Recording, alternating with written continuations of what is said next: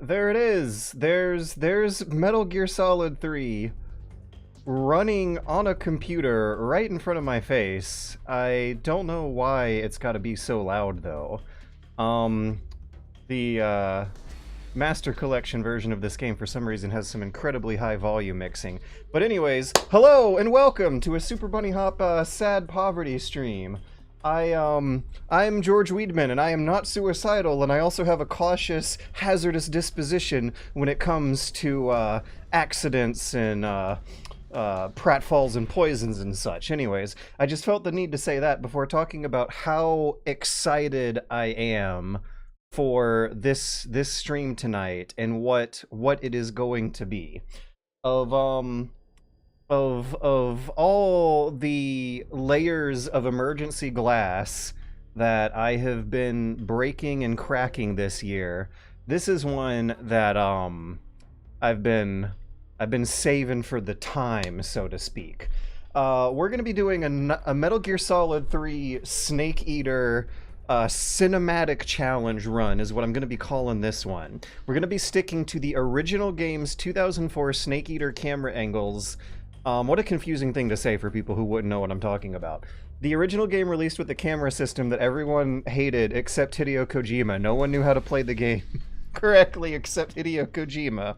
Everyone eventually got fed up and convinced Hideo Kojima to rearrange the camera system into something that is less for cinematic movie nut weirdos and more for normal people who play games. And while back in the mid-2000s, that strategy does seem to have worked out and ultimately garnered them a lot more money and higher review scores and a continued legacy. The game series kept going on for another 15 years. Ultimately, I feel that there's a certain feeling that has since been lost, going from the PS2 games and onwards, where there was an interest and energy devoted in the game development process behind the scenes and making sure that the game was composting a pretty shot at you as you went through. So to be able to best play this game, under this kind of condition, we're gonna have to pick normal mode for now. I'm interested in starting over and bumping it back up later on. But for now, I want to demonstrate how doable this totally was. It never had to be Hideo Kojima by himself and his weird friends all along who knew how to play the game like this, because it took me 5 years and I eventually figured it out. East and West. This marked the beginning of the era called the Cold War. By the way, the remake has been confirmed for having those options. Whether or not it's been confirmed to have a button you can press is still up in the air. Being able to press that button in real time in the middle of gameplay was a very, very powerful feature. I also want to point out that I'm going to be going for immersion with this playthrough. Cinematic, painterly, visual immersion. I want pretty camera angles and a narrative of visual action that's going to make a lot of sense. You can see the Vulcan cannons popping out of this gunship now! I mean, I'm sure you could before, but now in this resolution, they're impossible to ignore. I'm also looking forward to zooming in and seeing what I can see with regards to some 2004 crazy PS4 technology, like like whether or not there's real-time reflections going on Snake's visor coming up. They did not Photoshop Kojima's name out of the credits like a lot of fans were worried about. Man, reading the impressions of the Master Collection now, this weekend, is jarring as hell, because this is great. This is... It takes... what, 5-10 total minutes of work, and this is gorgeous. This has got to be the definitive way to play the game. Did they model his zippers? What the... Okay. Does this panty waste know what he's doing? On the original PS2 SD resolution, it was a good visual distraction to not know what little bits and bobs of everyone's uniforms. His helmet says Duke on it. I never would have known that before. I've got my face slammed up right into Metal Gear Solid 3 closer than I ever have before. Usually I'm playing this game 5-6 feet away on a TV from a while. This time I've got... Yeah, look at the reflection changing! 6 minutes to drop. So it can't possibly be a real-time reflection, but when I was a kid, I was feverishly interested in figuring out how they do this. And now that you can zoom in on this stuff in 1080p and check it out, I'm assuming that it looks like an extremely low-resolution cube map. So low that you would not have been able to tell on an SD PS2. My god, this still looks so good! There's depth of field going on. And this sepia-toned color grading. Shaky cam, I think, is the most impressive thing. Because knowing what I know about how you had to make cutscenes back in the day, they either had to manually keyframe that shaky cam by clicking and dragging coordinate points in a grid and using some copy-pasting tricks to make it faster from there on out. Or this method would have really ridiculously impressed me if they motion captured a little fake camera at the mocap studio that Kojima and friends were running circles around the actors, shaking to the appropriate amount considering how much action should be on the screen at that one given time. Why does he have to do so many flips? Da da da da da. Look at the shaky cam! Okay, that's... I don't know if I can explain how ridiculously impressive... I don't know if I can explain verbally how ridiculously impressive a lot of tiny little tricks just got thrown into our face in a very fast span. I was trying to keep up with it, but one thing I have noticed when I was testing this version out earlier is that, is it just me and my weird computer, or are the load times for this particular FMV particularly long in particular? It also strikes me as a ridiculously high-resolution FMV for ridiculously low-resolution source materials. There is a very, very, very, like, 4K level grain filter being applied to blurry as hell footage you wouldn't be able to tell the original resolution of regardless. So what exactly is I'm hoping that we don't gotta wait that long for other cutscenes. I played a little bit of testing purposes and was not quite seeing the same, what was it, 5, 6, 7 second load time for this? Ah, that music is so good. He's head of the OKB-754 Design Boom, Bureau, boom. Soviet's top-secret weapon research facilities. So these are called Shinkawa theaters behind the scenes. In the commentary for Metal Gear Solid 3, Kojima will mention how sometimes his fancy-pantsy cinematic demo cutscenes get swapped out for these comparatively more inexpensive Shinkawa theaters, where they slide Yoji Shinkawa concept art across the screen. Also, that's a quote I had to look up, because it has largely been forgotten, I want to say, among English Cold War history circles. The Earth was blue, but there is no God is something that Gagarin said when he first reached into orbit, and was supposed to be a very, very famous quote about the evolution of the human imagination along with political and social economic systems at play. However, I think I never heard of it until playing this game when I was a kid, and then never even got around to looking it up and figuring it out, what the context and philosophy behind that quote was, until in my 30s. I'm wondering if it was a little more popular in the Japanese world compared to the English-speaking world. Get the family out first, and succeeded in sneaking Sokolov over the Berlin Wall shortly afterwards. I was the one who conducted the operation. the security on the east? This is also such stereotypical spy music. We got Sokolov over in one piece, but the whole ordeal had left him It's, exhausted, and we checked him into a hospital in West Berlin. Harry Gregson Williams with Nobuku, probably mispronouncing that. Hibina, probably mispronouncing that too. And it was only a week later that we had something much bigger on our hands. But the combination of the dark synth and suspenseful strings is President Kennedy received word that the Soviets were in the process of deploying intermediate-range ballistic missiles. what tells modern viewers that they are watching a spy fiction. Dismantle and remove the missiles. At the same time, he announced a naval blockade to prevent further missile shipments from reaching Cuba. But the Soviets didn't back down, instead placing their armed forces on The second mention alert. of Soviet real transport ships carrying missiles politicians with real politics is something that also feels very, very jarring just for the first cutscene of Metal Gear Solid 3. And it never really comes up again until the very, very end, I want to say. But, does a lot to give the rest of the story a much more grounded, realistic feel, even though the rest of the story seems to ignore the interest and importance pointed at Kennedy himself in this very first cutscene. Jupiter IRBMs deployed in Turkey were obsolete, and we were going to get rid of them anyway.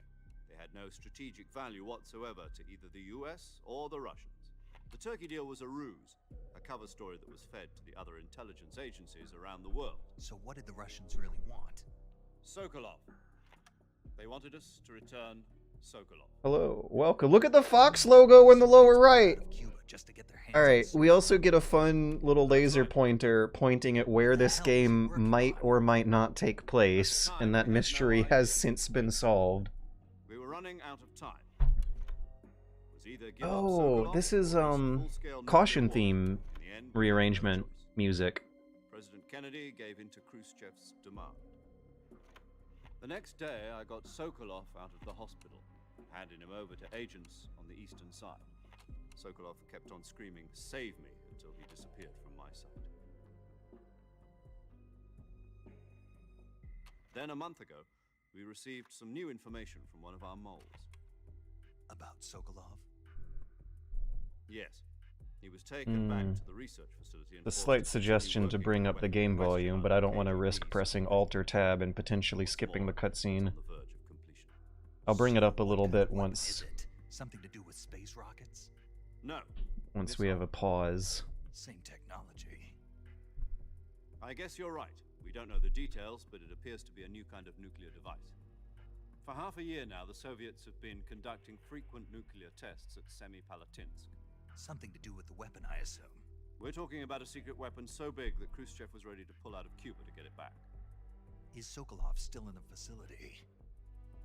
No. According to our intelligence, he's in Selinoyarsk, a place in the mountains about 3 miles to the west that's known as the Virgin Cliffs. The Virgin Cliffs. Nice name for a virtual station. They moved him there just recently. Why? Apparently, they're conducting a field test of the weapon, but it's our best chance to get him back. This mission would never have been possible if he was still in the research facility. This is our last chance. Sokolov must have known that too when he contacted us.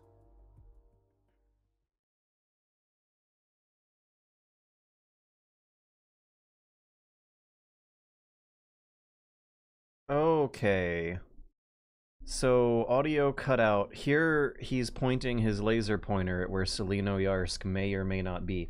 There's some kind of issue going on with speed. It seems like the FMV cutscenes are playing at a slower speed than what they should be.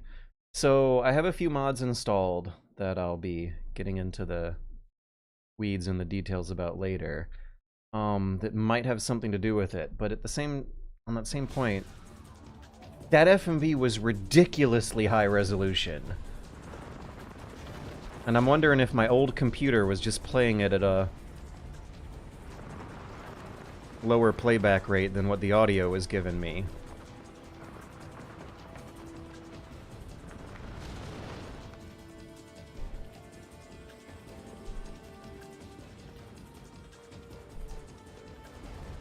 Listen up, Jack.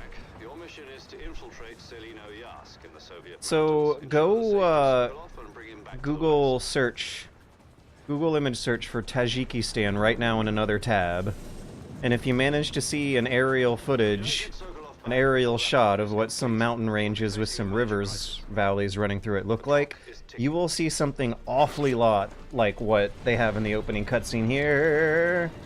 Specifically for this shot right here. I think the camera should... Yeah, here we are.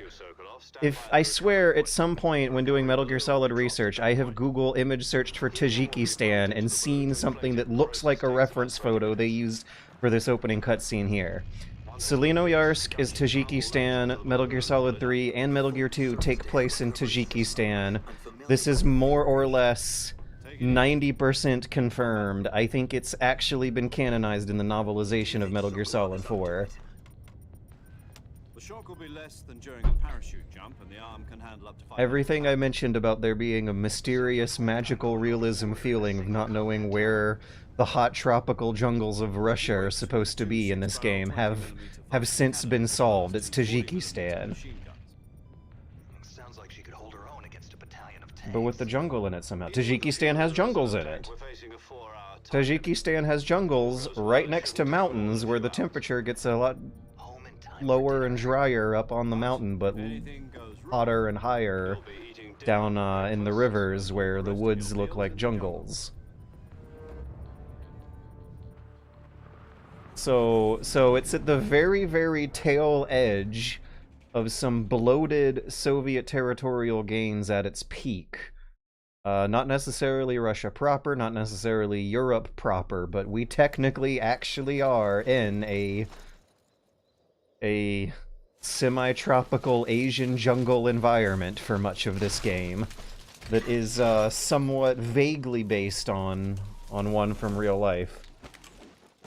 Oh no, he almost fell off one of the virgin cliffs.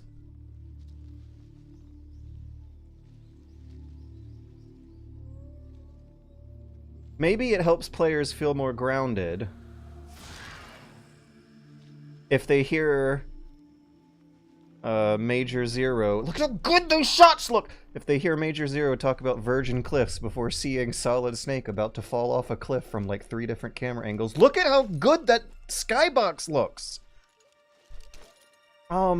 Yeah, the other thing, back in 2004, developers were really interested in making sure that you would get a vista every now and then to see what miles of open terrain would look like in games that otherwise could still only convincingly render a few hundred meters of terrain.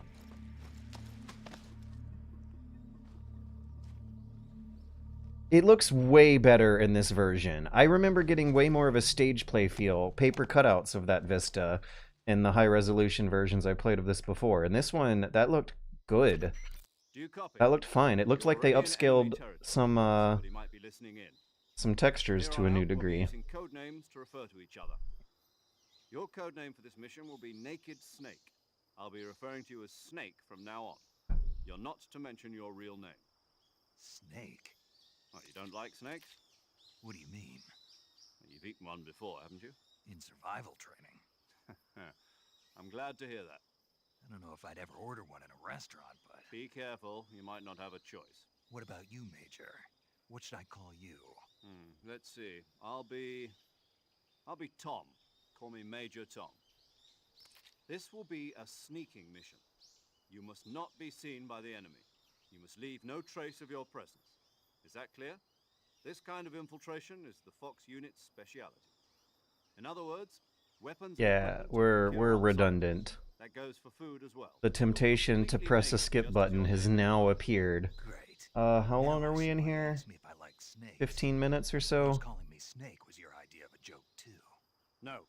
There's a good reason The for that. I'll tell you later when briefing the time is and the first intro codex here occasionally grate on me, but the real-time polygon been issued a knife and a tranquilizer cutscene going on, I think, is always phenomenal. I am Also, always impressed at how good that shaky cam looks and how good some of those skyboxes On the way down. look on his way down. I see. Well, you'd better go back and get it then.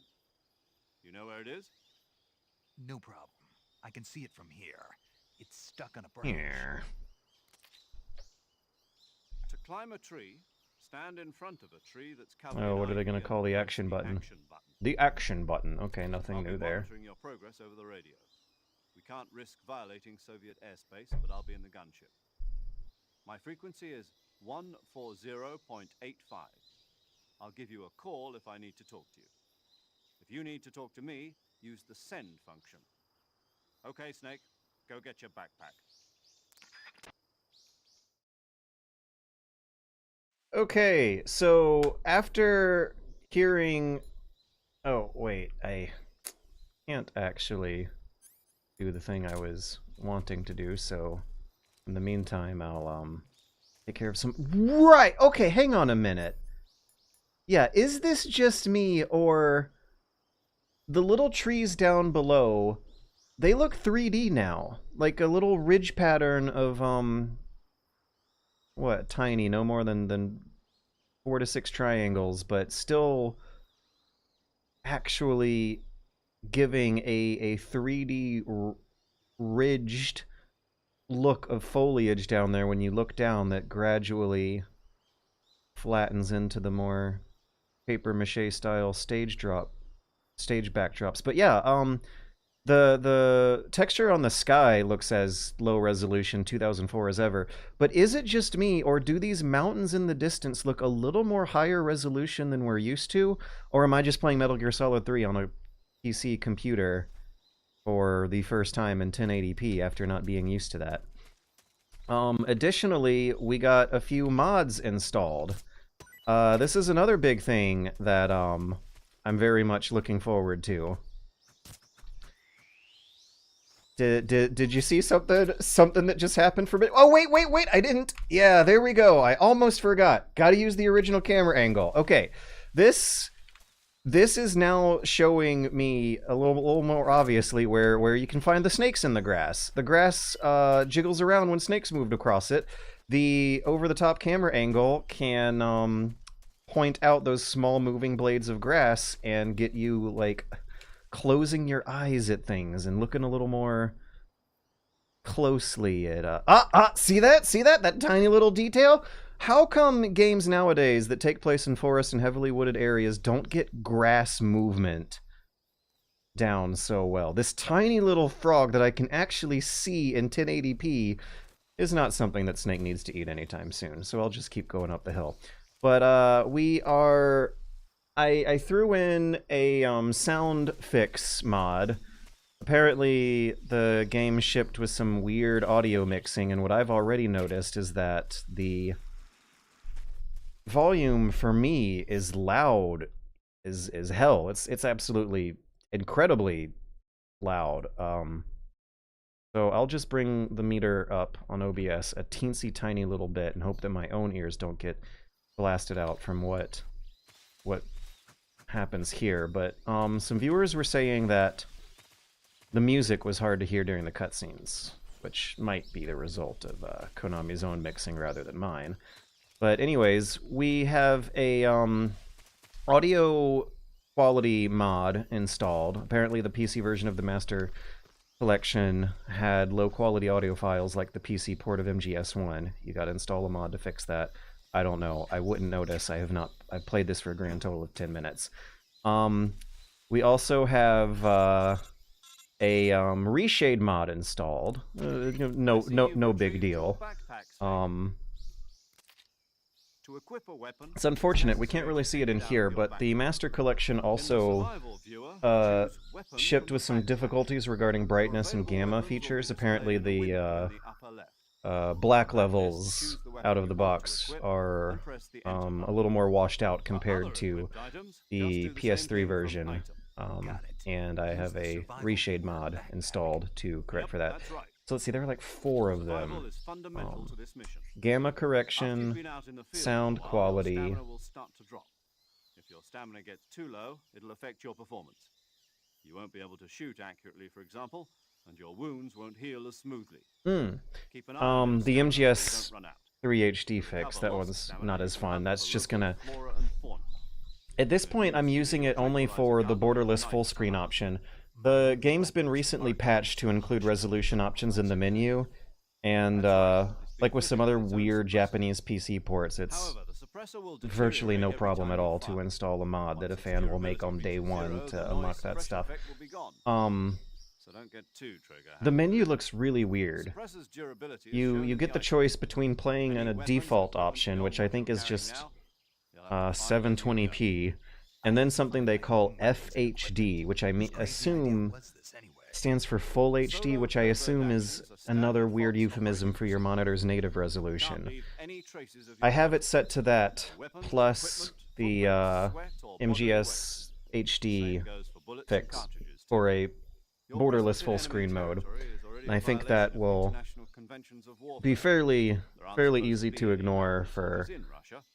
It could spark an for international most viewers and incident. players. Can't let anyone see you. You can't let the enemy know you're there. This is a stealth mission. You're a ghost, Snake, in every sense of the word. And there'll be no rescue if you're captured. The military and US government will deny any involvement in the affair. Then I'll just have to take care of myself, huh? I'm afraid so. You've been given a fake death pill for that purpose. SIS guidelines stipulate that soldiers on covert ops like this one be issued a potassium cyanide capsule. Tape it to your body so you can take it when you need to. How generous of you. Use it if you're taken prisoner by the enemy.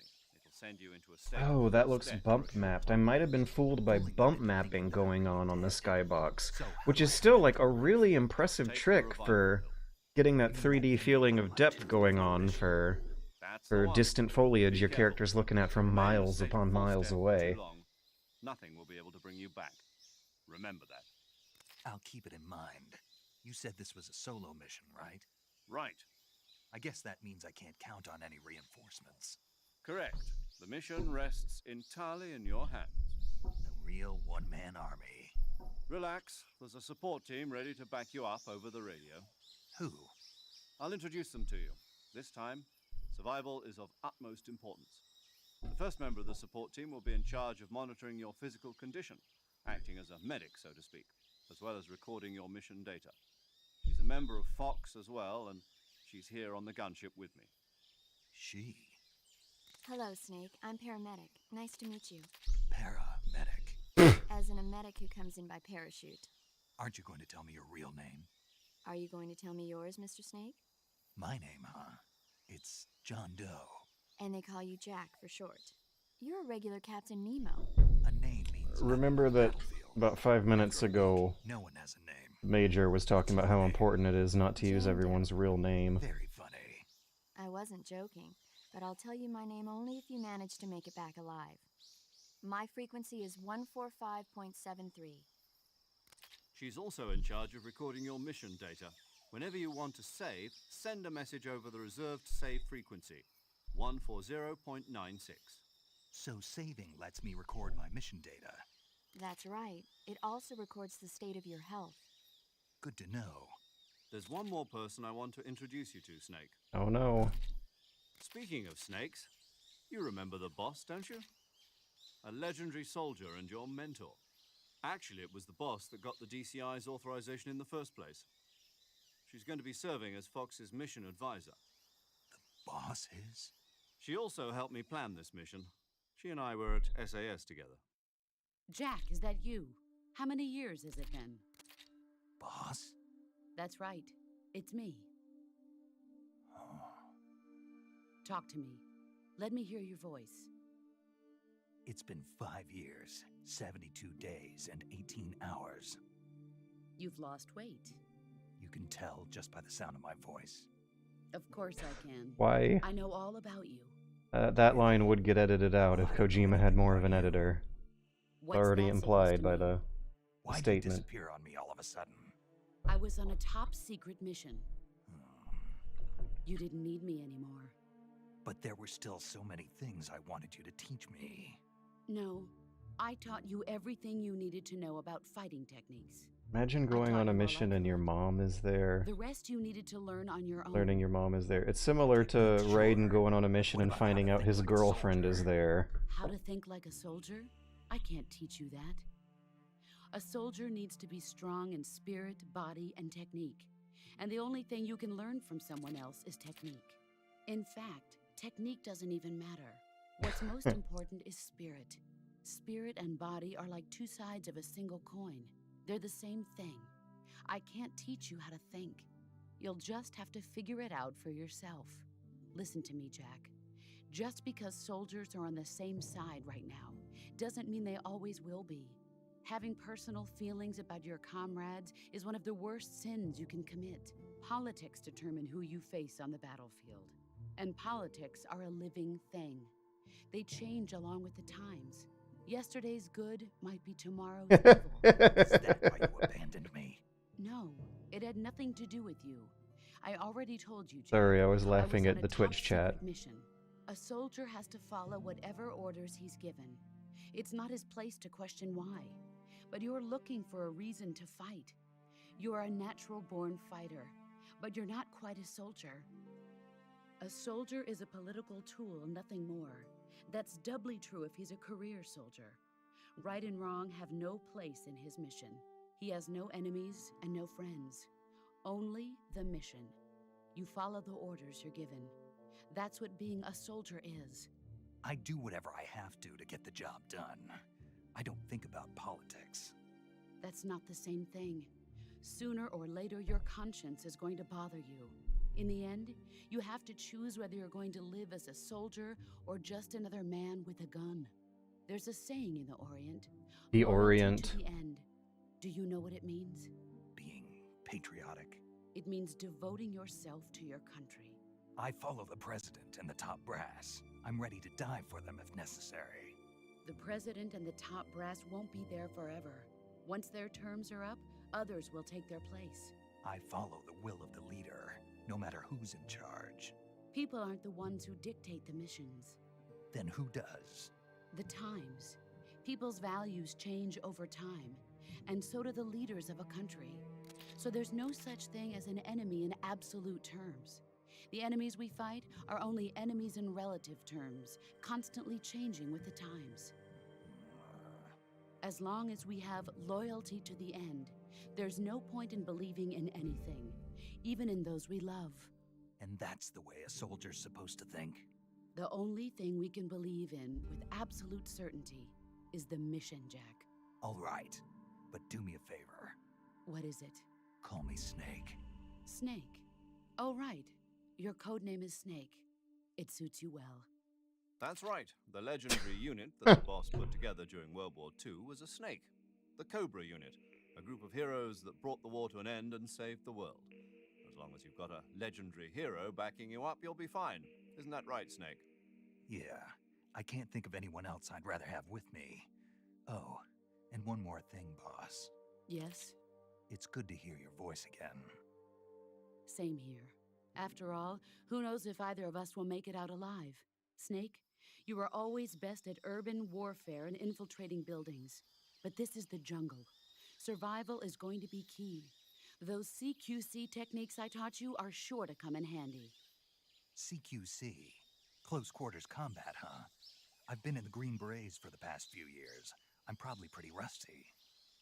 Not to worry. Whenever the music I'll be changes here in a to hopefully codec remember. conversation, it's a After big all, this is deal. your first actual survival mission. I'm starting to I'll be notice supporting that you over the radio. Where are you, that if you boss? don't hear the Still birds chirping in the Boss is background of your communicating codec with us by conversation, radio that means aboard a that Permit-class it's some submarine very in the Arctic important Ocean. story My themes are frequency is happening. 141.80. Call me if you need my advice on battle techniques. Gotcha. Your mission is to retrieve Dr. Sokolov. Dr. Sokolov is being held in an abandoned factory located to the north. Did they of the upres position. these little videos Avoid as heavy well? combat and don't let anyone see you. The little video forget, playing in the this upper is a left corner stealth is a way mission. higher resolution than the rest of the screen. Snake, try to remember some of the basics of CQC. Also, look at how good the shadows look on the character model. There's another very clever trick going on there. There are not real shadows being casted onto him. It's like a stencil effect that slides across him as he moves Virtuous through. mission now. And the PS2 could not, by all means, automatically calculate which one of these leaves up here are going to correlate with shadows on Snake's model down here, which is something that you also would not notice if you couldn't actually pan the camera up to the sky to tell whether or not shadows were being accurately cast across him. But they had some kind of system in place to make sure that the shadows that get cast across Snake's body don't look too egregiously out of line with what's up in the canopy. And another thing I'm finding interesting, thanks to the higher resolution, is these barbed wires that you see. Or is that supposed to be a thorny vine?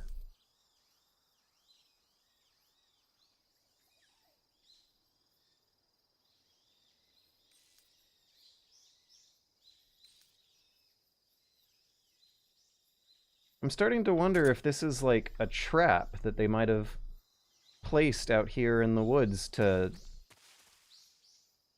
screw with actual paratroopers. Yeah, why is there a piece of barbed wire here that I've always wondered about but never really got a good clean look at in high definition before? It doesn't look like a communications wire. It looks like it could be a vine or branch of foliage that got pulled down with his fall and tangled up, but it does seem consciously, deliberately placed.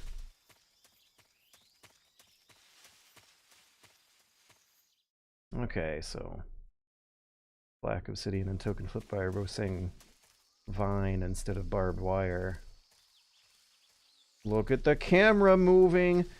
Okay, so this game is very, I think, playable from these original camera angles, and beautiful from these original camera angles if you just go slow. If you don't hit the stick all the way to the edge of the analog gate and go very slow, you can see some drop dead, absolutely drop dead gorgeous virtual camera work going on that you miss if you go at full speed. So check out what kind of waypoint railing system the camera's on as we go through this S-shaped or J-shaped, some kind of squiggly line here. This is like dead and gone away. Games don't really want to hide things outside of the frame, that they will slowly take control of your camera and move it over for you as you go through.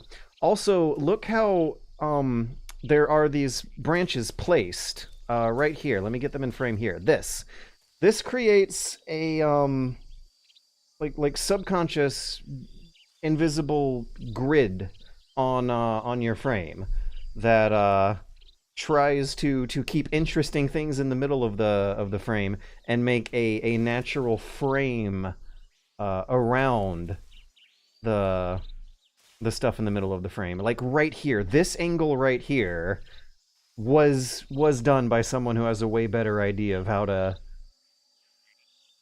Yeah, look at this.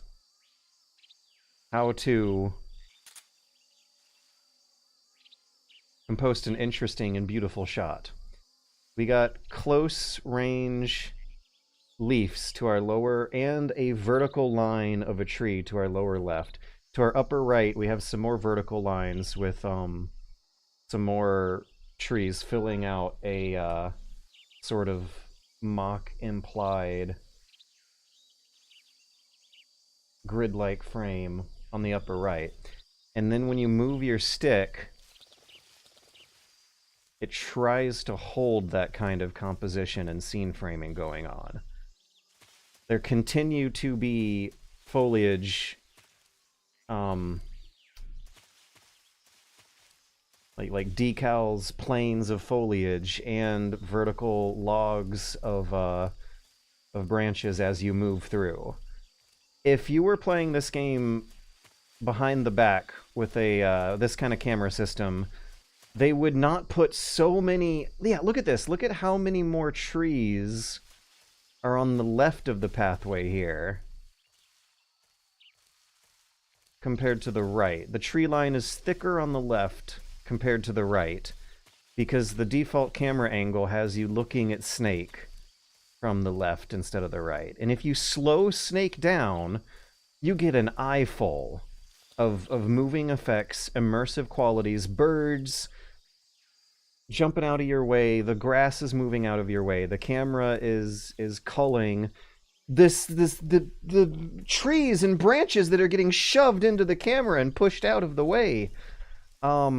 Yeah, one can imagine that it would take tens of hours of watching Jurassic Park and Vietnam movies and any other sort of Sam Raimi movies where the camera moves obstacles out of its way as it speeds through an environment. That's something that was done by someone who has had to think very long and deeply about what sort of messages a camera moving through space can very subliminally or subconsciously or subtly tell viewers. Fucking video games. You do not get that if the camera is stuck behind your character's back. Developers can try to sort of magnetize or rubber band a manually controllable camera to some pretty angles, but the confidence and the balls to just force players to look at the kind of camera angle that the developer insists is the prettiest, and not even necessarily the most functionally useless camera angle, but just the prettiest camera angle, is the sort of conflict that brought this tradition to an end. Now, there's also another... Hang on a second. Very important mod that I have installed that we're just gonna shoot a bunch of blank bullets into the air and generate an empty magazine to get... Hang on a second, hang on a second. No, we can't quite... There we go. Guess this is the angle you gotta be at. I am expecting there to be fancier crocodile AI in the remake for sure. This kind of imagery is something that modern games are not going to tolerate giving the player an eyeful of nowadays. But like a tracking shot of the camera manually being composed and spaced around a level design that was that has pieces of framing clutter manually placed in front of that camera is gone. I don't know if it's totally 100% dead, but it is dying and gone. That is a lost art, a dying, dead art.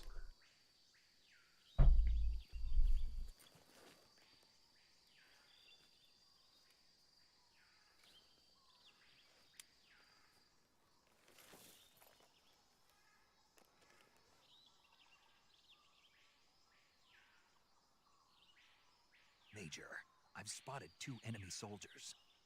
They're probably KGB troops. The shadows look a little stretchier.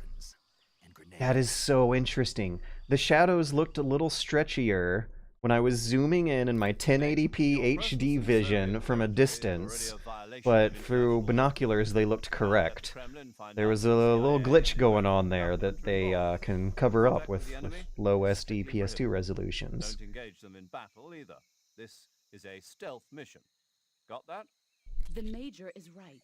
The point of this mission is to sneak through the jungle without being seen. The success of the mission depends on how well you use your camouflage. Change your camouflage by selecting Camouflage from the Survival Viewer. The uniform option Also going to be very interesting to see if they do anything very differently with the camera system. Okay, actually, come to think of it, we're at a part of the marketing process where they might have revealed if the remake is going to do something different with the camo system, but I almost don't want to know about it. I like how in the tutorial video Snake leaps out of the grass and runs around in circles like twice just to confirm how your camouflage is by looking at the how and what is being conveyed by the tutorial video. Shows how well your current camouflage blends So into the surrounding area. they may have talked already about what they're doing with the camo system in the remake. I don't know if I want to know because I'd rather be surprised.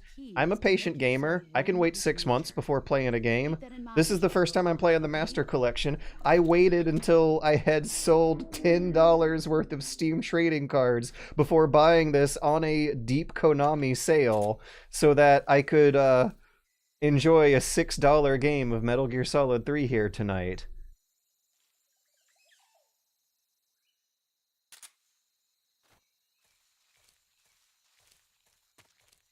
So, there's a very... oops, wait. Yeah, I have to turn on good camera mode again. Yeah, look at how the level has this lane that he's walking right down that the camera is pointed at right out the gate. Anyways, the camera system also gives you a surprising amount of control over what you're looking at. You're not just panning the camera when you wiggle the stick here, it also zooms out. It pulls us out.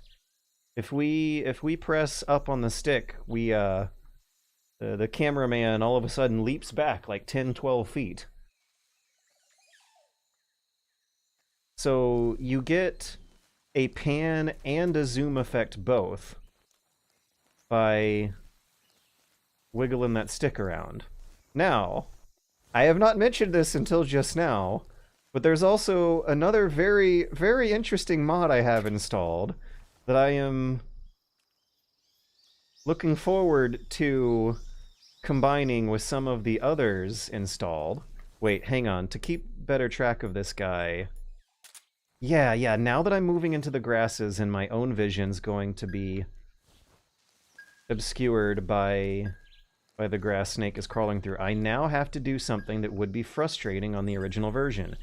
I have to keep track of this guy without him necessarily being on camera anymore. I'm now dealing with an off-camera threat. In which case, you crawl. You go slow. You play this game at the speed of a Resident Evil or a... Oh my gosh, and it feels so good. Actually playing like a snake who holds down 3 buttons and then peeks around to poke your head above the grass like a periscope. It's a periscope motion you're doing. There's tools. There's a lot of tools. And also a very deliberate tension. What about the microphone, actually? Do I have the microphone? Because I could probably use that to get an angle of where he wandered off to. There is a fun... Oh, no microphone yet. Oh, wait, it's under the weapons, of course. Durr. Do I have to... Yeah, here we go. Haha! There he is! He's here! He's this way! Look at this. There he is! Haha! The microphone got him. You, once a guard is off camera and you still gotta pay attention to him, it's a little scary. There is a tension going on that is delightful to explore and wrestle with. The wrestling match of visibility that you'll be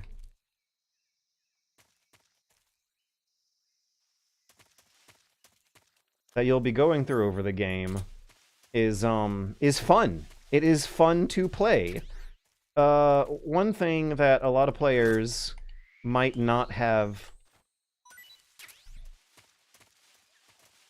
picked up on. What was I going with the train of thought that I think got...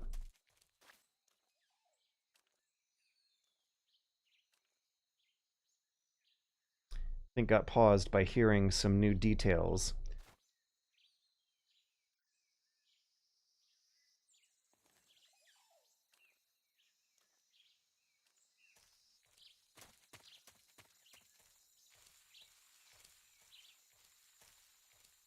Aha!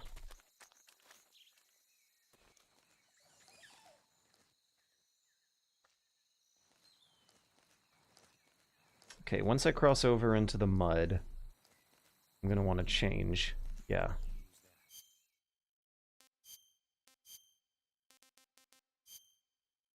So, thinking of your slow movement speed and how it will of how your optimal sneaking strategy for stealth is going to involve a lot of shrinking your silhouette down onto the ground as low as possible and then moving as slowly as possible, means that you can get through a lot of sticky situations here by basically going slow, using your ears and eyes. Let's actually get the motion sensor on. Combining... that must have been him.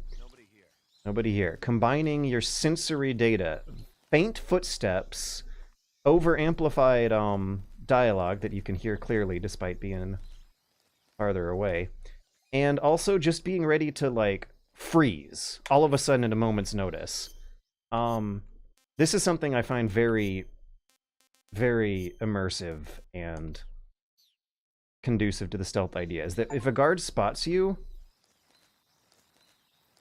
with this camouflage system at play, your reaction is not to dive for cover, it's to freeze, stay perfectly still, and reenact that scene from Jurassic Park where the kids are hiding from a Tyrannosaurus Rex and try to go up against some kind of motion-activated opponent.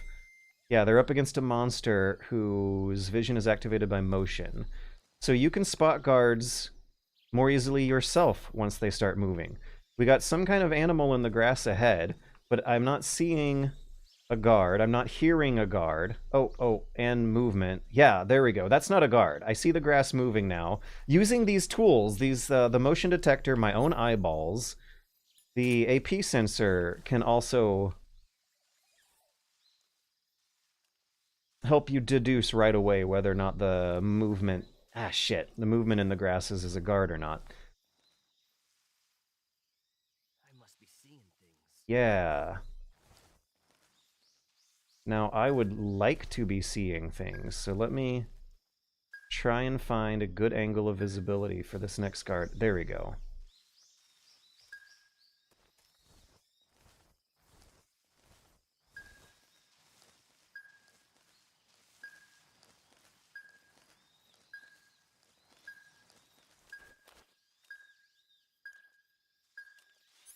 I don't trust the beeping noise of the AP sensor. I'm worried he'll hear me. I'm a little worried about the camo index going on. 10%. Okay, 40% is a little better. Let's go inside the tree here! Who was that? Call HQ. Okay, what can we do here?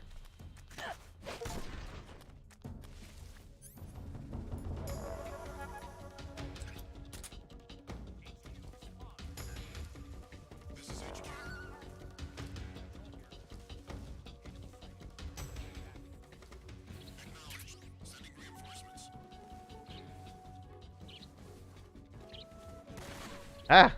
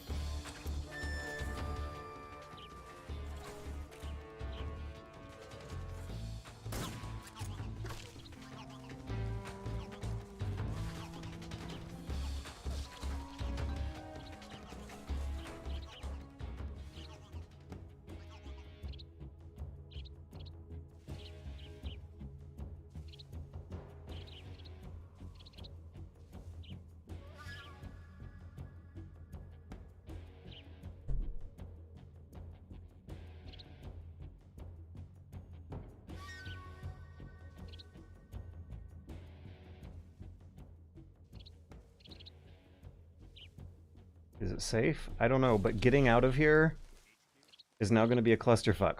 Okay, rules for this run are going to be going for a cinematic challenge. I would like to be able to use the original camera angles with these tools that they give you to navigate them. And unfortunately, if I bump the difficulty mode up to hard or European extreme and try to force myself to play by some non-lethal, no alerts allowed rules, they take away your motion detector and your sonar and make it more difficult to navigate the game with the original camera angles. At which point, playing the game on high difficulty modes with the fancy subsistence camera, where I got captivated. Okay, no, there's going to be someone over the ridge, I am sure. I'm hearing footsteps. I'm hearing human footsteps, not animal footsteps. Let me make sure my camo index is highest before I go over, and I also should be using the D-pad instead of the analog stick for climbing over this ridge line. Oh my god, he was right there. Okay, I just need to be perfectly still. This is fine. 95% camo is going to be enough to evade his eyesight for now. However, crawling any louder than the D-pad speed might wake him up by audio. So we gotta D-pad our way out of here and wait for the caution mode to expire before moving to the next area. Is anyone going to be running through the entryway here when the music runs out? I don't think so. Also, I think he's alone. My health is fully healed. Snake healed in no time at all. Nice.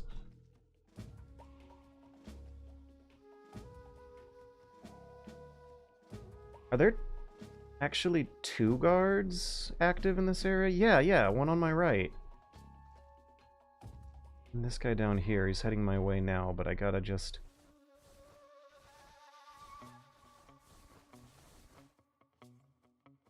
9, 8... Wait, I have a tool for this. Yeah! I didn't want him to come my way and stumble into me, walk into me in the grass, so that'll get him off my back. For now. I'm not entirely sure if this cutscene triggers during a caution phase or not, but I did want to because it's a good one. So I'm gonna not worry about not getting killed and not getting alerted. I am gonna worry about playing with the original camera angles and trying to make the best situation out of them that I can.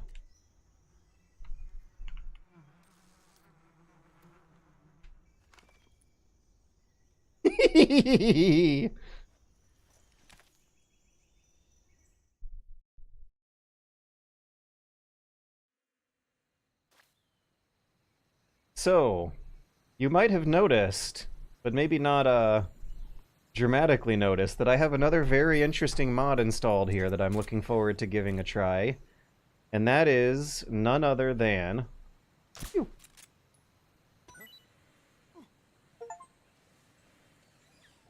Yeah.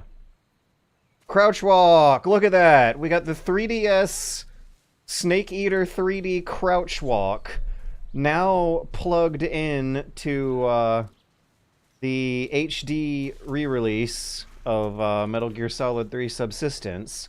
Together at last. If you were an actually normal gamer and not restricting yourself to these silly rules that I am, you could basically have the objectively ultimate perfect way to play MGS3 right now by combining the subsistence cam with the crouch walk mod. That crouch walk mod, I am hoping, will make this... Look at how good this camera angle looks, by the way. Will make this experience look and feel a whole lot cleaner as well. Because I'm approaching another blind spot where there might be guards ahead, might not. Can't really know for sure until wrestling with the controls and gadgets for a little while.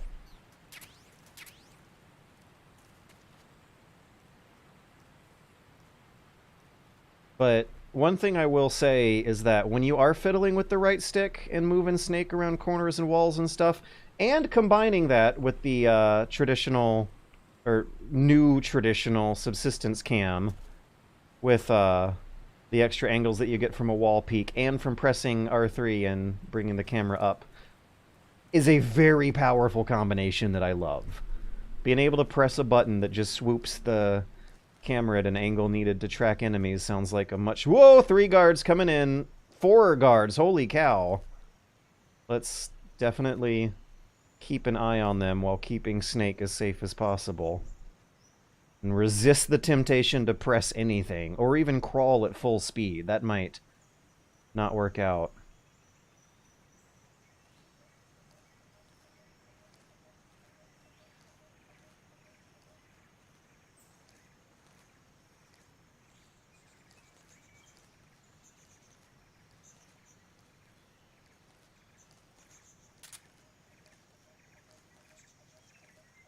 Okay.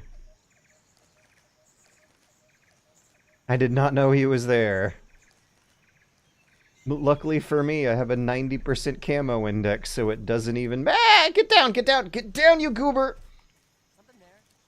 So, confusion's over. Crouching and crawling are apparently still going to be happening even with the crouch walk mod installed.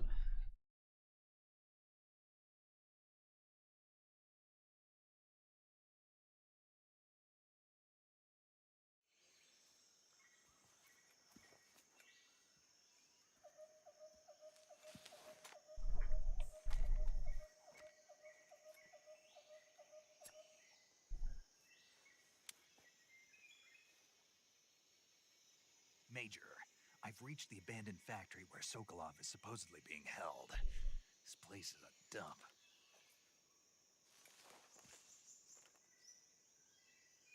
Snake's facial animation rigging also got ridiculously fancy for a second in this cutscene. There are sentries posted around the perimeter. God, I can't get over how good this game still looks.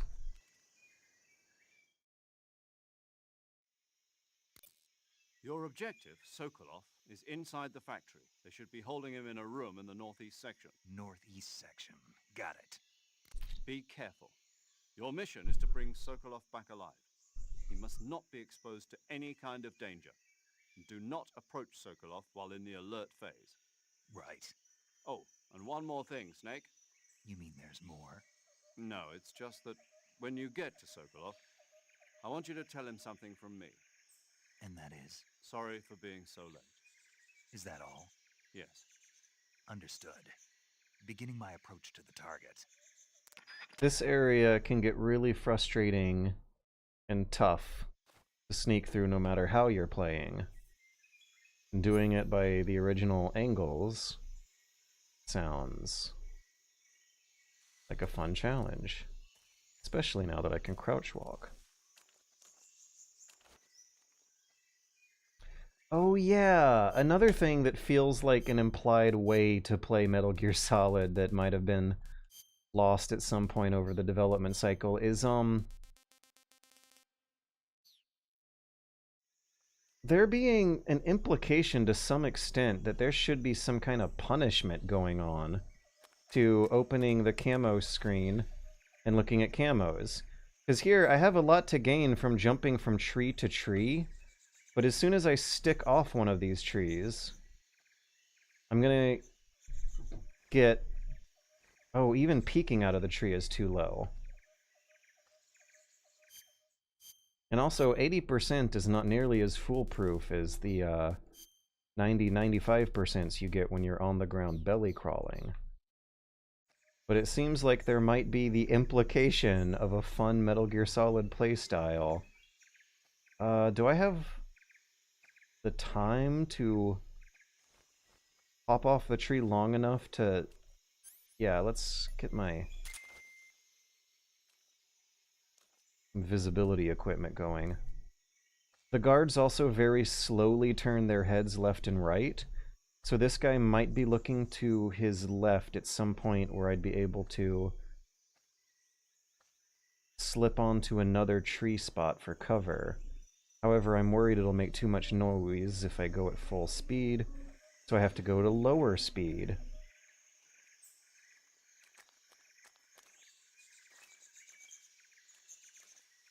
Oh my god, oh, dude, muscle memory, muscle memory. Did you just see me take that peek with that camera? I shouldn't be doing that.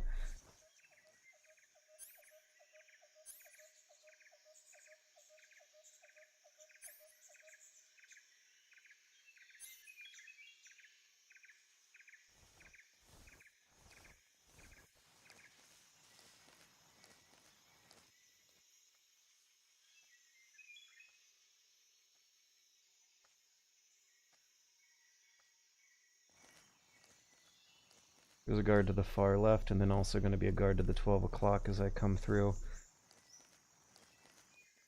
Depending on how close these guards get, I might want to press against the wall and put on brick.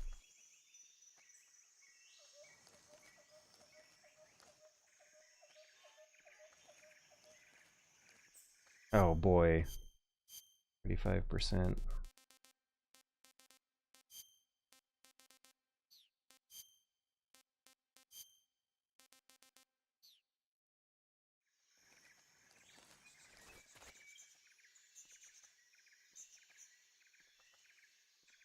Okay, we got 2 guards in the interior, but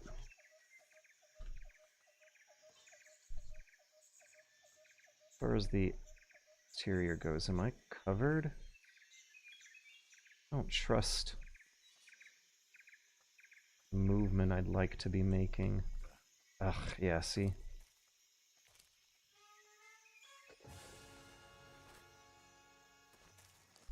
Ah, ha, ha, ha. All right, what was that I just heard? There's a nice tasty donation message that just came in that I might have been thinking too heavily about what to do with this guard who just partial spotted me and is on the way.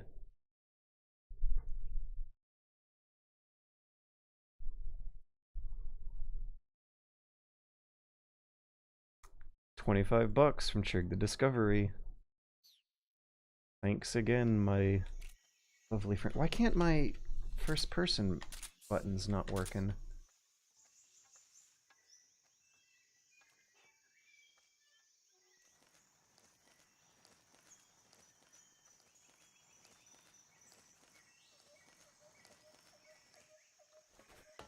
No! It was a, hang on a second. No, I'm committing to this. This is a cinematic challenge. I'm not just gonna... You know what? No, this is a cinematic challenge. It would make no sense for the guards to spot Snake and then forget about him 90 seconds later. Okay, so something was going on with my RB. Yeah, what the hell? I think my Xbox 360 controller might be dying live on stream in front of everyone. I'm not getting any... LB seems like it's still working. RB is not. RB is sticking on me. Okay, what is this technical difficulty I'm having here? Oh, wow. Yeah, what a night for the RB button on my old controller to die. Oh, God. Maybe if I mash it hard enough and wiggle it around.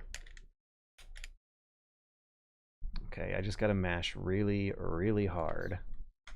And then I can RB.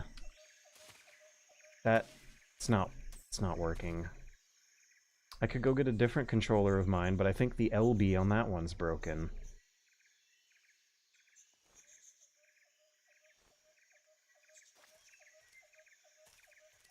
Oh yeah, what am I doing going...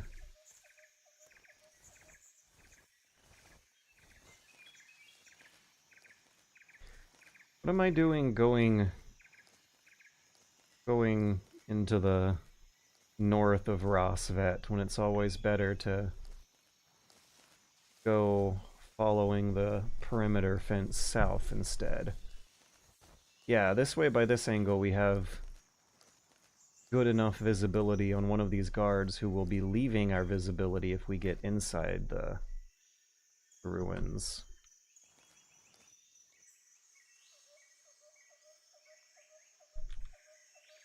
I think I saw something. I'm trying to press RB to readjust Snake's orientation, but that RB button is gone.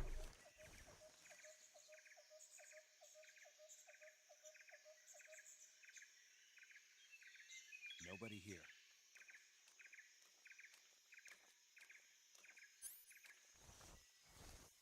By the way, did you know you can strafe in your first-person intrusion view mode? You can totally strafe.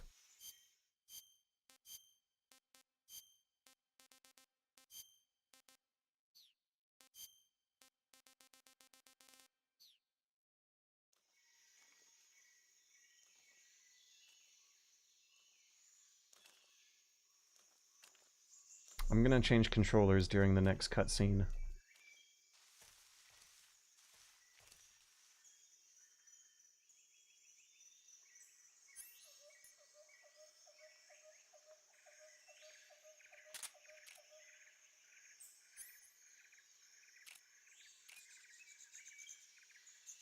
How do I use the sonar? Sonar?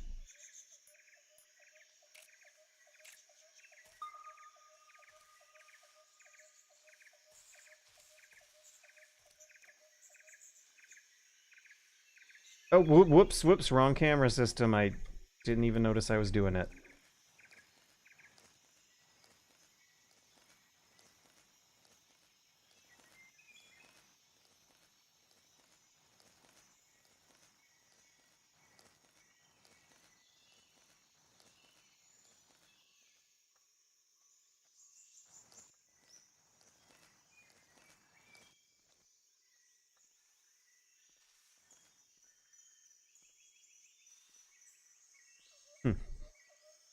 Look at us peering through the fence at Snake. Come on, give me that RB.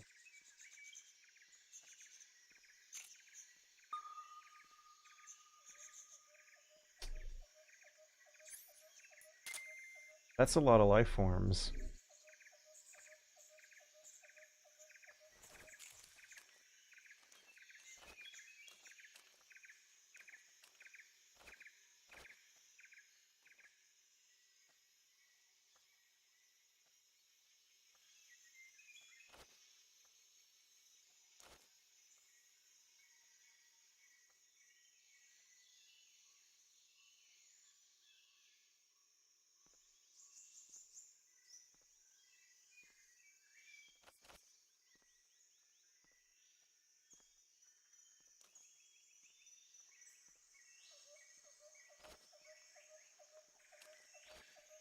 Come on, come on.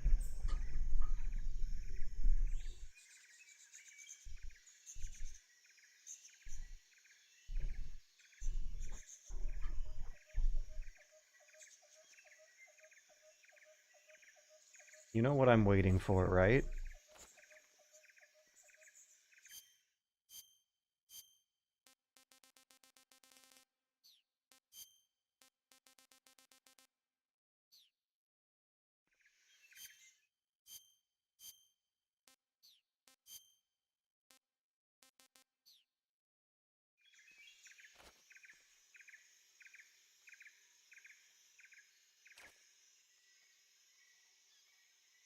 He's not gonna spot me, is he?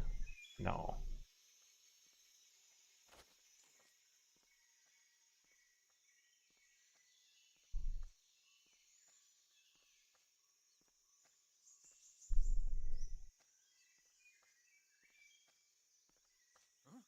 No.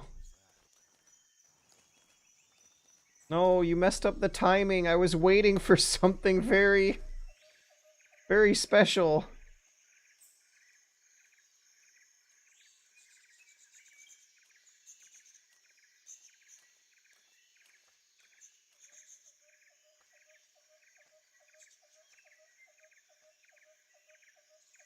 There's nobody here.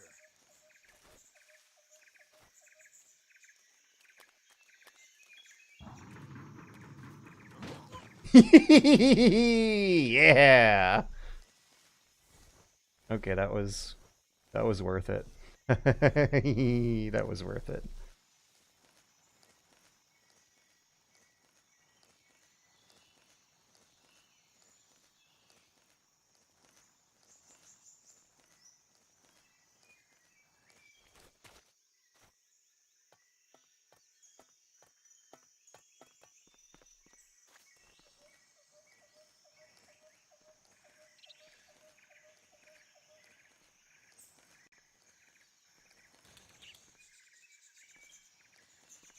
Should I try for more shenanigans?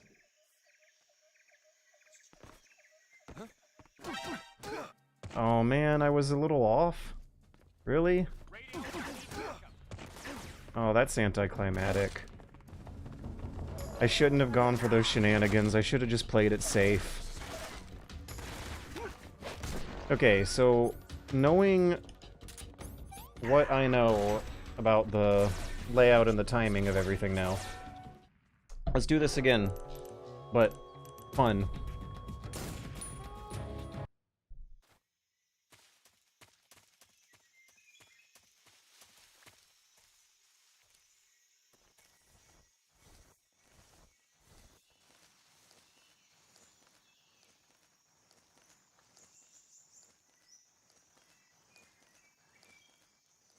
Should I change camo? I guess not, I'm good.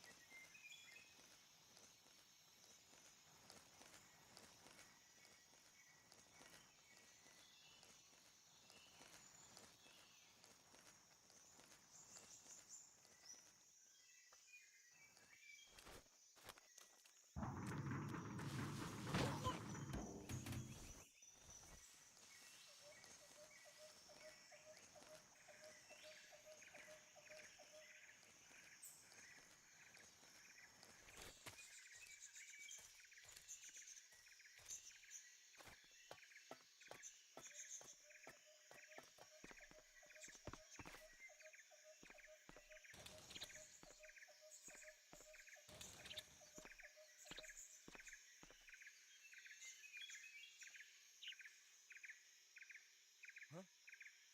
Who was that?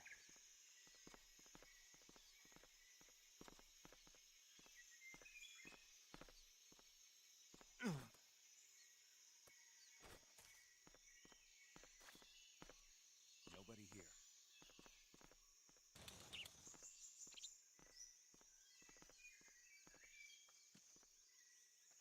I just want to bounce on him.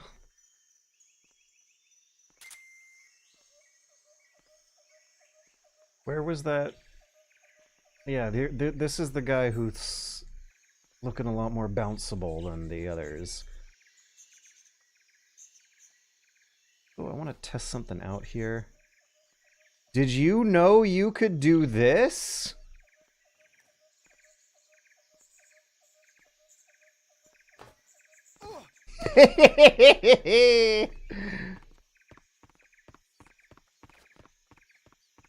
Dun dun dun dun dun dun dun dun.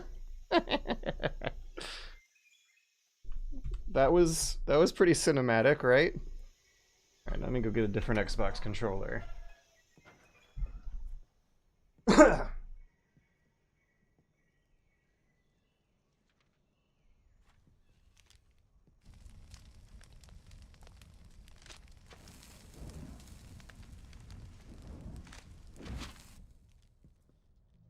You must be Sokolov. Are you one of Volgin's men? You'll never get it from me. No. I'm a CIA Wait. agent. This one's I've come to also escort you back to the other side of the Iron providing me Curtain. our beast. You're CIA? Yeah. I was sent by Major Zero, the man who got you out 2 years ago. Zero? I have a message from him. What is it? He said to tell you sorry for being so late. Did he now? What does it mean? It means he's a man of his word. But we've got no time for this. You have to get me out of here before they arrive. Who's they? Colonel Volgin of Gru. You in the West know him as Thunderbolt. Thunderbolt? Never heard of him.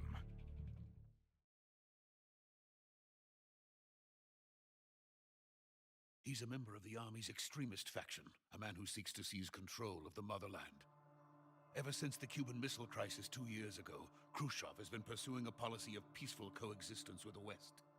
Despite resistance and criticism from hawks in the army and the provincial authorities, Khrushchev has managed to suppress the opposition so far.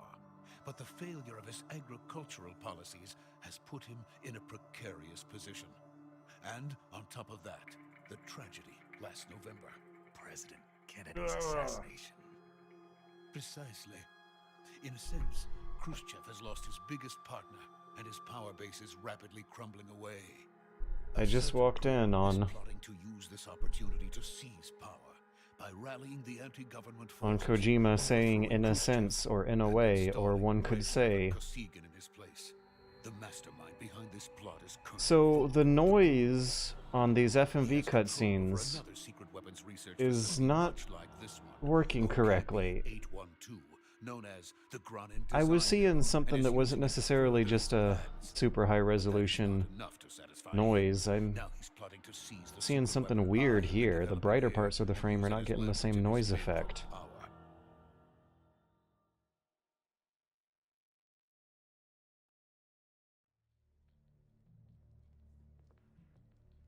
The intelligence says that they are going to make their move during the test. Then, the soldiers outside. Exactly.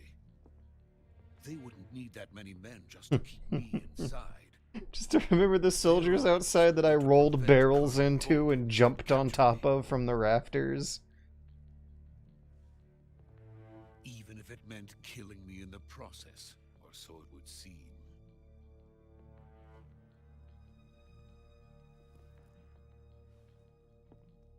Volgin will come.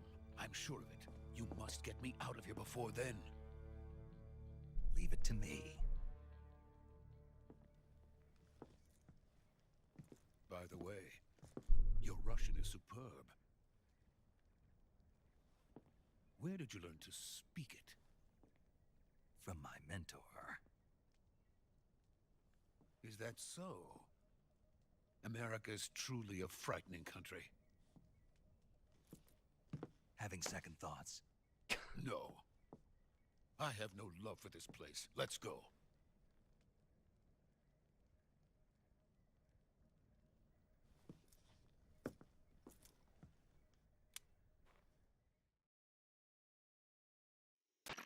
Major, this is Snake. Sokolov is safe with me. He's doing fine. No injuries. Good work, Snake. Now hurry up and get Sokolov to the recovery point.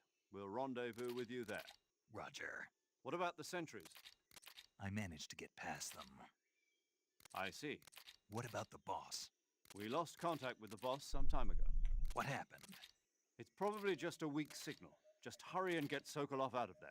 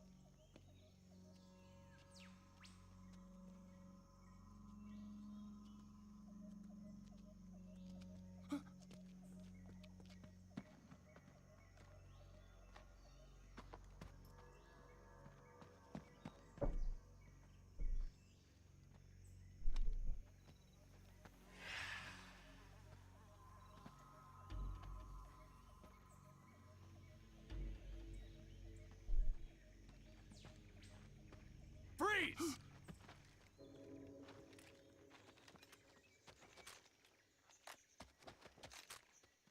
Okay, the camera was doing really interesting things for the shot where the guards were saying freeze and a very heavily zoomed in camera was whipping from one guard to another to show you where everyone is. Huh? We meet at last.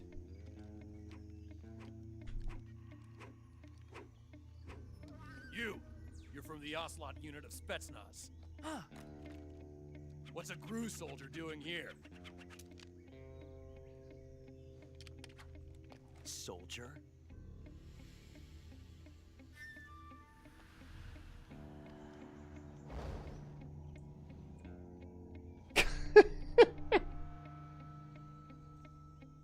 He's the Ocelot commander. That's Major Ocelot to you. And don't you forget it. We had to see the twirl from 3 angles. Sokolov is ours. Now get out of here. And Ocelot never lets his prey escape. What?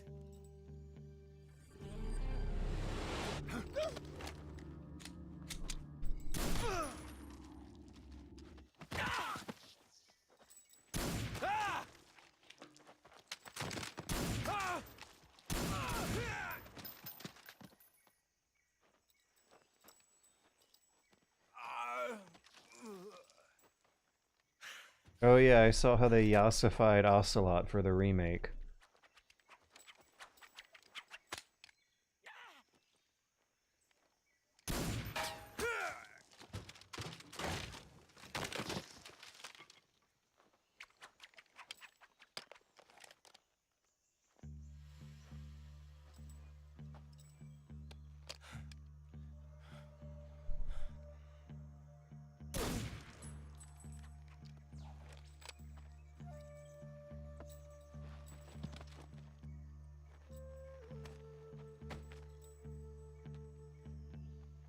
I can't say it feels good to kill a comrade, even if it is for the GRU.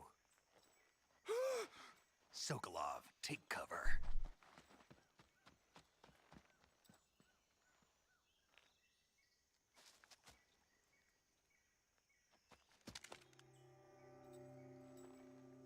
Huh. So according to the official canon explanation given by the Major, is Snake still not allowed officially to be killing Russians, and that's why he's letting Ocelot just stand there?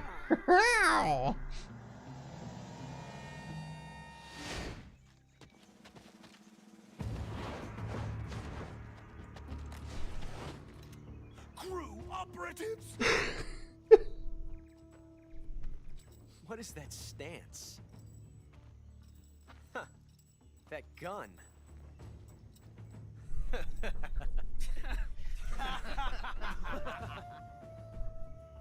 If you're not the boss, then die.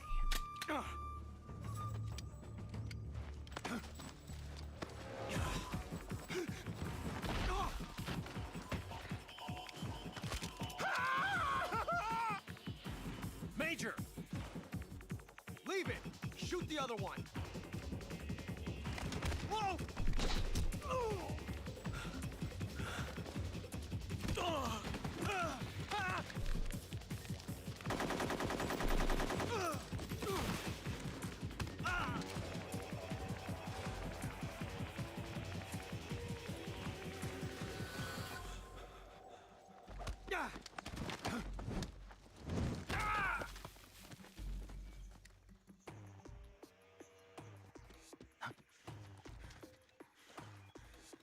I am loving what a clear view we get of Snake's facial expressions. His facial rigging is way fancier and more animated and expressive than I have known before.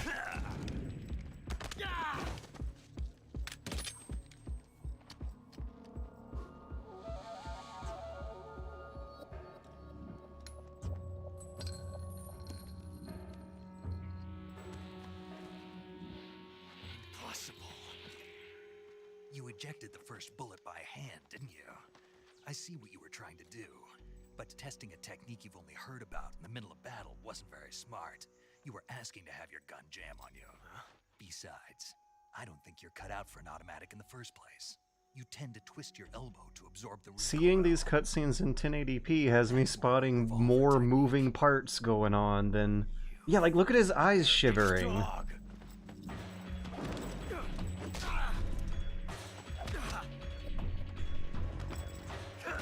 And sometimes Snake is gritting his teeth in ways I wasn't know he was doing. But that was some fancy shooting. You're pretty good. Okay. Ocelot. Good. Ocelot has now fallen in love with Big Boss. That's gonna be the last thing he remembers for the next 50 years about this exchange.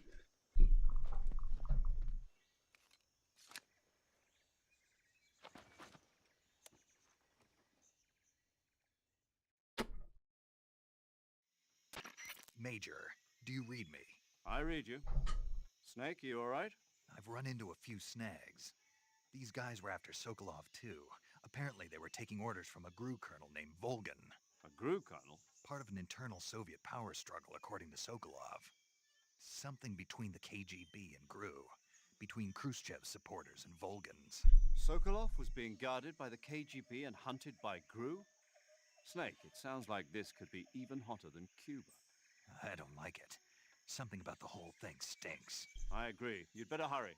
Sokolov ran off by himself, but I'll catch up to him. We're counting on you. I'm really worried about my right bumper. So I think Xbox 360 controllers have infamously crappy right bumpers. And I think I had a right bumper of an Xbox 360 controller die live on stream in the middle of Metal Gear Solid 3 after I had previously been testing it out earlier today. I swear I'm trying to do everything right. Get it? He's a cat. He's a weird cat man who goes meow, so in his free time Ocelot likes chasing mice around and putting mice traps down on the ground. That's just, it's a hobby for him. Yeah, right bumper on this one is also not giving me a lot to go off of either. The L bumper is also less responsive than the previous controller, but the R bumper is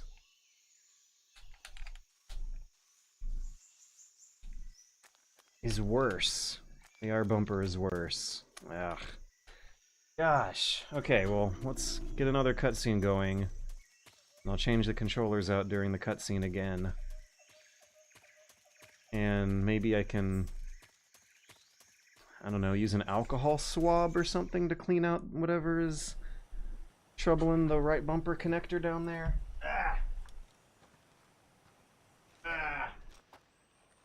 You okay? Those men were from the Ocelot unit. Spetsnaz? Yes. The best GRU has to offer. They're coming for me. I'm finished! Calm down. I'll get you out of here, I promise. And we've got some of the best backup we could ask for.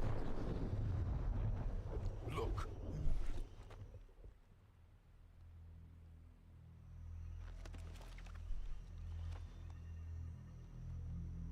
That's what they were making you build?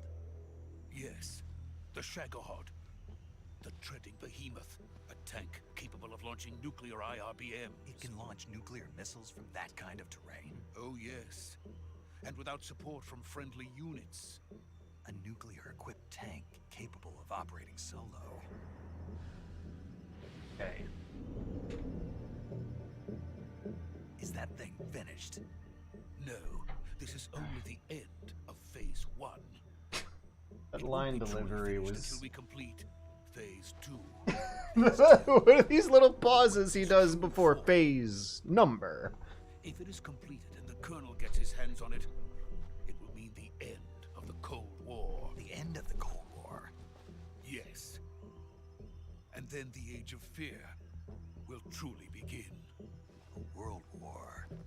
I had no choice but to cooperate. didn't want to die.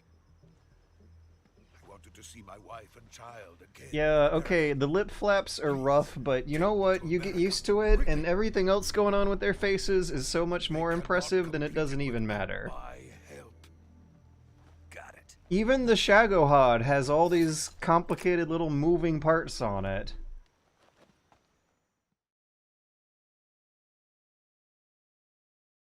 Weapon to subseed Metal Gear.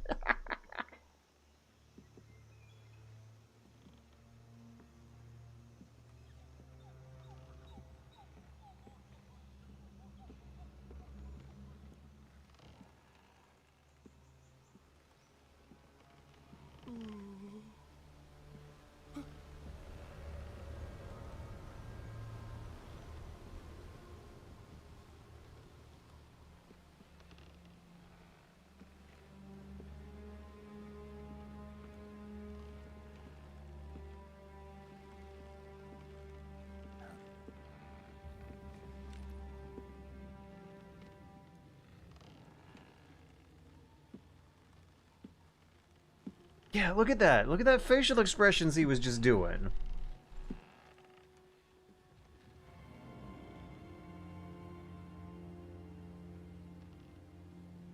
And how there's a orchestral stinger when she moves her face around slowly to the speed of the music. Good work, Jack. What are you doing here? Sokolov comes with me.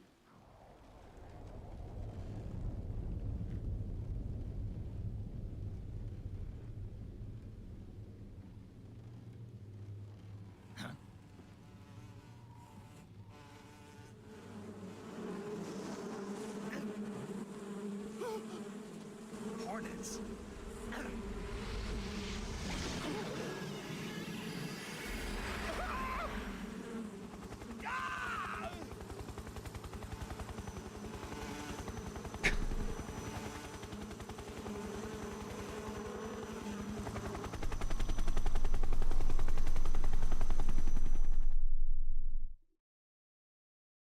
So, I think someone mentioned that these pauses were to load and unload animation files out of the PlayStation's memory.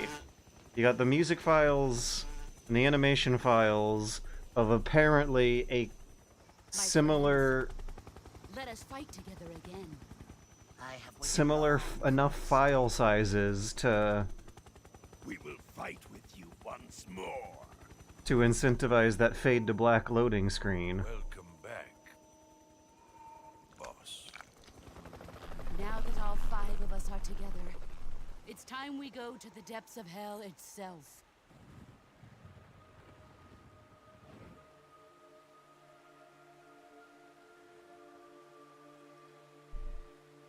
It's raining blood. Is he crying?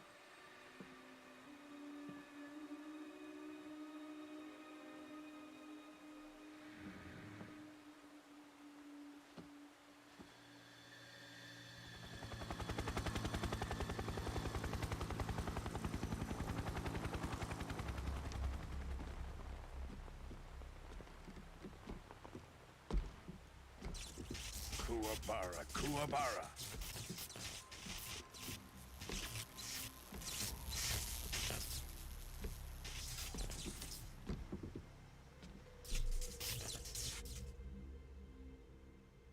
Fog impressive.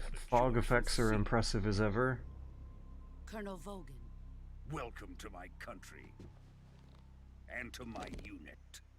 Shot composition and cinematography is as timelessly phenomenal as ever. I'm defecting to the Soviet Union. Sokolov is a little gift from my new hosts. Getting a cleaner look at everyone's facial rigging has me impressed at what they were able to do in 2004. But in 1080p, some facial expressions and some lip flaps are weirder to look at. Are we taking him with us? No, Gosh, some of the this stuff was their so faces are justifiable. doing are Too really pure for us Cobras. freaking me out, though, He's considering not yet found an emotion to carry into battle. What are you talking this about? is 2004 on the PS2, but Think you can pull the trigger? they almost look like they're fancier than Half-Life 2 characters.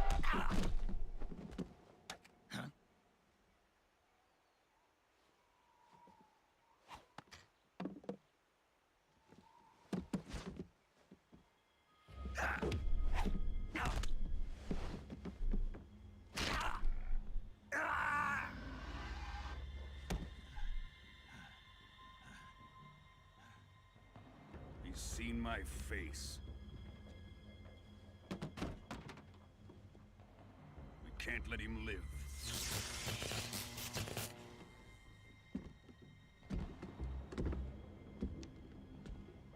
If Khrushchev finds out about this, we're finished. I think the other thing to consider is that they weren't able to do facial capture at the time, so these are motion captured actors with He must die. with hand keyframed My facial apprentice. animation. I'll take care of him. Right? Maybe wrong. Jack, you can't come with us.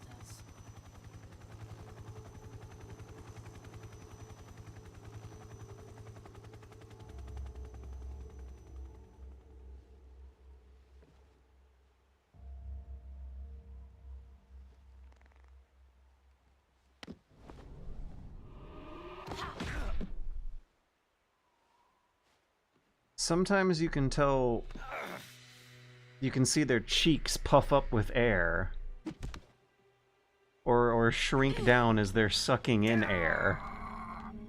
And that's something I certainly don't think I've seen in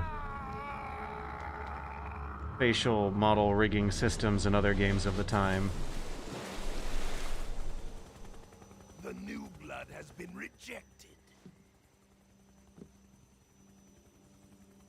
Before delivering one of her lines, there was a moment where the boss looked down at the ground and, like, puffed her cheek out and blew a bit before saying it. It was like an animated sigh of such subtlety that I don't think I've never really noticed that movement before until seeing it in 1080p.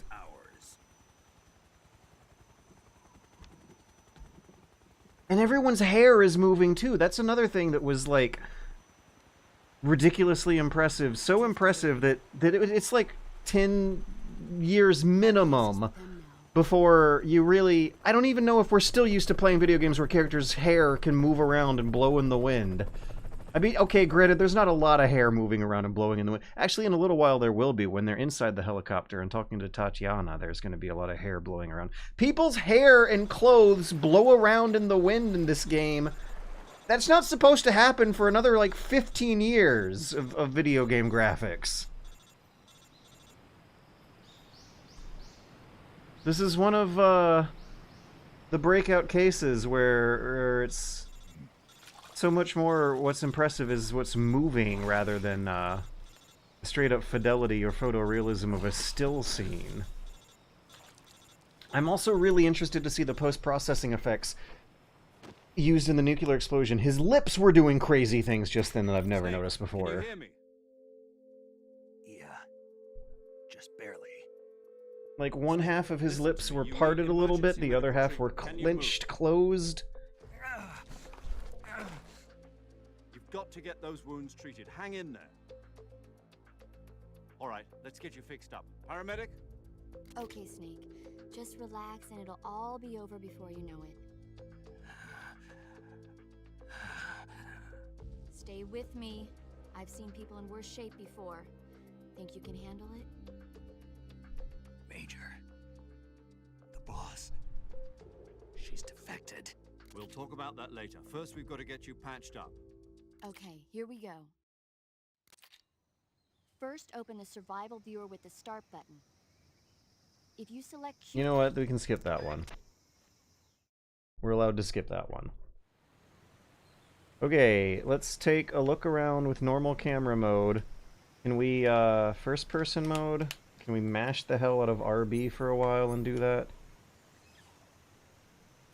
Actually, let me see what the keyboard button is for first-person mode.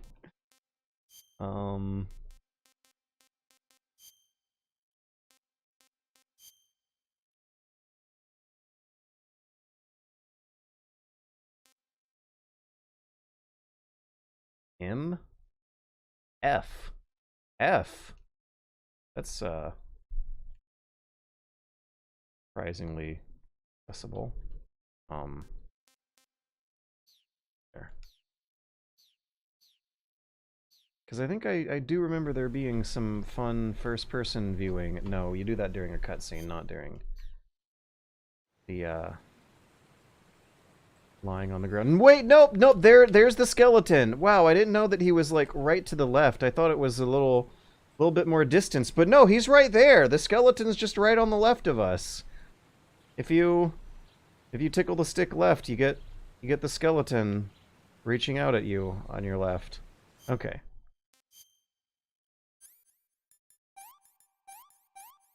So how we enjoying this so far?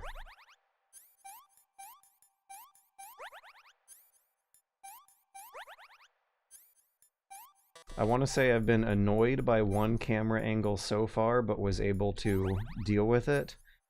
I'm more worried about my broken controller than I am about the original camera angles.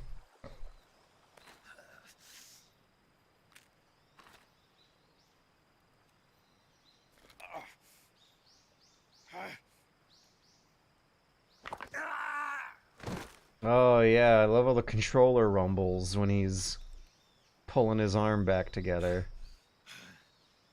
Remember that this guy gets killed by a aerosol can and a lighter.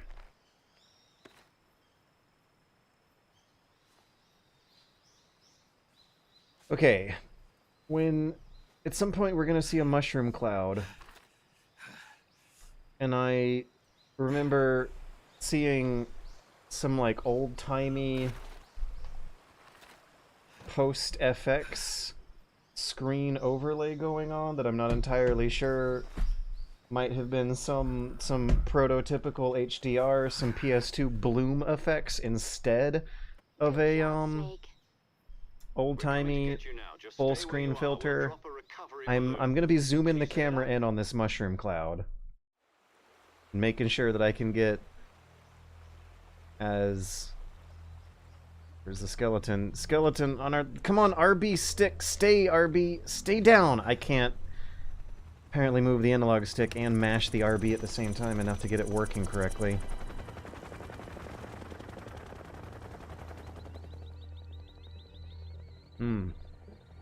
The windshield glitch on these helicopters is still intact.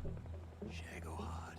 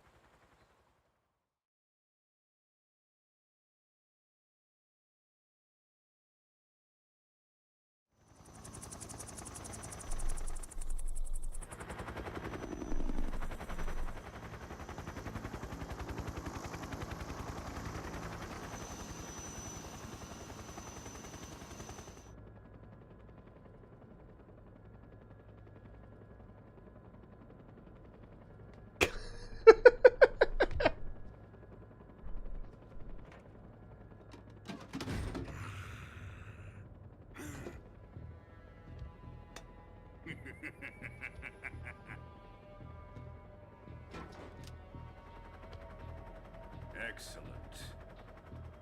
A great success. Thanks to the boss and her Cobras, I have both Sokolov and the Shagohod.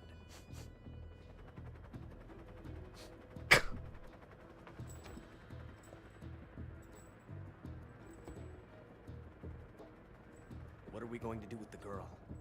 I can't look at Ocelot's facial expressions the same way anymore. Apparently she's Sokolov's woman. I wonder if there's a way to set this game to have 200% facial animations.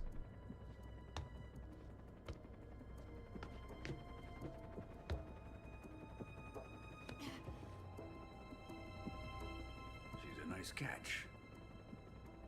I'll take her. Not so fast, my dear.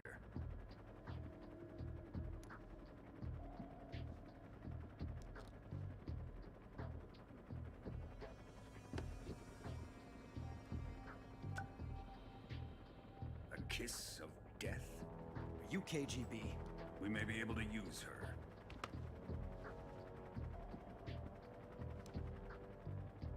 She has spunk.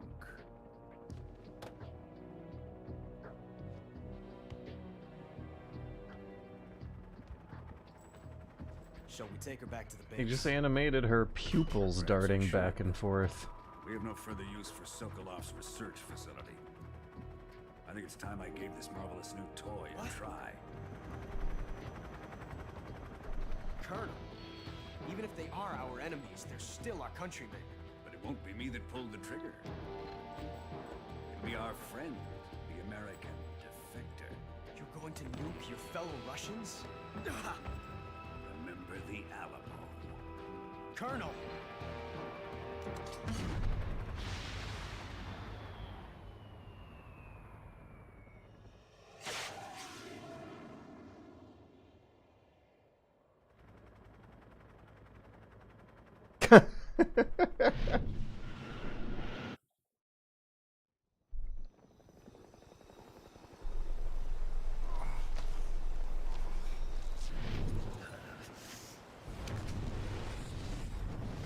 Oh, that looks good. Yeah, that still looked really good. Motion blur on now?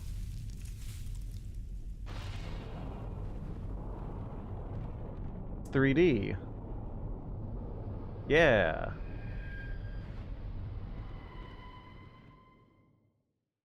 Okay, so there was film grain or something overlaid on the front of the screen, but it looked like all the white discoloration may have been pure bloom. Oh no, we get the song now. Oh, it's an FMV though. I hope it's not too slow. Looks a little slow. Ba da da da da. What a thrill, with darkness and silence through the night. What a thrill. I'm searching and I'll melt into you. Oh, the frame rate is off. There's a mixture between high resolution and low resolution elements.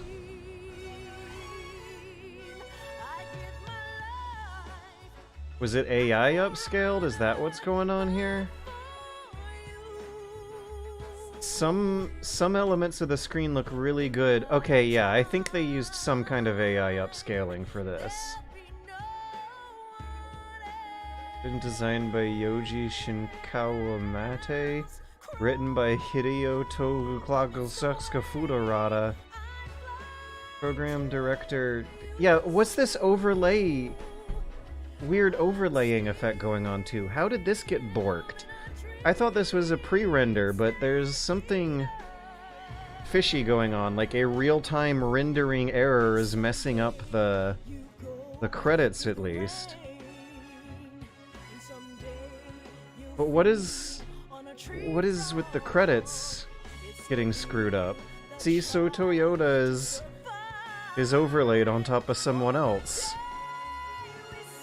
Kyle Cooper, Kyle Cooper, Kyle Cooper. Wait, the titles can we move with the analog sticks? Wait, really? What?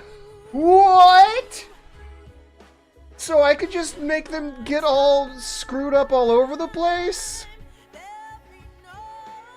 Excuse me? So the credits are real-time 3D objects slithering across the screen with some kind of motion blur that you can fool around with the sticks, and that caused a weird overlay double vision sort of glitch. What am I doing? This is not now I've made paratroopers show up. I didn't know this was a thing.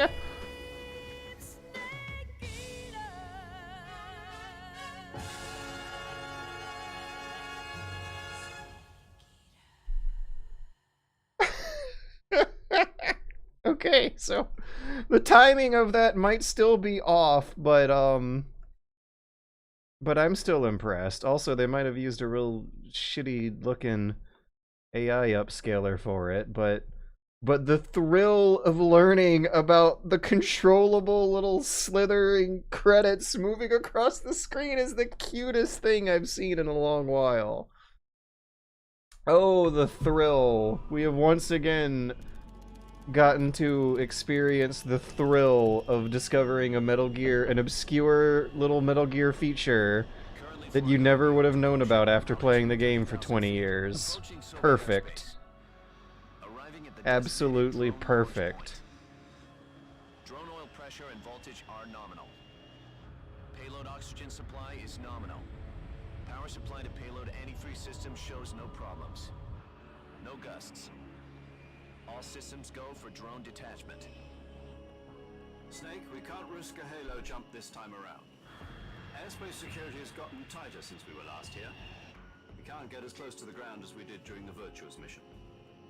So instead, we'll be using one of our newest weapons. Snake, you're being given an honor on par with Alan Shepard. This is our last chance. Is this foreshadowing how in Metal Gear Solid 1 they just kind of lob him out of a torpedo launcher?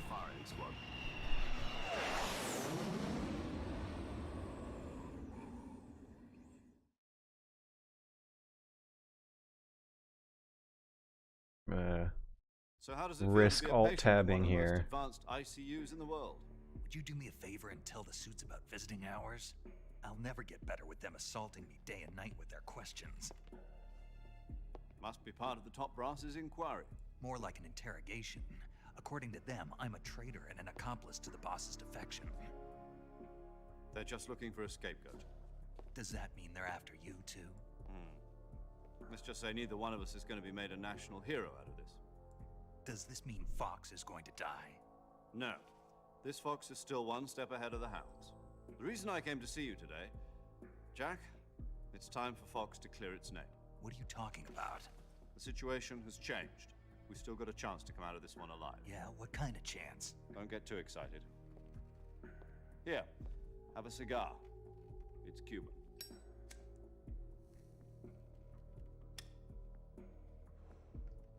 Ugh, so This healthy. morning, I had a meeting with the CIA. They decided when they're going to execute us? No. Something even bigger. Gee, thanks. Really feeling encouragement there with that that exchange.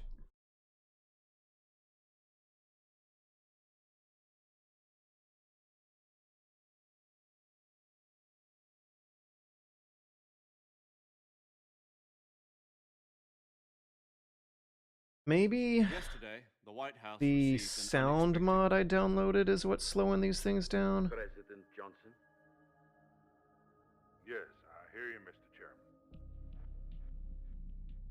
It was a hotline call from Khrushchev to President Johnson. From the head of the Soviet Union? That's right. A few days ago, one of our country's main design bureaus, OKB-754, was destroyed in a nuclear explosion. At about the same time, our anti-aircraft radar picked up a signature that appeared to come from one of your military aircraft. Does any of this sound familiar to you? In retaliation, I have I have no forces opinion on about the second matter. alert. The Depending on your response, I may be left with no choice but to order the military to maximum alert and unleash Armageddon. With the help of your predecessor, I was able to survive the Cuban incident. But my power is not as great as it once was. If I am to survive this crisis, I must have your full cooperation. I should have contacted you myself. Did you know that one of our soldiers Our defected to your country a soldiers. week ago? No. So you haven't heard then. The man who arranged the defection was a GRU colonel by the name of Yevgeny Borosovich Volgin. Volgin, of the Brezhnev faction. Go on. Who is the soldier? Her name is the Boss. She's a living legend. During World War II, she was the one who led us to victory in that war. In Russia, you know her as Voyevoda. You mean the Boss? The mother of your special forces? Yes, that's the one. And she took 2 miniature nuclear shells along with her. The Boss took 2 miniature nuclear shells. I'm afraid so. I believe they were a gift for her new hosts. The Davy Crockett Atomic Battle Group delivery system was completed 2 years ago. But serious problems were found with the launcher's range and precision. Although they were mass-produced, they've never been deployed in battle. But Sokolov's research facility was completely wiped out. The whole area is polluted. I can only offer you my deepest condolences over this terrible tragedy. So, the Boss, with Colonel Volgin's help, stole 2 experimental nuclear shells and took them with her as gift when she defected. Then, shortly thereafter, Sokolov's design lab, a top-secret military research facility, was destroyed by one of these weapons. Am I right so far? Yes, that's correct. And the American government denies any involvement in the affair. Is that right as well? That's correct. We were not involved in any way.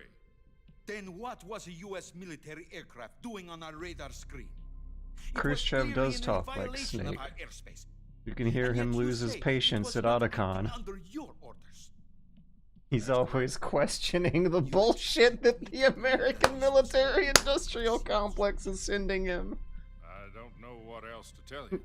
Colonel, I can't believe a word of that. This is all a ploy on your part. I've said it once and I'll say it again. Our government had nothing to do with it. And I would like dearly to believe you.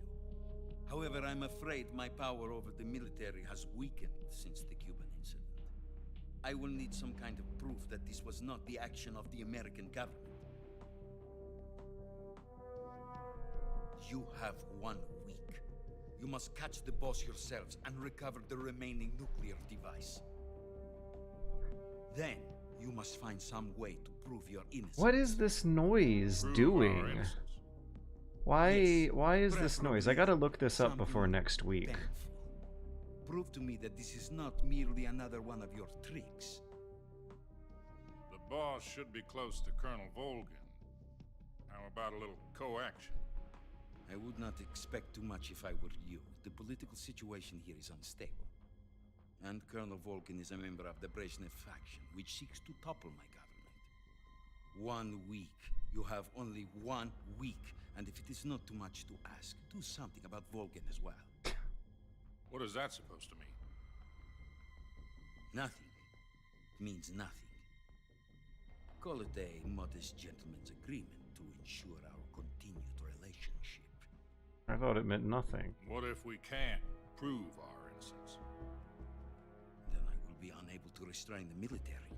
I will be ousted, and they will seek their revenge. A nuclear attack on the United States? I leave the disposal of this situation entirely to your discretion, Mr. President. Oh no, 3 mods, 5 yeah. The second nuclear show got George, okay.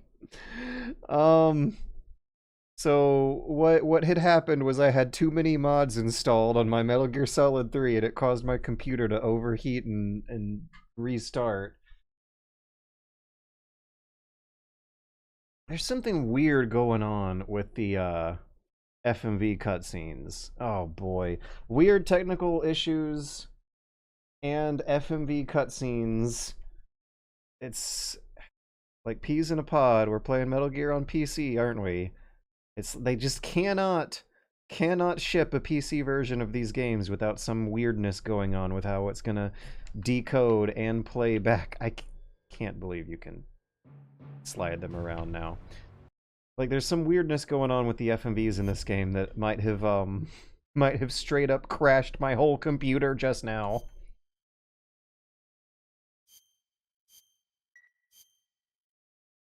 Are we all back? Looking good? Yeah, we're looking good. Doesn't look like any components are running too hot either.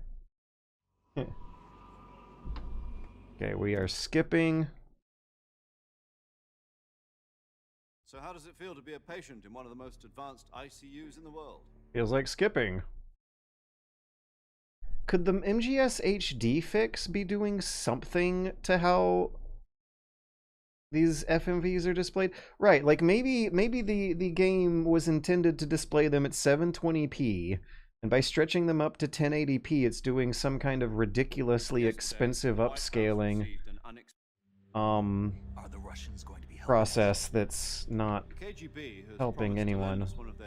Oh man, and my controller is still screwed up. Look at that. Because we gotta look up. Yeah!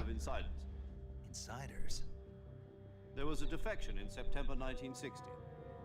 Do you remember it? You mean the two NSA codebreakers who went over to the Soviet Union? Precisely. Since then, they've apparently been training with the KGB for exactly this kind of situation. Their codenames are Adam and Eva. I've been told that Adam has infiltrated Volgin's ranks. I've also arranged for him to provide you with an escape route. You'll need to rendezvous with him when you get there. It's the official patch. The vids are choppy on my gaming laptop. Huh. So apparently they had a patch that might be the culprit. The new patch might have broke the cutscenes a bit.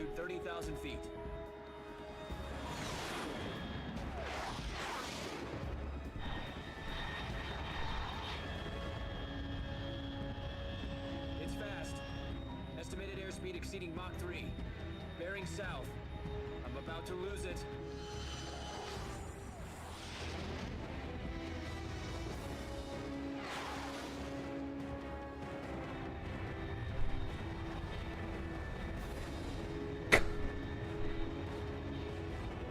How do they slow this thing down again? Wasn't it like a parachute? Oh, okay, so we're not just dive bombing Snake straight into the ground. There's a little bit of a curvature to the route.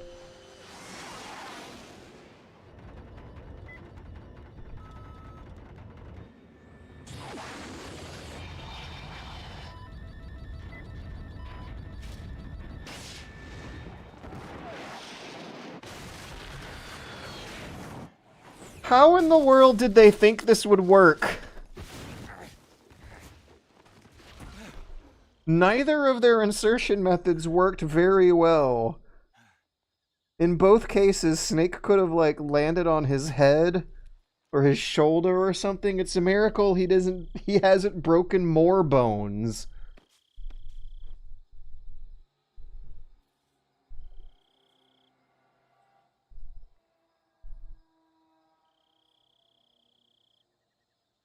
God, that look even the less good-looking cutscenes in this game look really, really, really good. This is Snake. Do you read me? Loud and clear. Glad to see you landed safely. I got blown pretty far off target. Snake, You don't let's go over say. your mission objectives one more time. Rescue Sokolov. Find out what's happened to the Shagohod, then destroy it. And finally, eliminate the boss. Eliminate the boss. This mission will be codenamed Operation Snake Eater. Because I'll be taking on the boss in our Cobra unit, right? Don't forget about Colonel Volgin. I'm not a hired killer. I know, but that was the Kremlin's demand. Demand? You mean it wasn't just a request? What's it to us if the Khrushchev regime is threatened by the colonel and his faction? If supporting the current regime helps us avoid a nuclear exchange, then that's what we'll do. And what are the CIA's demands? Our priorities are the rescue of Sokolov and the destruction of the Shagohod. Roger that, Major Tom. Hold on, Snake. What now? I'm changing my codename. It turns out Tom wasn't the most auspicious choice. What do you mean? Well, the truth is, when I chose my codename, I picked the wrong one. The wrong one? Did you ever see the movie The Great Escape? It came out last year. Oh, must have missed that one. Anyway, it's based on a true story about prisoners who escaped from a POW camp in Nazi Germany. The prisoners dig 3 tunnels as part of their plan, but the Nazis find 2 of the tunnels before they're finished. The prisoners succeed in escaping by using the last remaining tunnel. The names of those 3 tunnels were Dick, Harry, and Tom. I get it. You use the name of the tunnel they escaped in as your code name. I've never heard a good luck. British or American say auspicious. But I got the name wrong. I've heard it in some translations of things, but not in native English, no. It was discovered by the Nazis before it was finished. I watched the movie again just to make sure. In fact, I even ordered the actual film from the movie company. Yeah, it doesn't sound like the greatest name to use. So what should I call you? You know, let's just use Zero, like we've been doing all along. All right then. Major Zero it is. Details of file. This image is happed to acquired by CIA mimes. 140. Don't to defy hey. Do not take out. You can read the text in Volgin's profile picture now. Have her medical license revoked. It's more or less the same kind of thing. Details of file. The image of happed to be acquired by the CIA. Hey, do not take out. 5.73. I don't think that one's readable. Data as well, just like the last time. That frequency is also the same. 140.96. And there's one more person on your support team. His name is Mr. Sigint. He's an expert on the latest. Oh, yeah, we need to make sure not to forget to call Sigint. $10. You'll be... Here's a fun one. If you were a Metal Gear boss... Oh, hang on. I almost missed it. Mr. Sigint. Got it. Also, something about the way they say Mr. seems a little odd. Okay, here's a fun one. If you're a Metal Gear boss, what bullshit powers would you have? He's cleared the way for you to rescue Sokolov. How will I know this Adam guy when I see him? You'll know once you reach the factory. The whole area's been polluted by the fallout from the nuclear blast. I will just say that my name would be the George. My powers would be George powers, and whenever the hero beats me and I die, I explode and say the word George with it echoing 3 times across the walls. However, whatever George powers are to you is for you to decide. I'm leaving that to your imagination. The United States government. It would be necessary to make your presence known to a certain extent. To the Khrushchev regime at the very least. But remember, this is still a sneaking mission. Snake, if you fail this mission, it will mean an all-out nuclear war. Keep that in mind and proceed with extreme caution. Understood. Commencing Operation Snake Eater. So before soldiers begin missions, do they always... when they finish talking on the phone, do they see beginning the mission now, and then they hang up the phone and do the mission? Is that how it actually works? If you or a loved one know how that works, please let us know by telling us in the comments section below if soldiers say commencing soldier mission now. Oh wait, gotta change the camera back to the good system. I can't believe that, like, yeah, the game does not look like it was made to be viewed from this angle, but then when you pull it out, raise it up in the air just a bit, and then stick that camera up high, or stick your stick up high, when you nudge your stick up high, there's a really beautiful image on the screen all of a sudden. Yeah, like, look at Look at how small Snake is on the screen. How the pathway to the 1 o'clock is right there in front of you. You got these shapes. There's so much more you can see in HD. The squirrel crawling up the tree would have been just invisible under camouflage before, but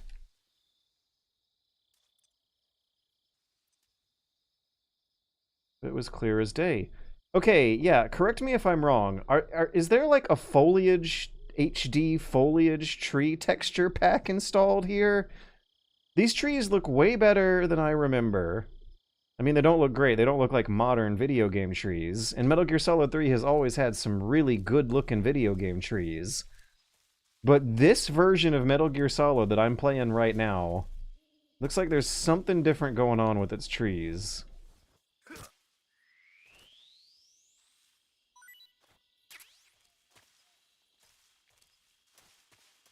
But yeah, okay, look at how there is a implication of squeezing you out of a hole, if you will, and then spitting you out into a wider world of multiple choices to make when you walk through this choke point and then see a ambiguously wider forest open up in you from above.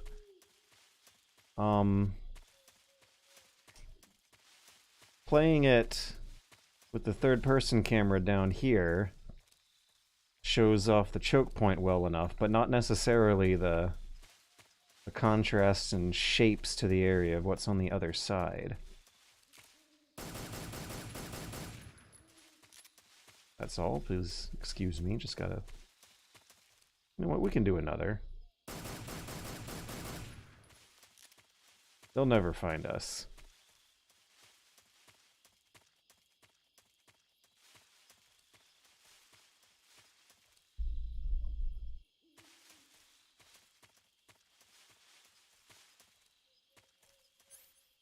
Is this on PC? Yeah, I'm playing Modded Master Collection.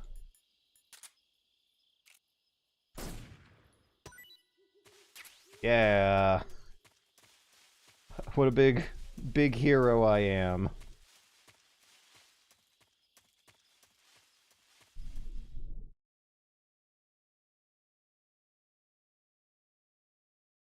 Oh no. So Token Flip Guy has the answer. The patch with the upscaled vids, they wanted to address the no 4K complaints. So they upscaled FMVs to such a ridiculous resolution that the game engine can't handle it on my hardware. Can you play MGS3 Vegan Edition? Yeah, maybe we can play MGS3 non-lethal, no trank, and be a vegan, and play from the original camera angles, and never get spotted. At some point, I would definitely have to get a new controller, though, for that one.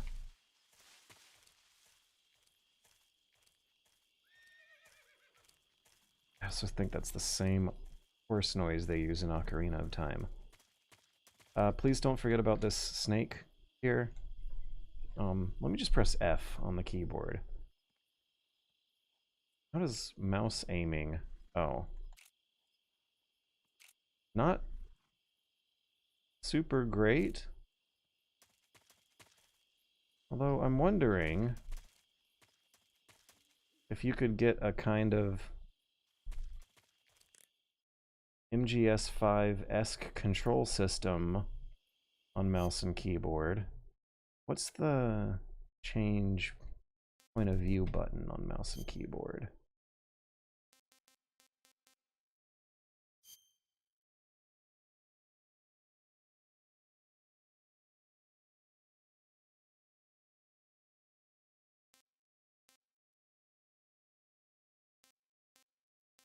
I'm using an Xbox 360 controller that is very, very old and starting to fall apart.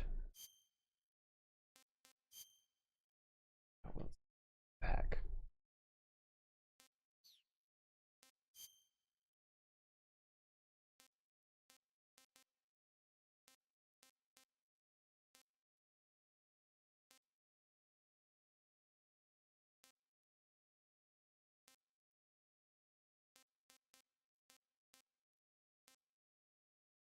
H, that's interesting. Crawl is space.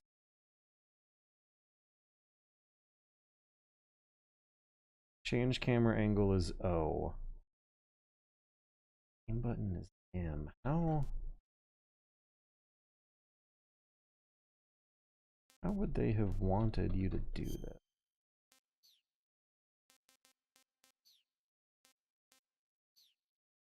So what was it? M, O, O. Okay, sensitivity is extremely low.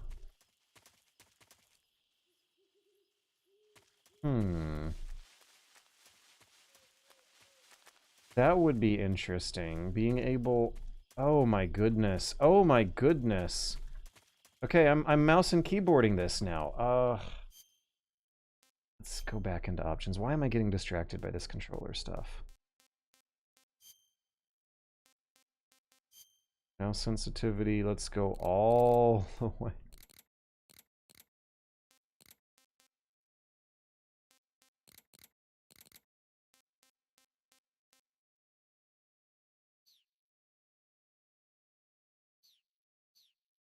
Oh no, is that going to change my controller sensitivity as well? I think so.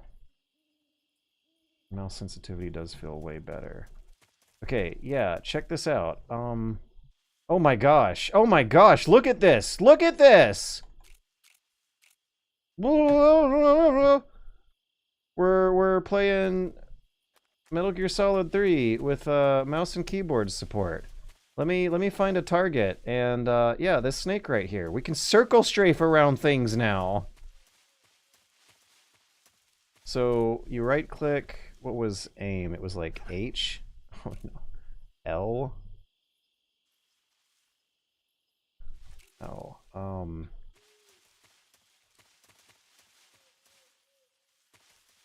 F.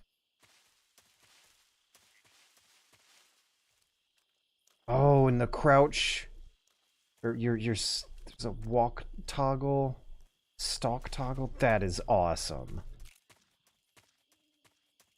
There's like, I am already visualizing 8 different new ways to play Metal Gear Solid 3 now. Jesus Christ, this is awesome. Why did everyone hate this last year? Anyways.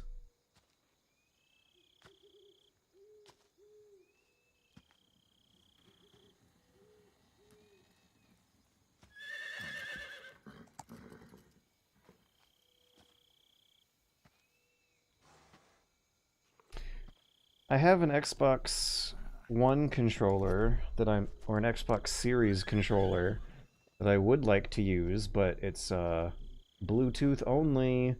They don't want to make one with wires anymore, and this computer I'm using doesn't have any Bluetooth, so that's not an option. I think I'm gonna be best off by taking it apart and cleaning the broken button. Look at the lip thing he was just doing there! He was like snarling.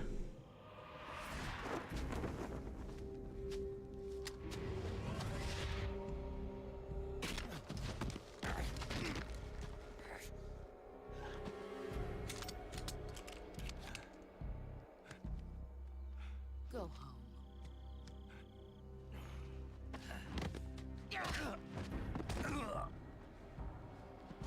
Go home. Gru and my sons are waiting up ahead. You don't have a prayer of finishing your mission. You're not even armed.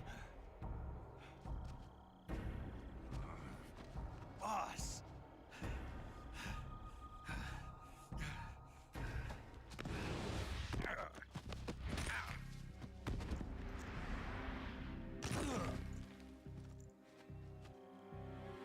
I'm not your boss anymore. There's nothing for you here. Go home. Go back to your boss. There's no need to prove that you are virtuous here. What kind of dialogue is that? Also, why are the bullets spinning around like that?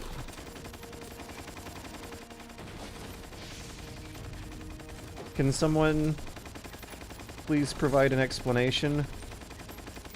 How is she able to do that with one hand? That should stir things up a bit. You'd better hurry.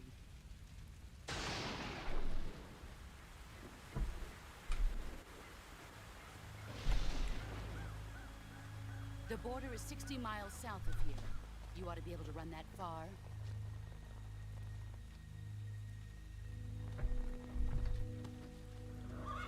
Why'd you defect? I didn't. I'm loyal to the end, to my purpose. What about you, Jack? What's it going to be? Loyalty to your country or loyalty to me? Your country or your old mentor? The mission or your beliefs? Your duty to your unit or your personal feelings?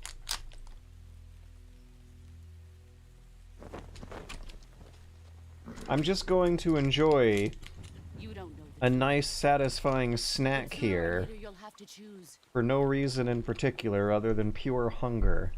I don't expect Mmm. It's like a cookie. But you can't defeat me either.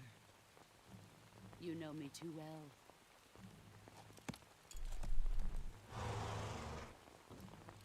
Just look at that bandana. If you can't put the past behind you, you won't survive long.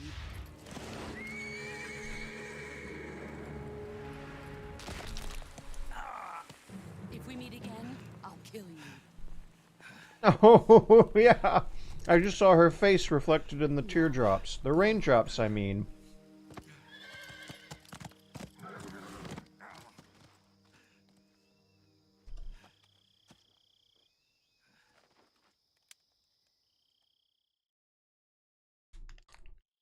Oh. This is Snake.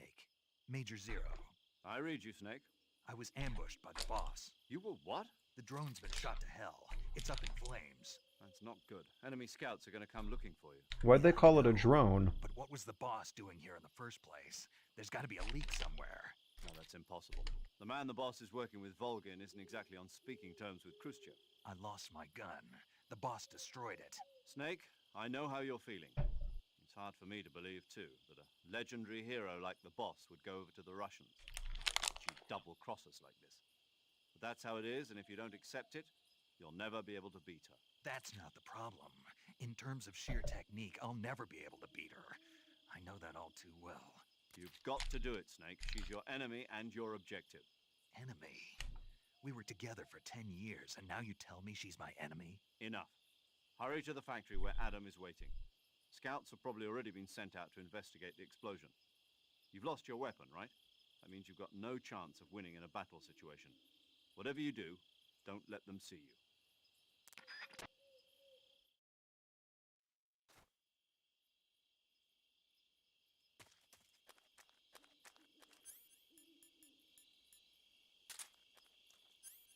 So...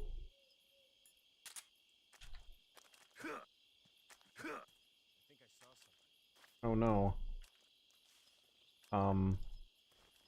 I'm really screwed without this first person button.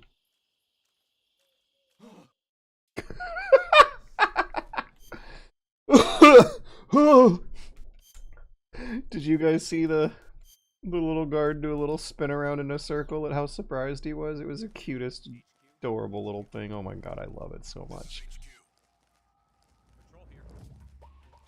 Boom, boom, boom.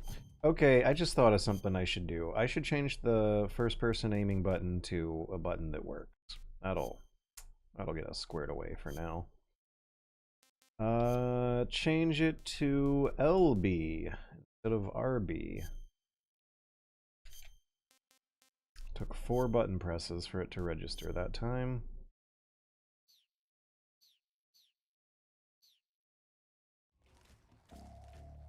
Acknowledged. Sending reinforcements. Use extra caution.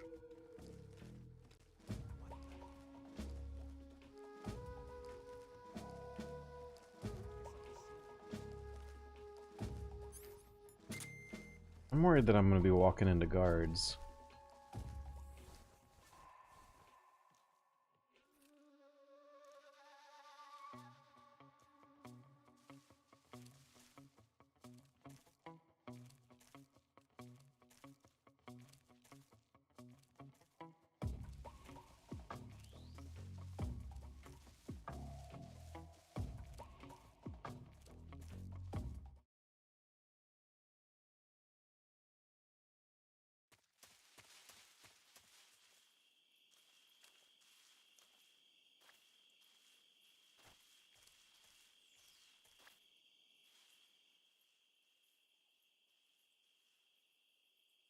Something flashed on the motion detector ahead. Yeah, it just happened again.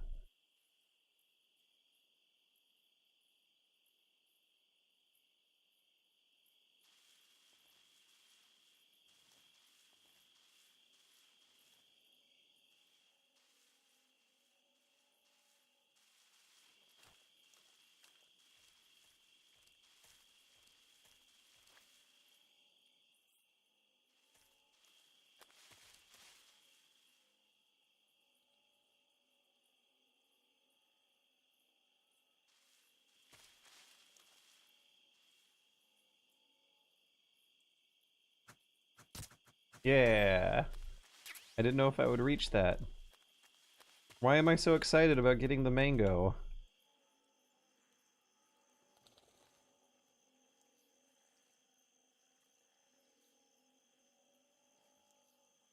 There's something moving fast. They must be birds?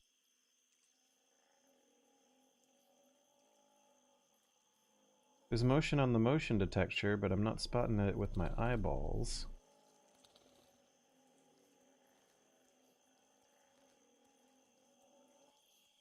Oh, let me check my temperatures. GPU's at 60, CPU's at 55. What's the deal? What could have been causing the crash last time? It wasn't just a crash, it was like a whole system forced shutdown. Oh. Oh, wait. I gotta shoot the... Oh, I don't have the tranquilizer right now. So, it would be nice to shoot the tranquilizer at the beehive and get a pocket full of sleeping bees, however that's supposed to work for later. But I'm gonna have to hold that thought for now.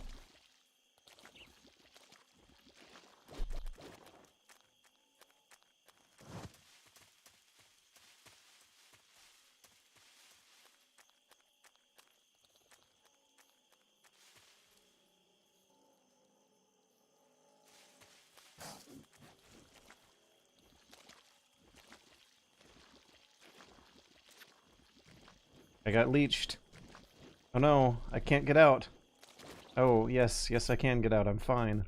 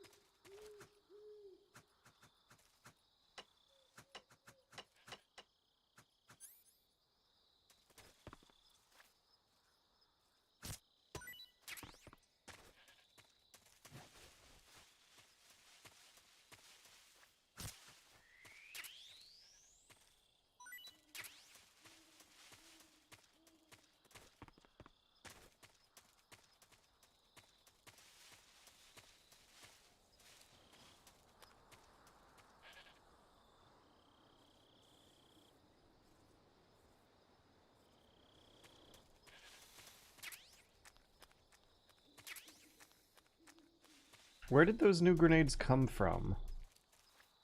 Maybe I shouldn't think about it that hard. But yeah, if you go back to your starting area after it's nighttime during the Virtuous mission, oops, I mean the Snake Eater mission, you get a couple extra new gizmos.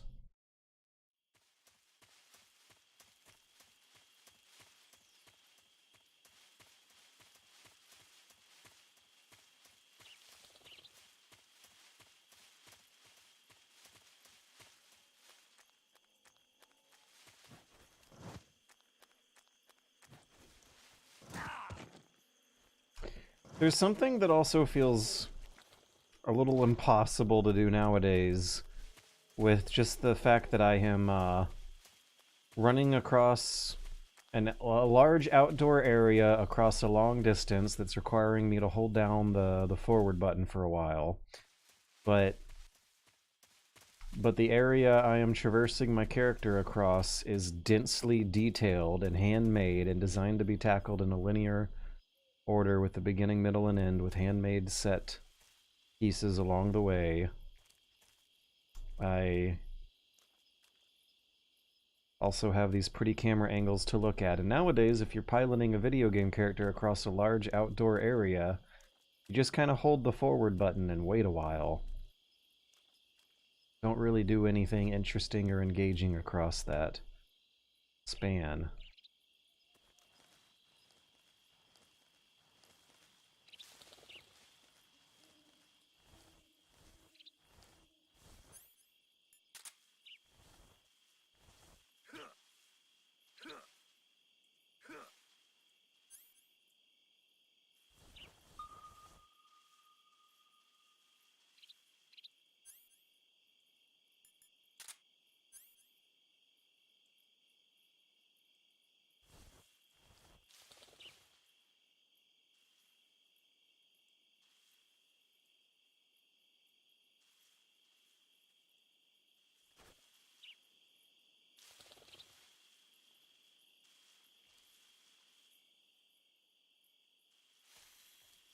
Oh no, snake.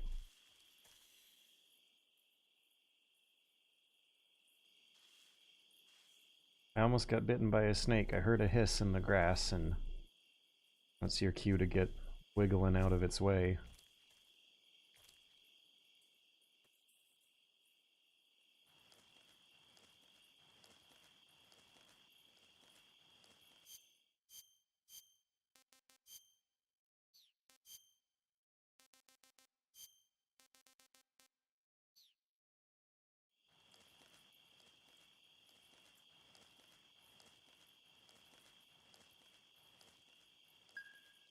Oh. Okay, let's see if I can find out where he is. God, no, I want to use the sonar, not the... There. Oh, well that sure doesn't narrow it down. Okay, I hear footsteps to my left.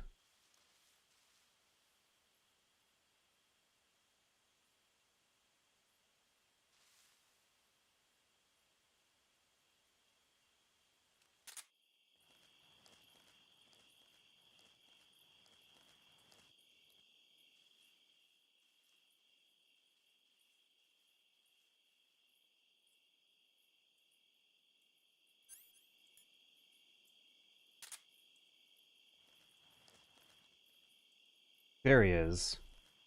God, that is awesome. Hope he's doesn't have any friends. Yeah, I'm hearing a different guard with my ears. Gotta take this camo off as soon as possible and crawl away.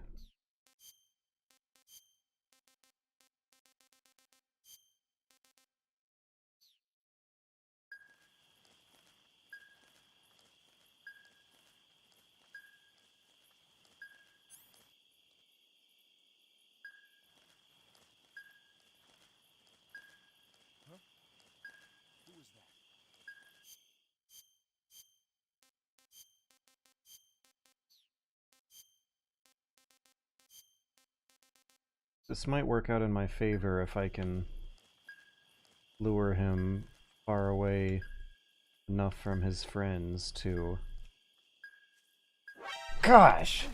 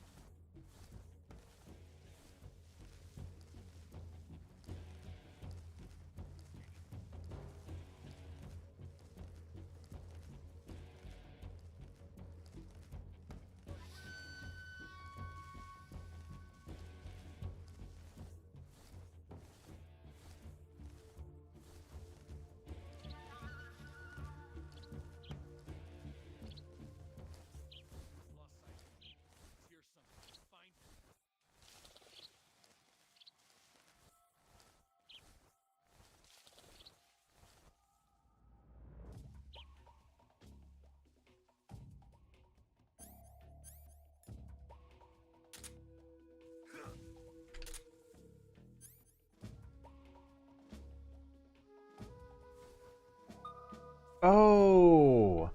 Oh, you press and hold the left stick to shoot the sonar ping out. Oh, it just says press, but it's a press and hold. Okay.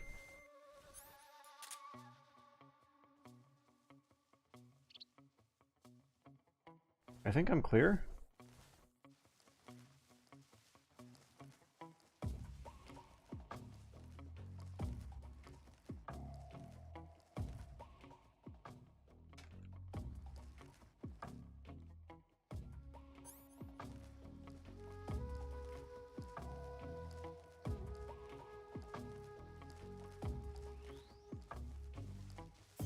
Oh, let's change camo for sure.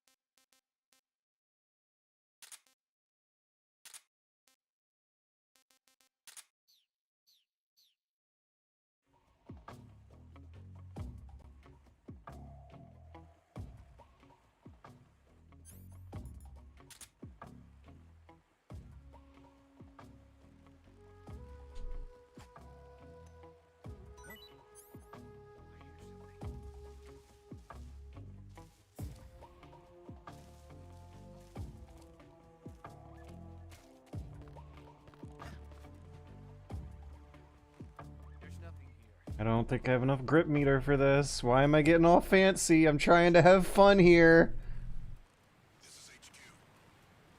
Patrol here. Can I change my camouflage while dangling off the wire? Yes, I can!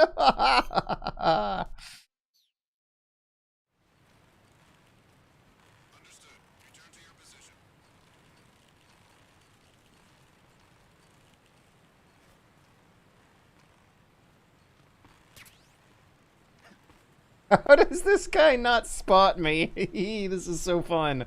I'm having a blast. What a great video game. What a... You guys just saw me screw around with the guard in a really silly way, right? Right? That's great, right?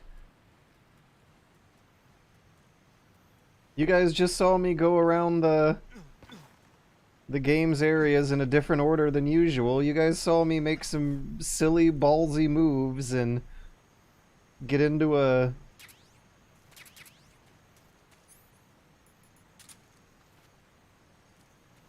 sticky moment that I had to CQC my way out of, and I was just having a blast the whole while.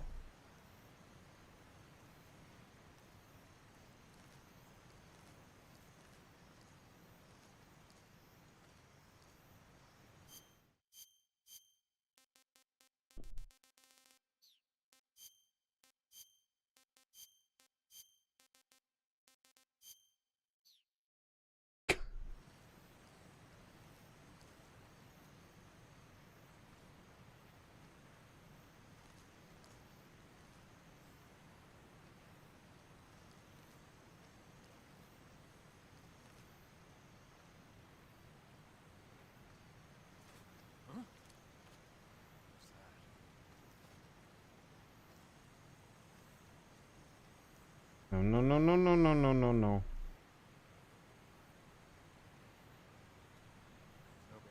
There's nobody here.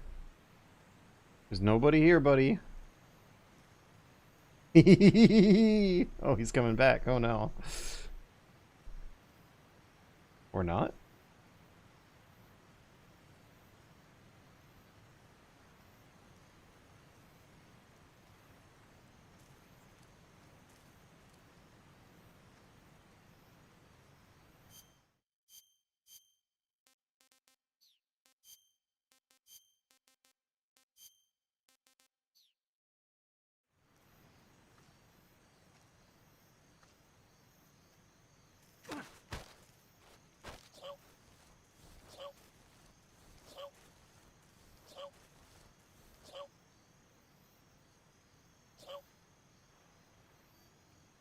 Oh gosh.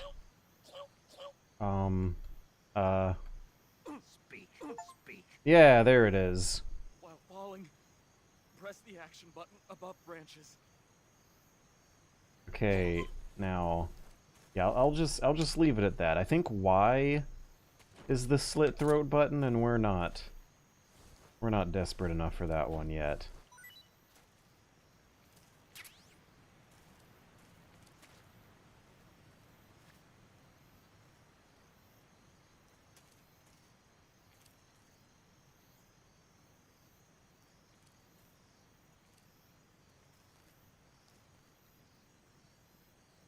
Are we clear? Are we good? No one's on the sonar. No one's on the motion.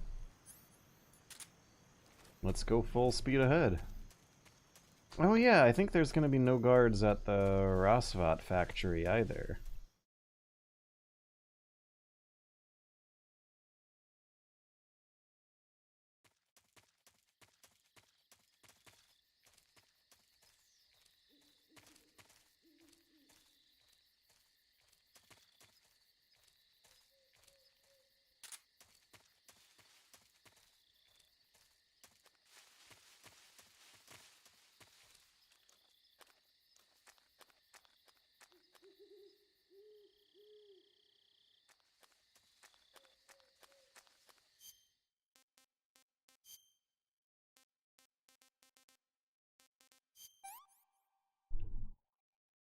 Not so great.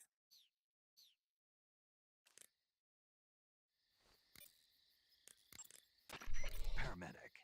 Snake, it's so good to hear from you again. Same here. It's been a week, hasn't it? 4 days, actually. Huh?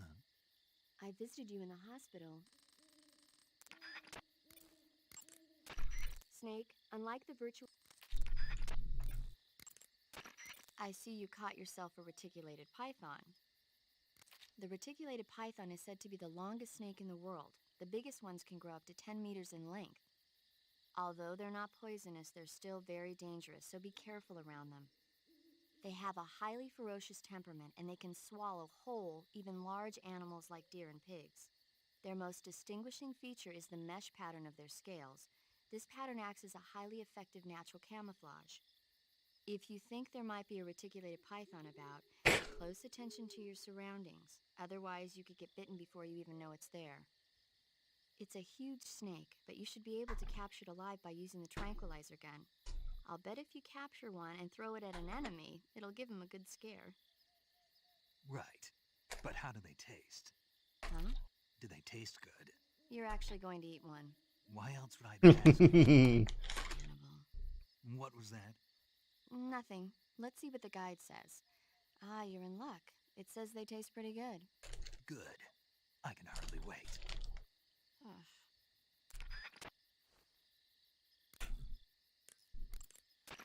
Yo! You're Snake, aren't you? And you're Sigint? None other. I heard that you're an expert on weapons, equipment, and cutting-edge technology. Close. Huh? I am the expert on weapons, equipment, and cutting-edge technology. Ah. I'm the guy that designed your trank gun, active sonar, and motion detector. If you want to know anything So all the, about like, weapons or equipment you find in the field, just send me a super message science and fiction fake Later. stuff. Sounds like the Cobra unit's members' names came from the specific emotions they each carry into battle. Yeah. For unbearable torment, the pain. For true oblivion, the end. That's For an infinite emotion? rage, the fury. For absolute terror, the fear. And for unsurpassed bliss, the joy. Joy? It's another name for the boss. Because The of the boss. joy she feels in battle, I suppose. During the war, she had a partner named the Sorrow. Sorrow and joy. They say there couldn't have been a more perfect pair.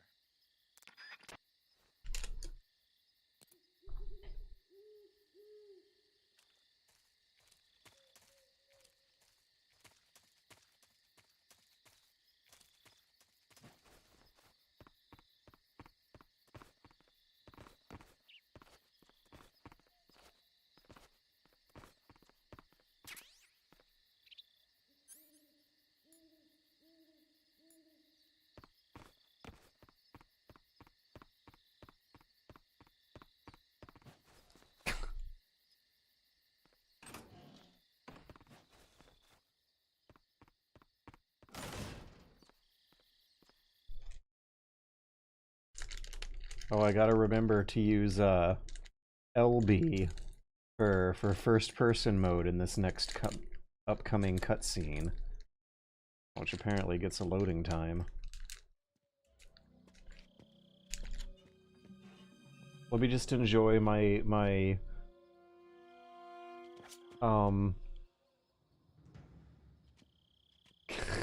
high in food matter cookie snack. Sorry I'm late. Oh, it's still RB. Cut the engine. They'll hear us. Are you the agent they sent?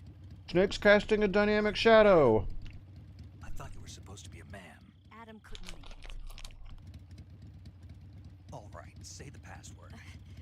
Who are the Patriots? Who are the Patriots? Look how good that looks.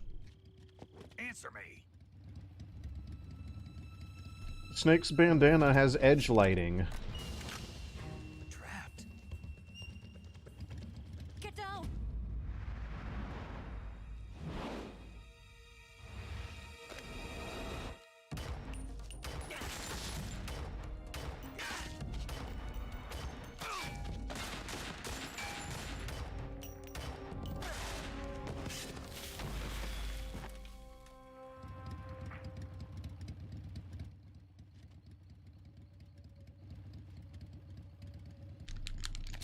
There is your answer.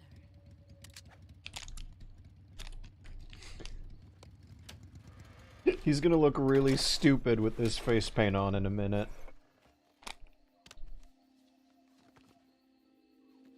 Huh. And also, in this high definition version, you could just quite so easily tell how her hair was waiting to get out of that helmet. It came bursting out, if you will.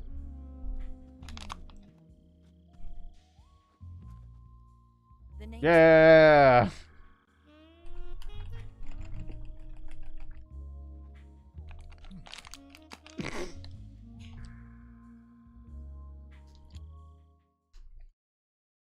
Snake doesn't know what sex is.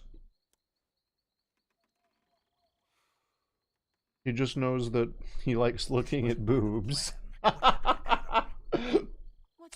He does not actually know what sex is, but he does know that he likes looking at boobs. Well, I'm Eva. Are you here to tempt me?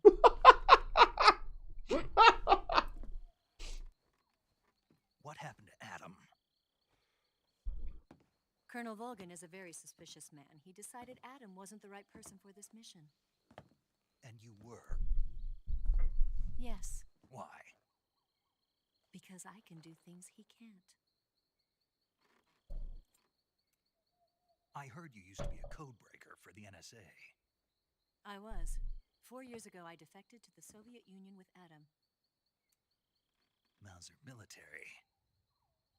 The broom handle. It packs quite a punch. Nice to have when you're on a bike.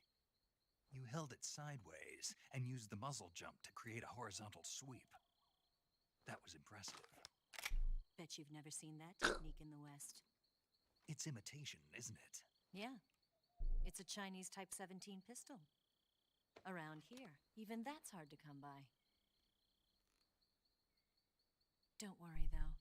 The one I've got for you is American-made.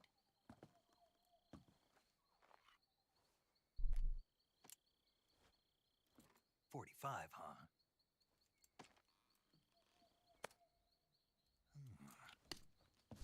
Incredible. Do you like it? The feeding ramp is polished to a mirror sheen. The slide's been reinforced, and the interlock with the frame is tightened for added precision. The sight system is original too. The thumb safety is extended to make it easier on the finger. A long type trigger with non-slip grooves. Ring hammer. The base of the Grooves. trigger guard's been filed down for a higher grip. And not only that, nearly every part of this gun has been expertly crafted and customized.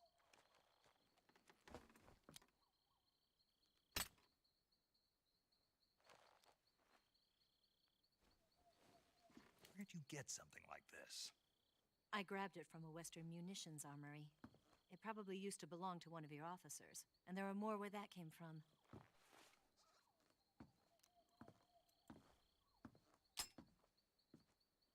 You had this with you, didn't you?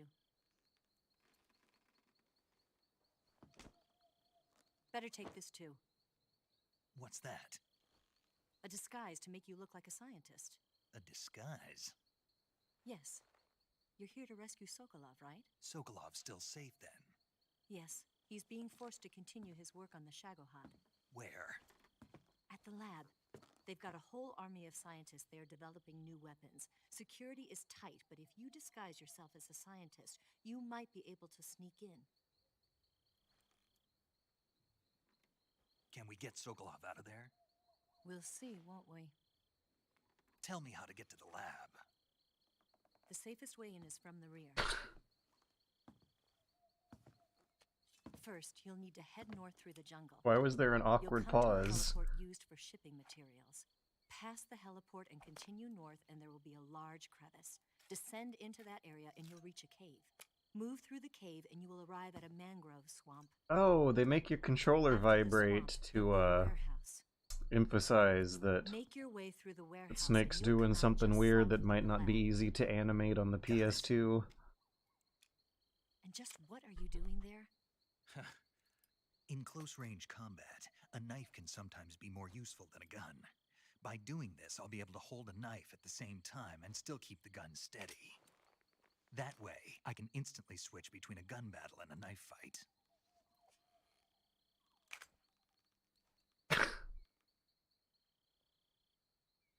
Right, let's get going.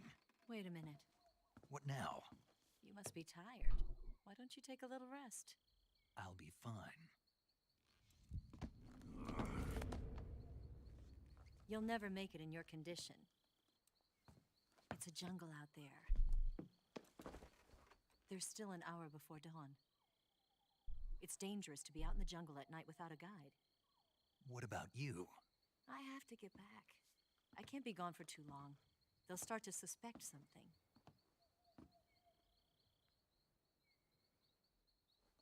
Don't worry. I'll keep you updated over the radio.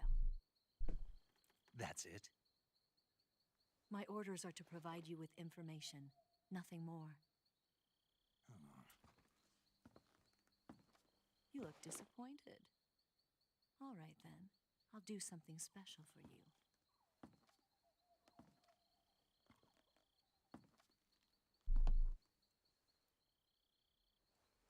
I'll stand watch until dawn. Now be a good boy and lie down.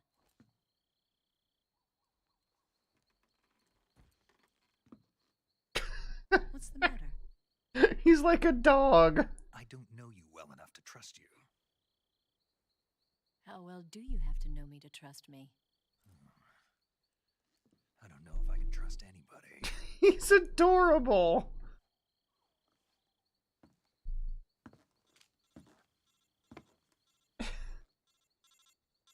Gonna get that?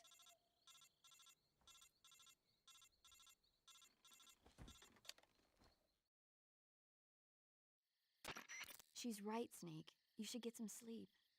Although in your condition, you really ought to be back in the ICU. Whenever you save the game and quit, you'll go to sleep. Sleeping allows you to gain back stamina naturally. Depending Oh on yeah, yeah, tutorial.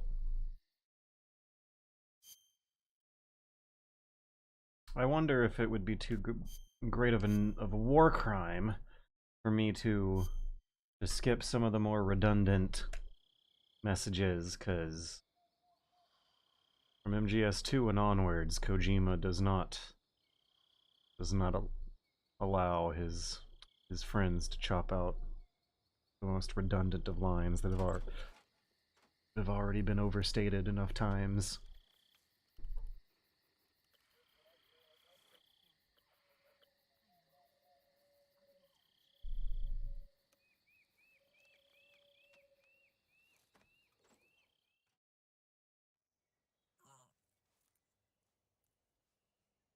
Is there anything that can be done about the occasional texture seaming issues you see sometimes? What's the matter? Every now and then a triangle pops out, or you'll see some white pixels shimmering at the edges of connecting pieces that aren't fully snapped together. Shimmering.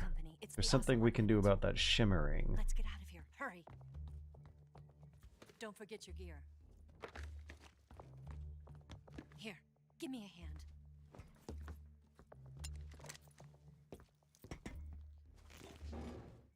I hope I don't screw up too bad at the Ocelot battle. I'm still having to use a non-ideal first-person button. We can use this to get to the basement.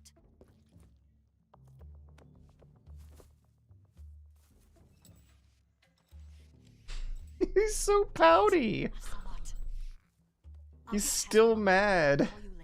He's like, maybe he's also wondering why we came back to exactly here. Don't go dying on me now.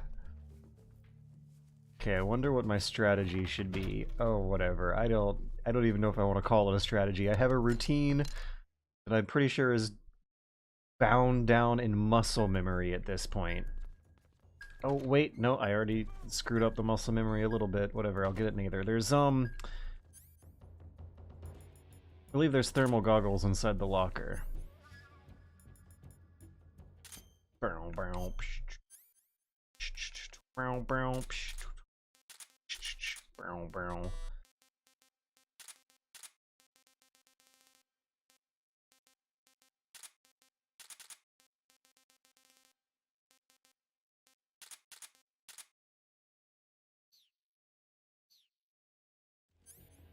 Alright. Let's see if I still got it.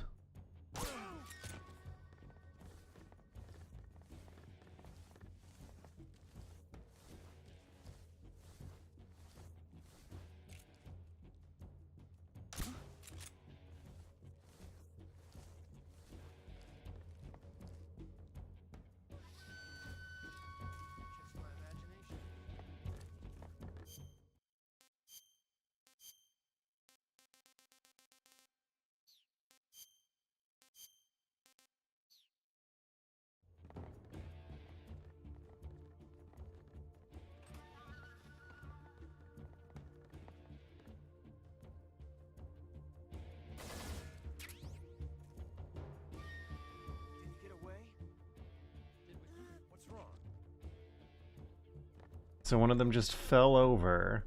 That causes all of them to break their routine for a few seconds to investigate whoever fell over. I think... Did I tranquilize the guy who I'm thinking is scheduled to show up in the path of the barrel? Yes, yes I did. Okay, now there is a guy on the roof who you use this game's... Look at that, the camera... At some certain angles, the camera system here points out the guy on the roof. Yeah, there he is. See that? The camera is, like, directly pointed right at this guy's patrol.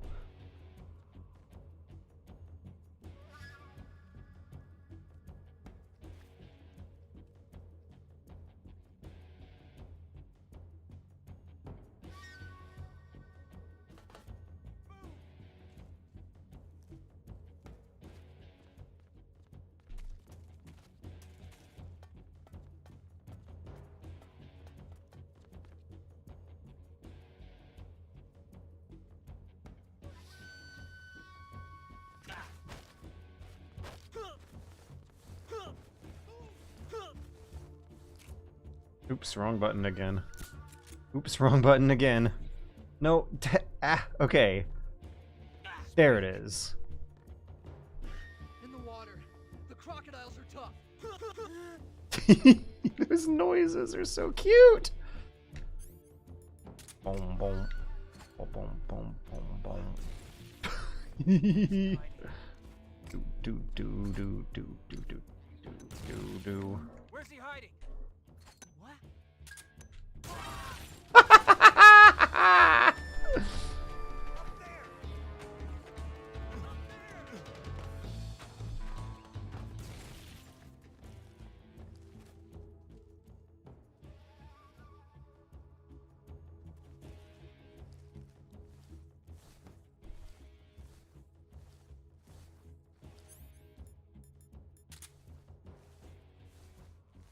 I think I just got a kill, but it's fine. I am okay with this. By the way, guys, remember that you can strafe when you're... How in the world does this strafing work? But either way, that's gonna make this guy a non-issue.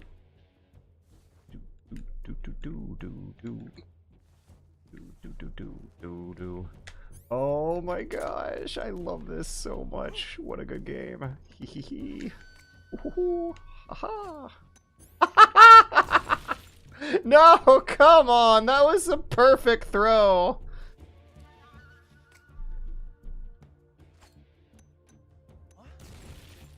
How did neither of those actually... Okay, well, you know what?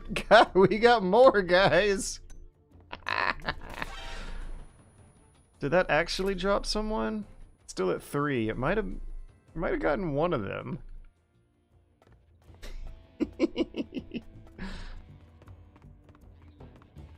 could he be?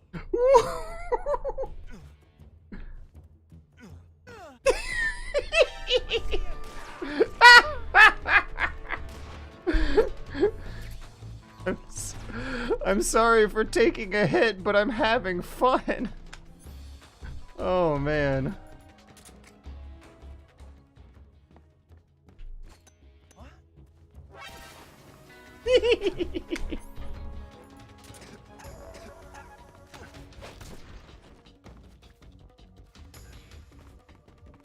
See you later, fuckos. By the way, guys, did you know you can dash out that window for a quick escape?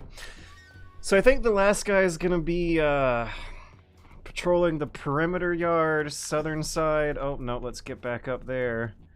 And did I don't think I picked up anything with more range than the 2 pistols, so let's just give him a trank dart. Do. Boom, boom, boom. Boom, boom, boom, boom, boom, boom, boom, boom, boom, boom, boom. Oh, someone was asking earlier if you can vomit snake while walking on tight ropes. Let's find out. Whee! What a game! What a game! We have excellent story and excellent gameplay together at last in perfect harmony. The hard and soft sciences combined for 20 years ago, and it was fine. No. I don't think we can vomit on the tightrope. So, how many games have you played in recent years where in-game vomiting mechanisms, in-game vomit mechanics are something that not only exists... Come on, how do we... You have to... There we go.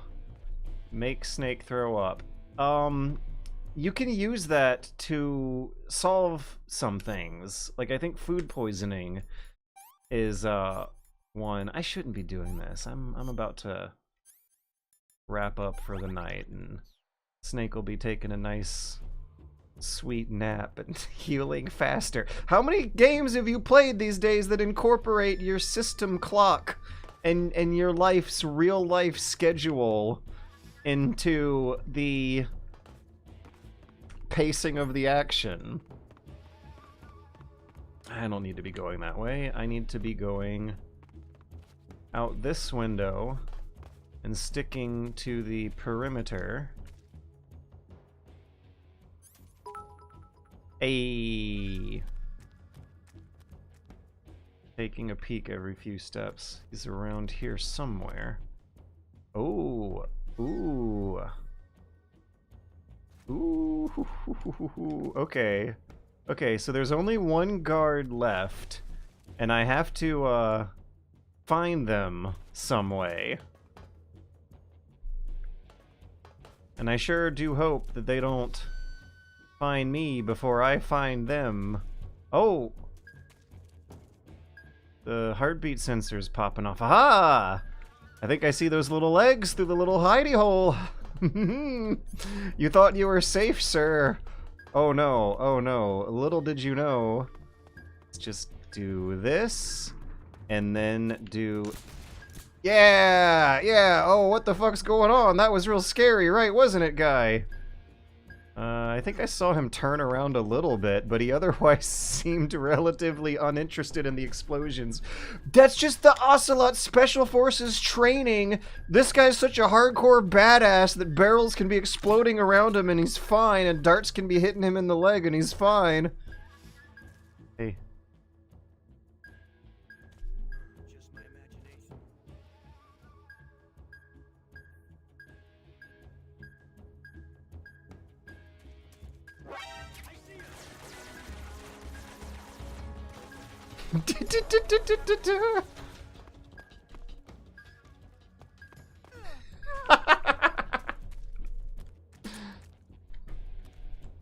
I'm so sorry for breaking my, like, usual perfect stealth routine rules just to fuck around with these guys, but it is so much fun. I can't get over how much replay value this game has. This is insane how much fun I am having every single time I boot up Metal Gear Solid 3. Even if I was playing this with some bullshit rules of non-lethal, no-tranking, European extreming the Ocelots, it's ridiculous. You guys would never believe how hard it is to just non-lethal, European extreme, no-trank, 8 highly trained stealth game guards who are constantly looking around their backsides and flipping around. Oh, I guess I did get one of them with the grenade. It might have been that guy. Neat. So that section is extremely difficult to play with non-lethal Euro Extreme, no tranquilizer rules that, you could spend a whole day figuring out a routine through it. And it's got to be one of the hardest things I've ever done in a game, is just that section without any, the hardest difficulty mode without any tolerance for imperfection. It's rough, but, I got it figured out, and I got it figured out so well, to the point where I actually, I think it's fun. In fact, but I really don't know what's good for me. I don't know what's good for me at all. It's 11:05. We're approaching one of my favorite parts of the game, but doing the Ocelot segment on normal difficulty mode, it's just where I'm allowed to fuck around with them and can't...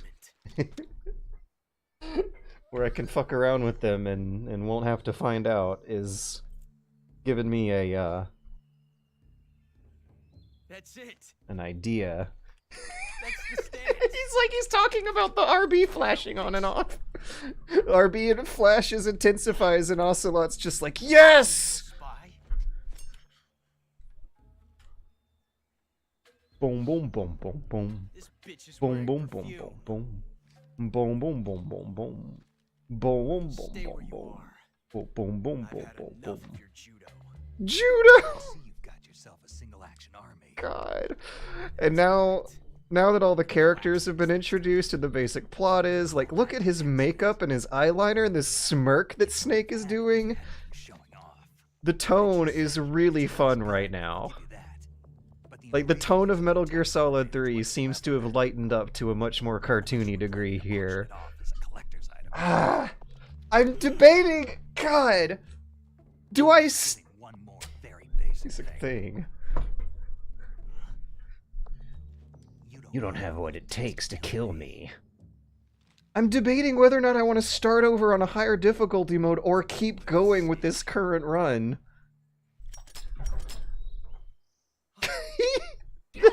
Like, that was like a Sonic exchange. Like, Sonic and Shadow could have said the same words. And it wouldn't even be that different of a cutscene.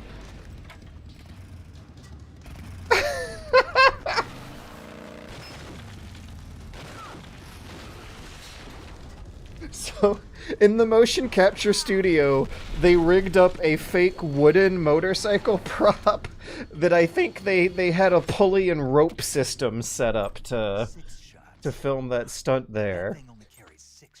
And now the script has double entendres and just straight up Looney Tunes stunts happening.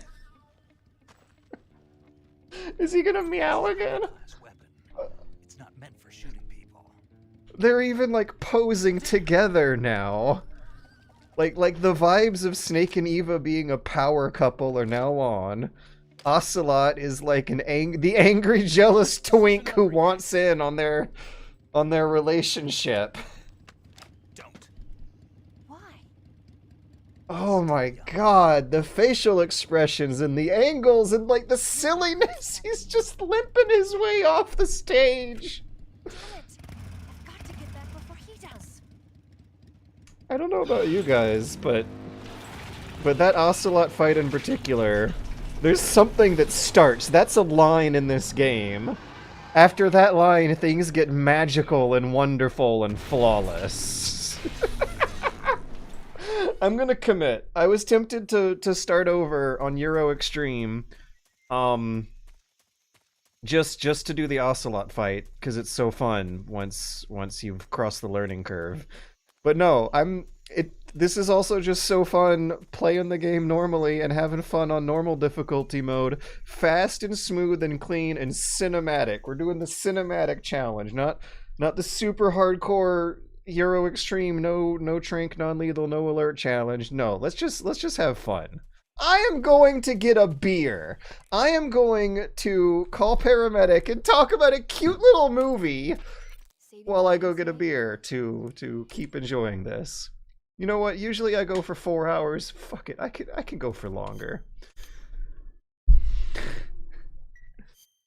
Hey Snake. Yes. Godzilla, King of Monsters? Do I want to stay for this or do I want to get my beer? I just saw Godzilla like 5 weeks ago too, so this is still fresh on my mind. Godzilla, who grows to an enormous size in a nuclear test and goes on a rampage in Tokyo. Nuclear test, huh? Martial must be crazy. The CIA top secret file that's this like the same image on Wikipedia when you Google Shira and then a stupid penis joke. Like you are just all of a sudden at this point in the game getting blasted with gags and stunts and cuteness on a minute by minute basis. I want to say 2 minutes. You don't go longer than 2 minutes without something adorable happening. Like tonally adorable to function as both comic relief and like a magical realism intensifier that pulls you into the story that much more. You'll just have to go to Japan. Really? That's too bad. Well, if you wait 40 years, you might be able to see it in America too. Why is that?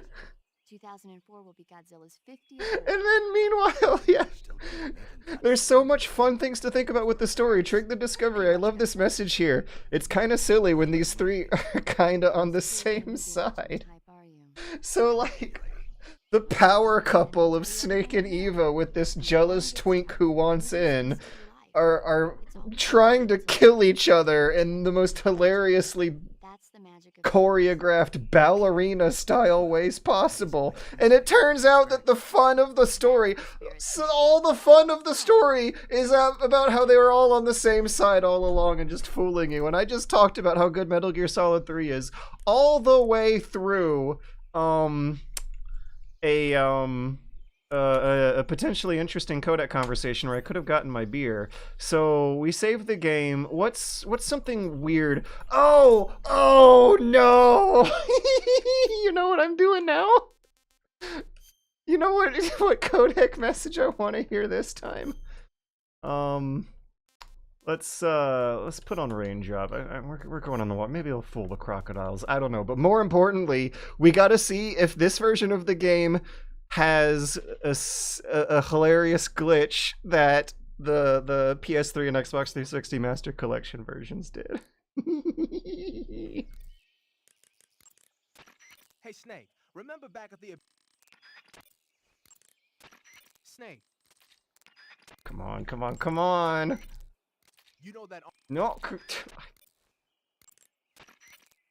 The Davy... I already know the exposition, Sigurd, is fine. I played this game like 50 times. Using the anti-personnel... Maybe he doesn't want to talk about it. Wearing he wants to avoid the topic. How long am I gonna keep pressing until I can get him to say it? Wearing black face paint, huh? Painting your face with black should give you a high rate of camouflage. There it in is. dark areas. The awkward pause. Okay, the awkward pause was not as long as it is in the PS3 version, but it is there.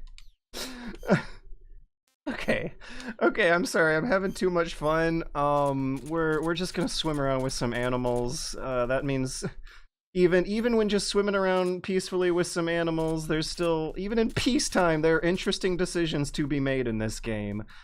We're gonna want to keep the... Yeah, sure, we're gonna take fall damage. Thermals are gonna come in useful. And bug juice. Grenades might come in useful in this area. Okay. But I need to take another bathroom break and get a beer and refill my water and get my dog in my lap. Let's leave it on a major 0 while I go do that and catch up on the chat messages. I just glanced at Twitch chat and I just saw the words, "Oh no," and I think I know what they were referring to.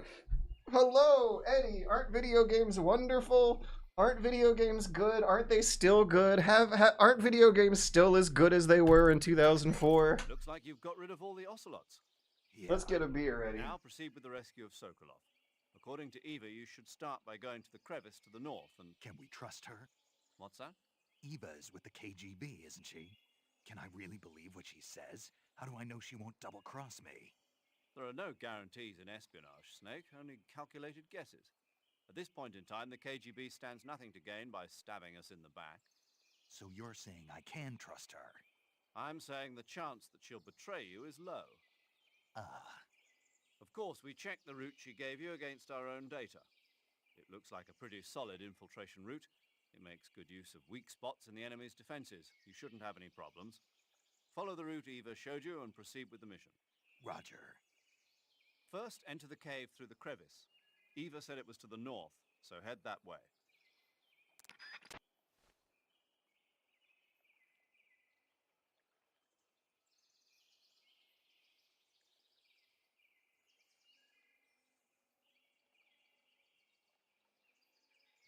Okay, what are we doing? What did I miss? I don't know, but I didn't pee, so that means that we're gonna hear this. Found some Russian oyster mushrooms. The Russian oyster mushroom is an edible variety that belongs to the shimeji family. It's known to be particularly rich in vitamin B1 and niacin. Apparently, it's usually found growing on tree stumps and hollow logs, so look there if you want to eat some.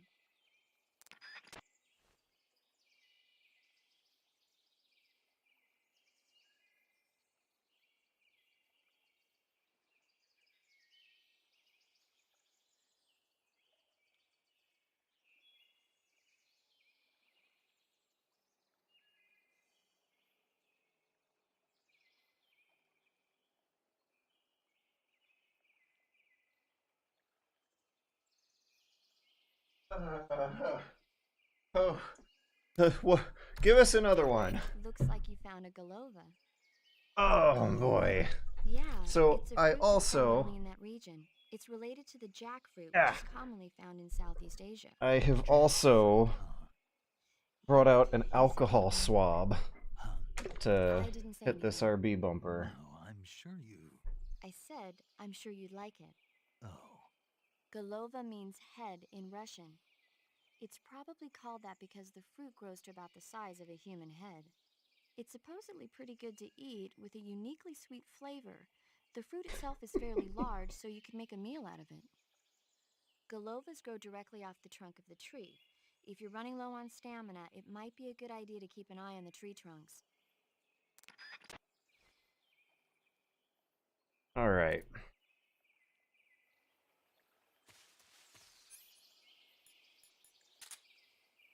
Let me actually get one more going on while I That swamp seems pretty deep. It's probably get myself deep enough readjusted. to dive underwater and swim around.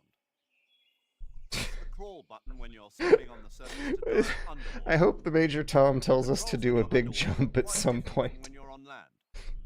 The left stick controls the direction you're facing. Press up, down, left or right to turn in that direction. Press the CQC button or the crawl button to move forward. Each button press will move you one stroke forward. Press the button repeatedly to swim faster. You can also press the action button to surface in an emergency. Oh my gosh, apparently Digital Foundry has done an in-depth analysis in which they have confirmed that the remake is going to be using the same motion capture data. That's fine, that's good, that sounds wonderful.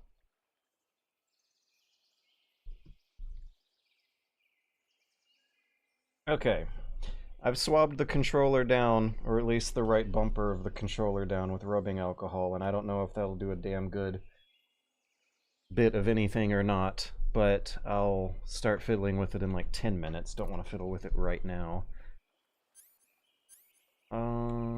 Oops. I just instinctively pressed the button because I was looking for first person mode.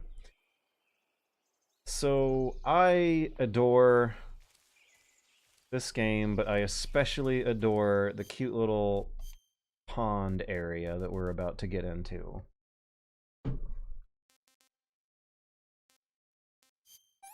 We're gonna eat the tasty food and save the nasty food.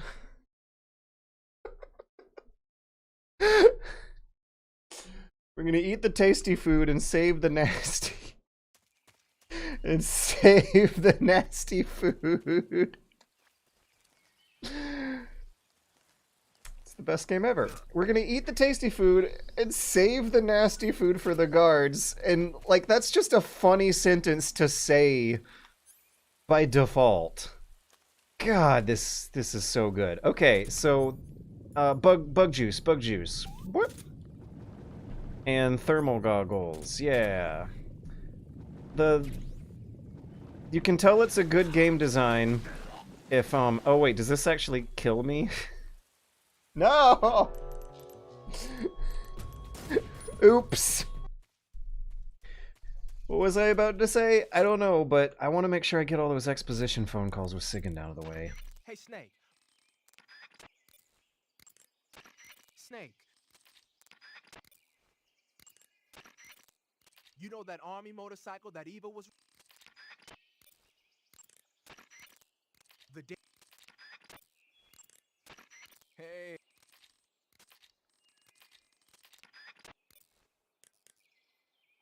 Okay.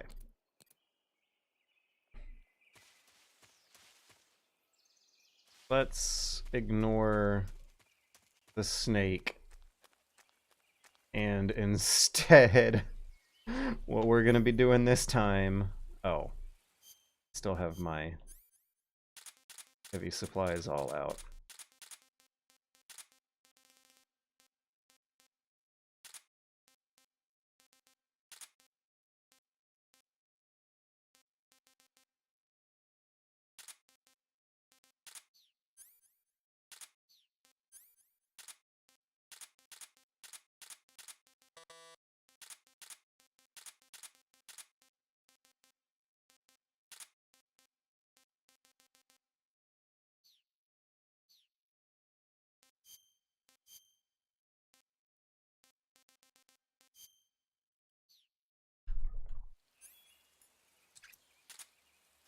All right.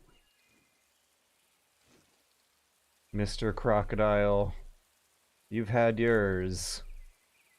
Now I'm having mine.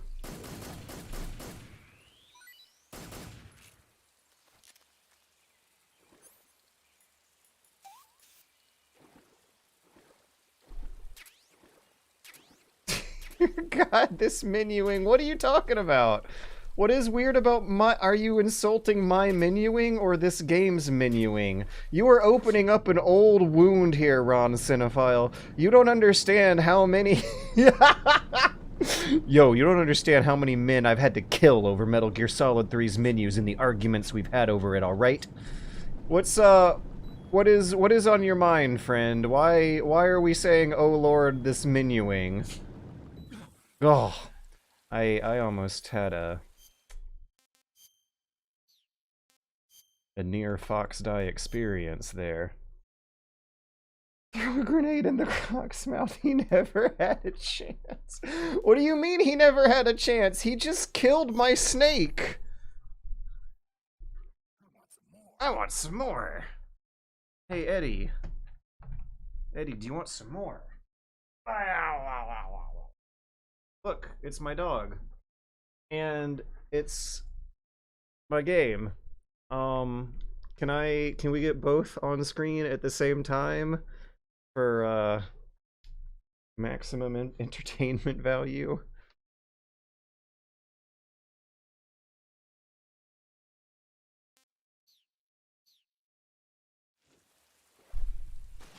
Hello.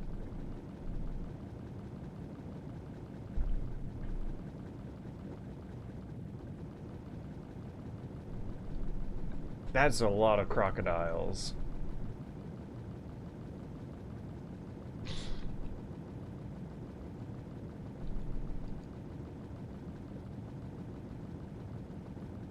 They just keep coming in.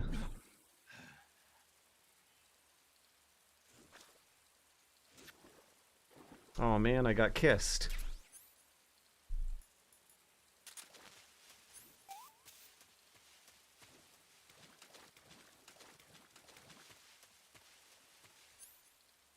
I forgot to take the thermal goggles out.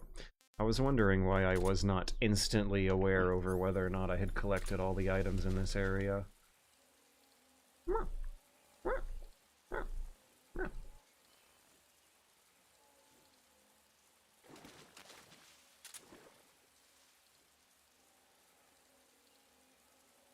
You guys hear something?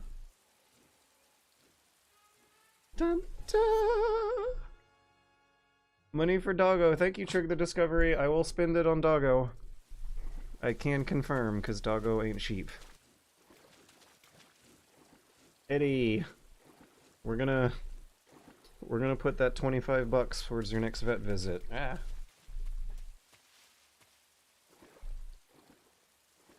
Eddie, we're gonna buy you flea medicine next time we go to the grocery store.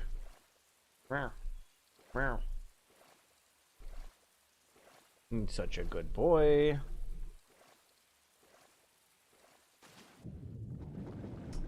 I believe I already got the items at the bottom of the pond, yes. I also want to point out just how many creatures live in this pond. It's not a big pond. And yet I think this thing is sustaining like 6 crocodiles.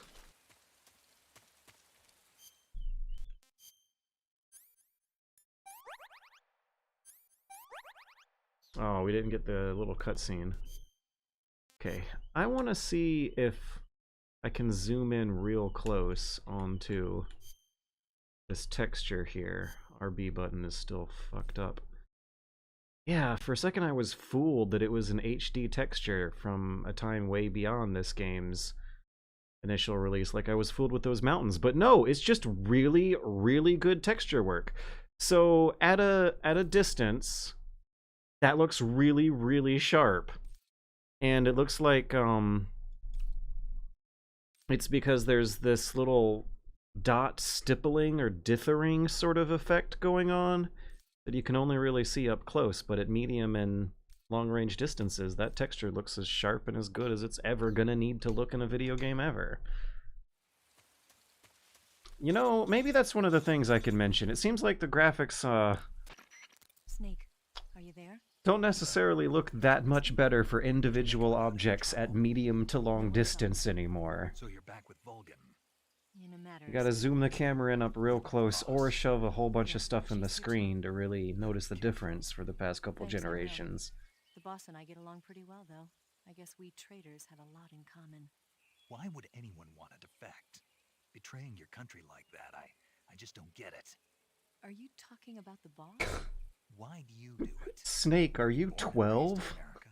Yes, in a small rural town. Oh, we get to hear her lie. Other countries, other cultures, other ways of thinking. Until I went to work for the NSA. And one day, I found I'd lost faith in the things I'd been taking for granted. What did you see? What was it that made you want to change sides? You wouldn't believe me if I told you. Try me. I saw the universe. The universe. The universe? The universe. Not the actual universe. Universe. The universe as the intelligence community sees it. I realized that the gravity in this universe was holding me back. That's all. People and countries are both changed by their environment and by the times. That sounds like what the boss was saying. There's a world of difference between this country. You could hear the light bulb in his head. It's only a difference of position, a difference of perspective. Coming here made me realize something. Half of what I'd been told was a complete and utter lie. The other half was a conveniently constructed lie. Oh, we're not doing a Carotan run. Sorry, flipped sides. Are you lying too? Oh, Delta has shortcuts to change camos. Okay, maybe that's an interesting system. Like, what if you have a camo ring or a camo D-pad where you can, like, camo hotkeys? You don't open up the menu, you press the button and, associated with, like, your 4 favorite camos. So that means that you're, like, never too far from the 3 most useful ones in the whole game. But also, would really feel like you're getting something meaningful out of going through the menus just to get an extra 5% camo index rather than rolling your eyes at going through the menus like it's some kind of chore.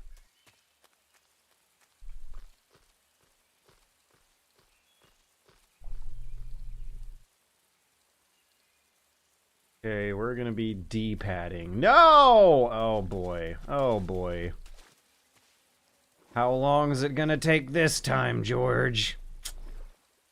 Let's, take a swig of bug juice and try that again. No!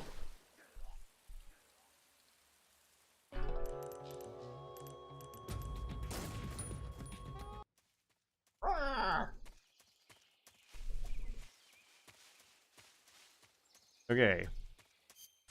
3rd time's the charm. This time, let's want some more nice and early. And empty our pockets and put on the raindrop uniform. Wait, can't I tranquilize?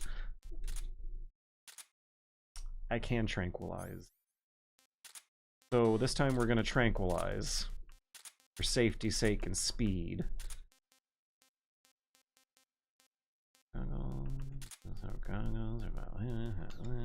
Yeah.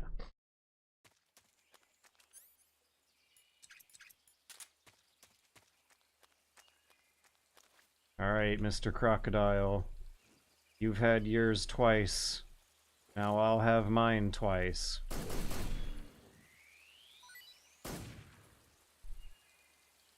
Oh, that was a log, not a crocodile. I think I spotted a crocodile in the distance there.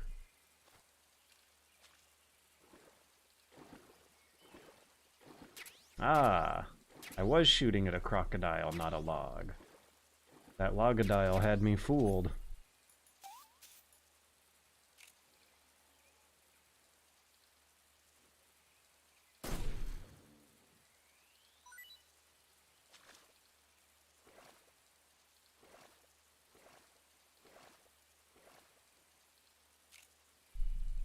And then one more for the road. Let me just reload my gun underwater to generate an empty magazine. And then we'll be on our way.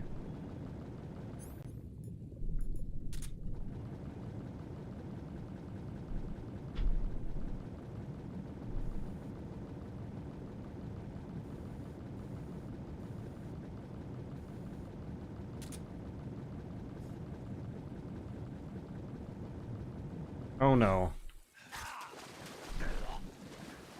Okay, we gotta do something about this. First of all, let me pan the camera down. Snake, what's going on? Snake, Snake. And let me give Eddie some pats and some belly rubs. And then let me drink beer. Eddie, while also holding Eddie in place.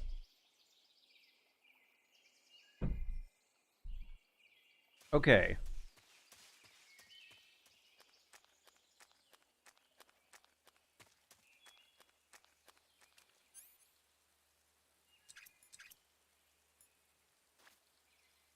Okay, Mr. Crocodile, you've had yours 3 times. I'll have mine 3 times. Bam. Bam.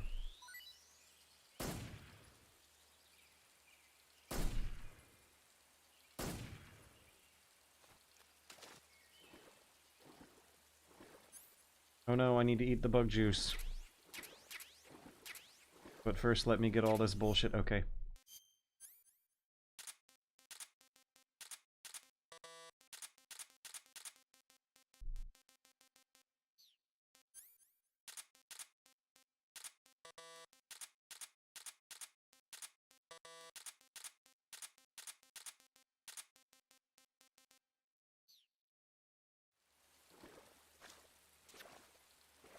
Oh no, I didn't eat the bug juice fast enough.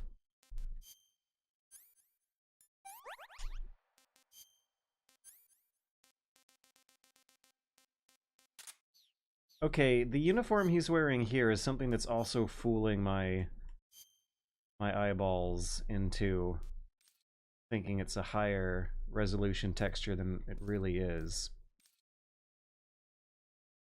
I think it's the metal buckles that are fooling me. Anyways, anyhow.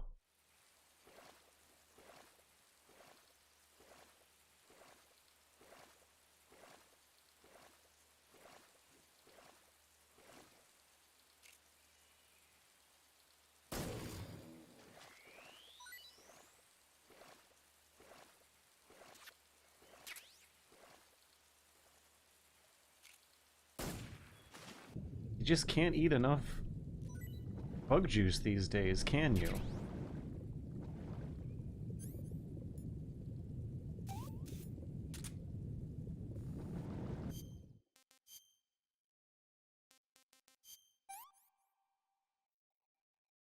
want some more.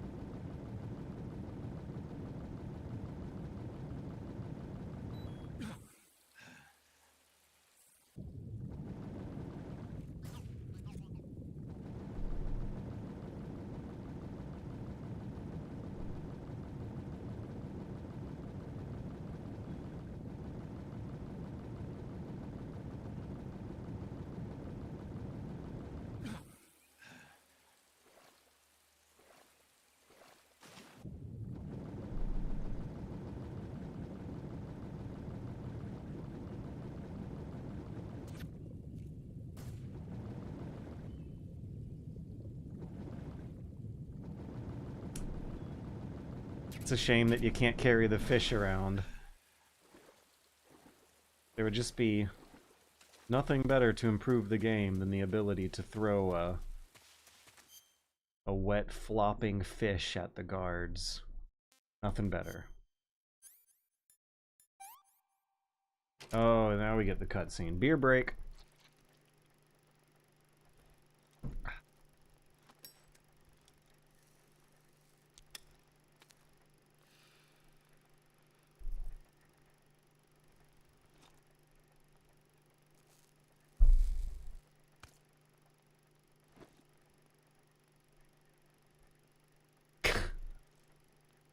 I don't know about you guys, but I totally heard a, like, fresh ding noise in my mind when I All the animation wrap up.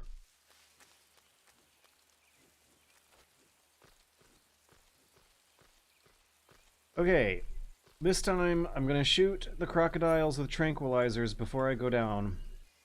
I'm gonna use the analog stick. Oh no, I remember. It's not a tightrope. It's a grapple grapply.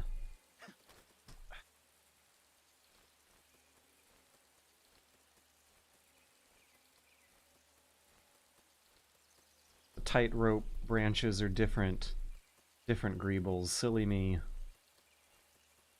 So you always check your drop point in first person view before you go down.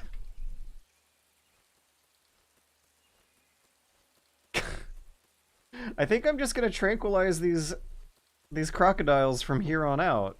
It seems like that's the one good idea I've had in a long time.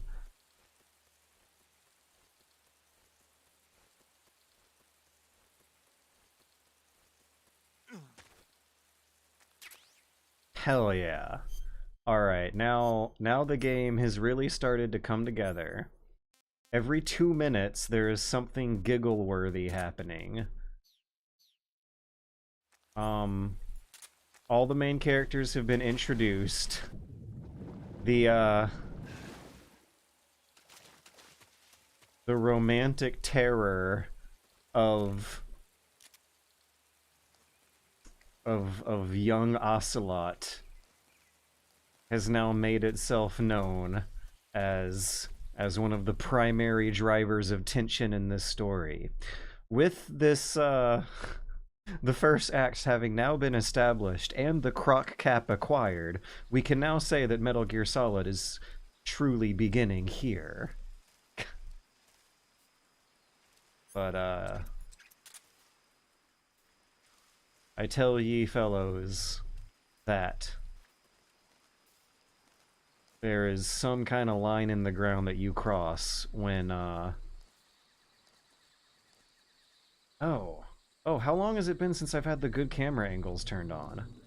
There's some kind of line in the ground that you cross when you're fighting the Ocelots.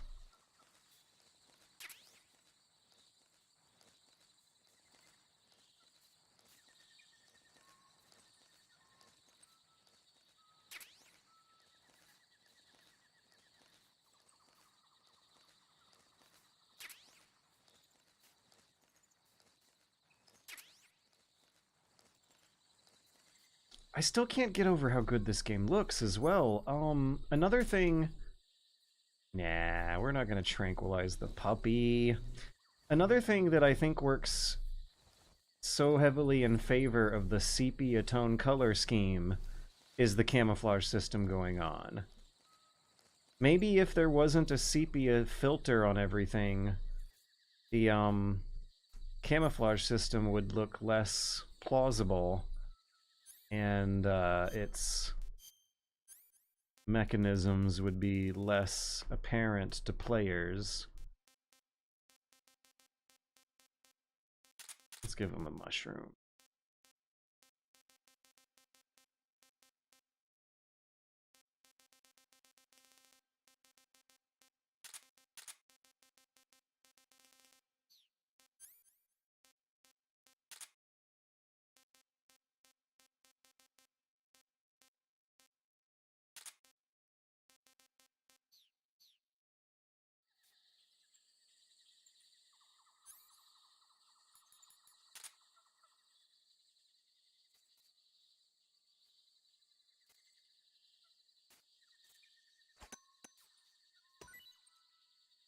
Oops.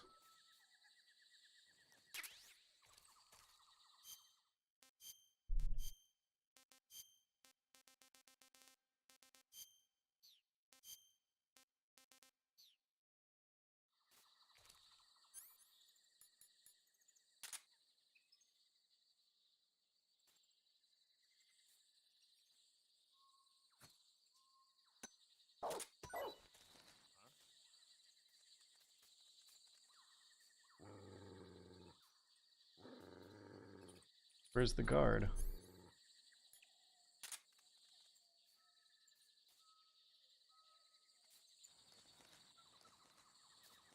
There was a guard who said, huh.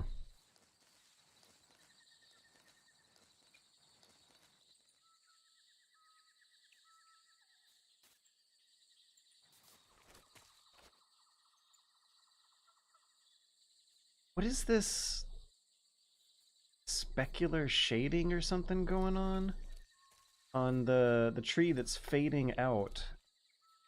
It's got this white dot pattern, or is that the shimmering I was talking about earlier? What is that? Makes it look all wet and slimy, like it's covered in bad specular shading that's trying too hard to imply the texture.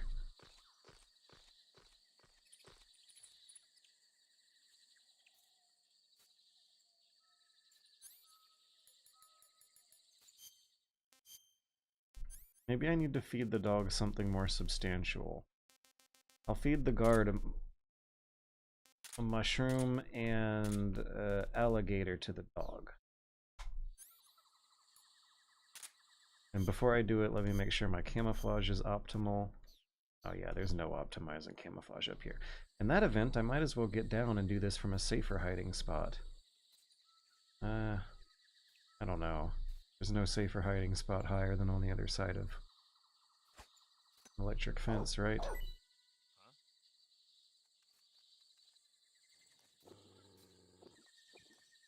Dog's eating. There's the guard. Wow, he heard that from a long, long way off. Whoa.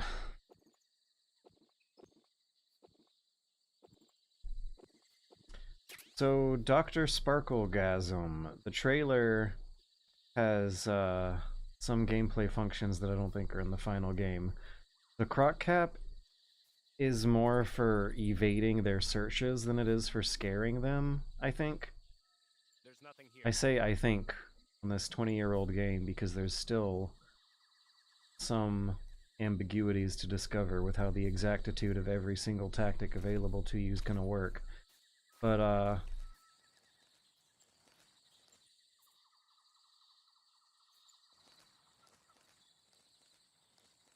the croc cap is kind of like a cardboard box, but it's specially suited for water areas. If a guard is searching or patrolling around, you can kind of hide in plain sight with it. I believe if you're underwater wearing the croc cap, they have to be extremely, extremely close to be able to spot you.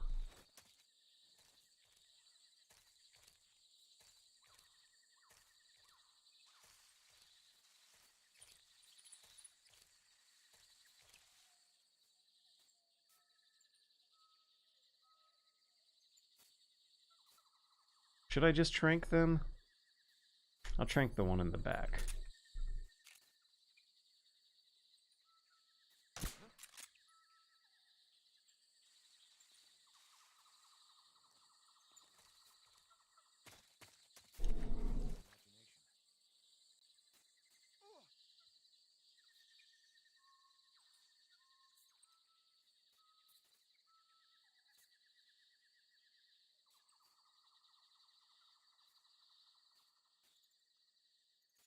Can the guards trigger their own booby traps?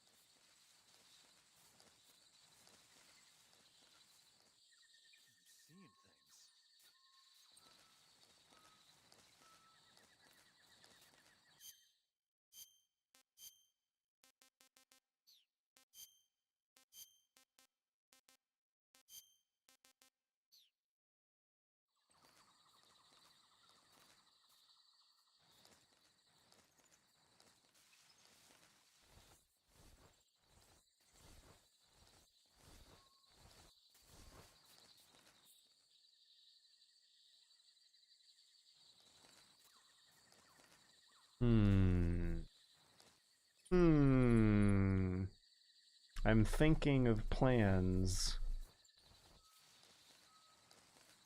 It's some good thinking. Okay, first of all, I am going to make the most out of this wonderful sandbox area here by dragging this guard to the far north of the area, taking out his arms and his legs, and then giving him a fresh tranquilizer dart so that I can maximize the amount of time I have to work with for the other two.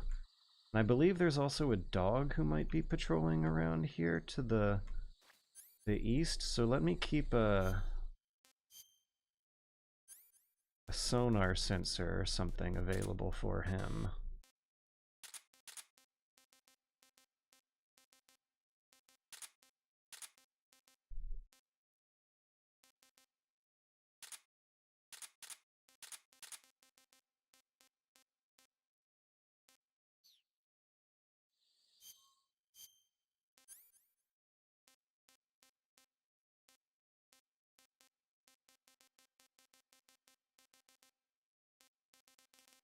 Do I need anything?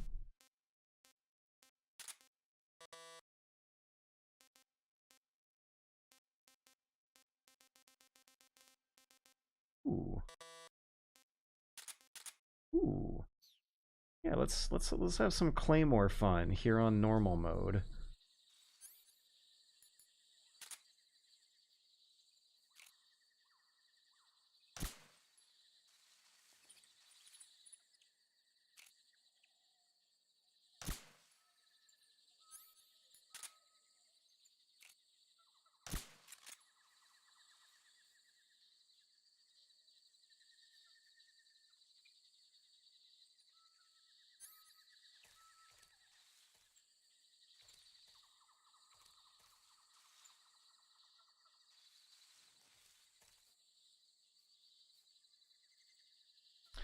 You know, I've noticed that playing on the original angles like this adds a certain tension to going south. The camera is always pointed north, and it's hard to tell what's in front of you when you're going south. Oh, Snake's hands are trembling. I thought they would get curious and go to investigate that. Hey, what if I shoot this can in trees attached to a rope? What? Well, that did sound like a can, but it did not cause any guards to come investigating. Now, I was either going to have some Claymore fun or lure them into their own traps. And let's start that process off by pressing against wood and taking a tap.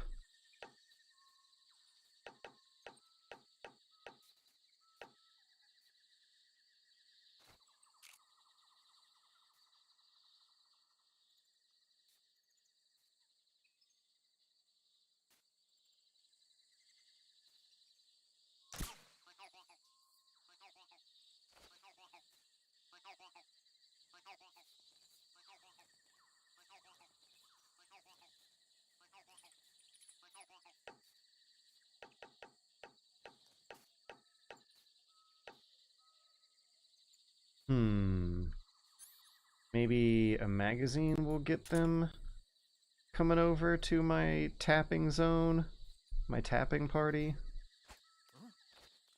What was that noise?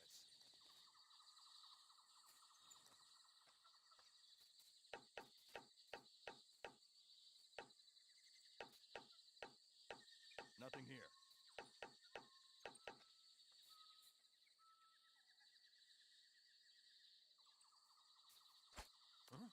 Ah. What was that noise? I don't think that landed close enough to my...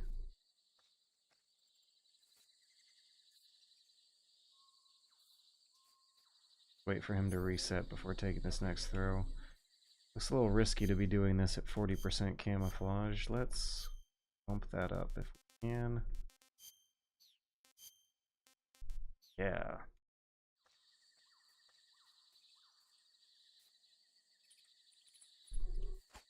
No! What was that noise? Okay, I only want to, like, give it an underhand toss. I guess what I need to do is...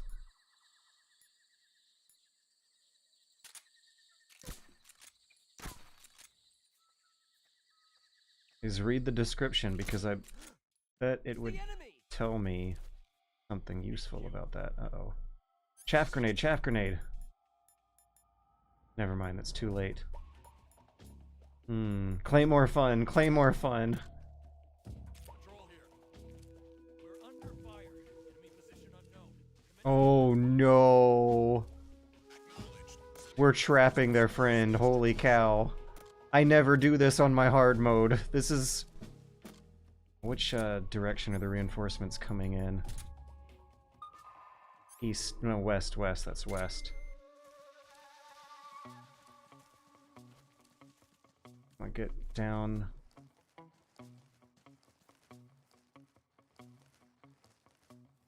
Dun, dun. Da, da. Da, da. Boom, boom, boom, boom, boom.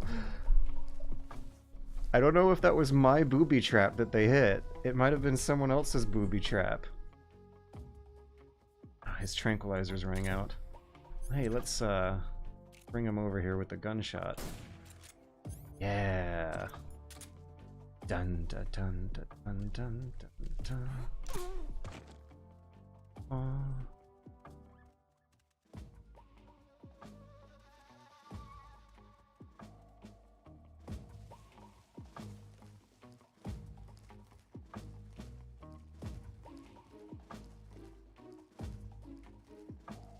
Okay, well I shot one in the face, and it turns out I was using the lethal gun. I thought it was the tranquilizer.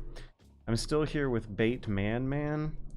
I heard a claymore go off, but the funny thing is it was not... Oh, it might have been one of my own. No, come on. I want him to... This might be a fun and silly normal mode. Utter chaos level. Yeah, by the way I normally play Metal Gear Solid, this might as well be a Grand Theft Auto game right now. Where did our guy go? Who said that? Dun, dun, brr. Boom, boom, boom, boom, boom, boom, boom, boom, boom, boom.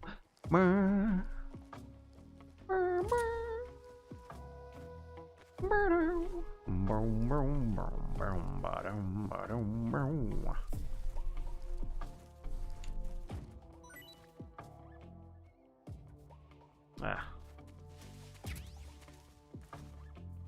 Da. Da. So we're making bait here. This will be our bait. If they follow the trail of corpses, they'll run in. They'll eventually find a sleeping friend, and when they go say hi, they'll have some claymore fun instead. Why do I keep saying claymore fun? Do do do do do do do do. Boom.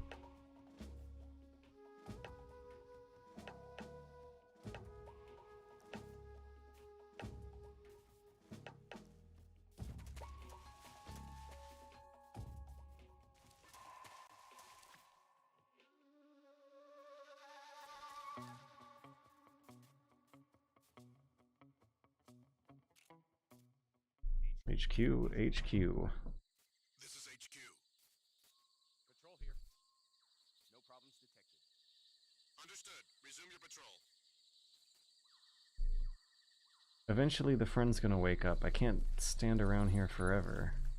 Watching them, stalking them, planning my next move. Oh, come on.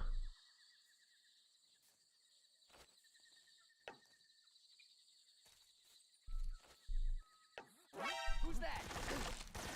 Radio, call HQ. That's right. Let me get the chaff grenades out. Okay, hang on. Give me a minute.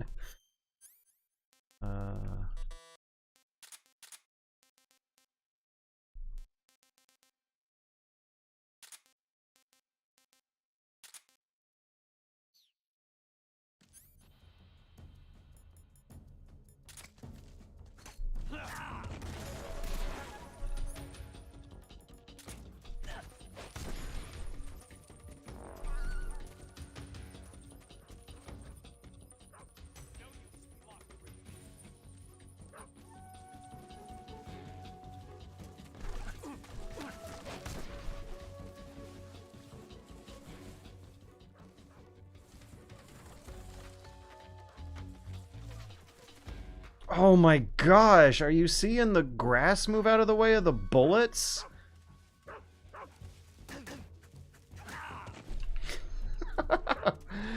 Okay, so the getting chased by dogs animation is probably gonna look different in the remake.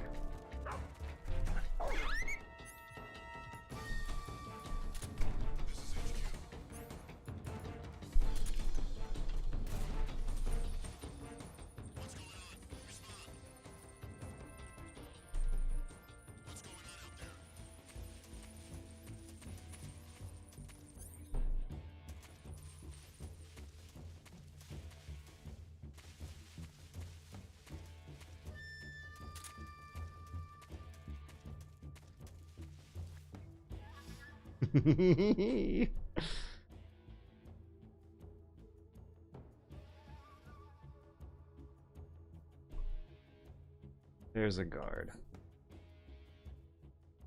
Oh wow, look at how far away they are rendering. Oh, wah!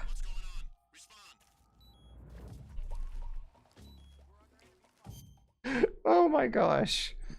I want to clear this area out and get the items, that's why I'm staying in here, but like, I can't believe how fun it is screwing around with these guards. What a game. What a beautiful game.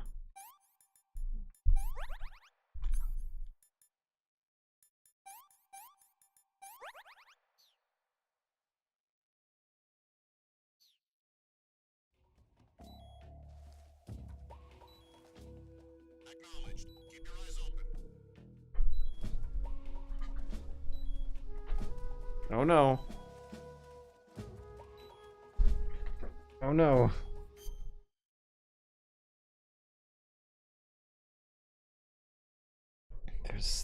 They sent another dog in. Like, I don't even think I've ever really committed to some of these fights long enough to really have the dog be as decisive a force it turned out to be.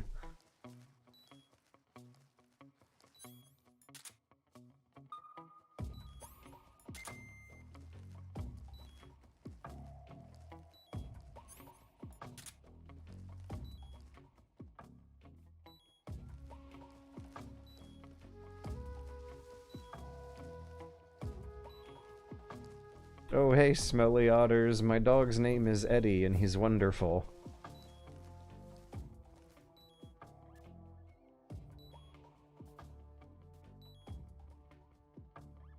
Okay, that guard at my 12 o'clock here, I could see his little flashing walkie-talkie at distance.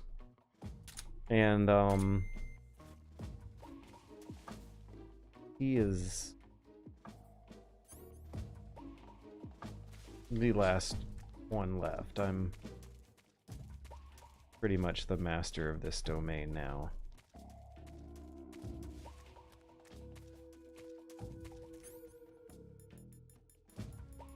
Let's get thermal goggles out and let's eat food.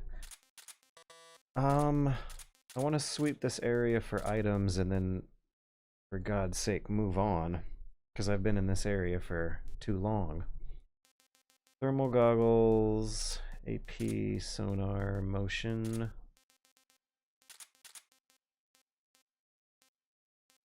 I did get the croc cap, but I'm not going to use it for this area. I don't think it comes in handy for this area.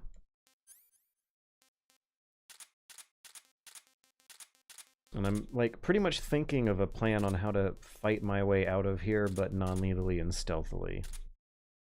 Which is a nice thing to be able to do. So, yeah, knife is fine. Let's not use that slot. That would be better spent on a gun.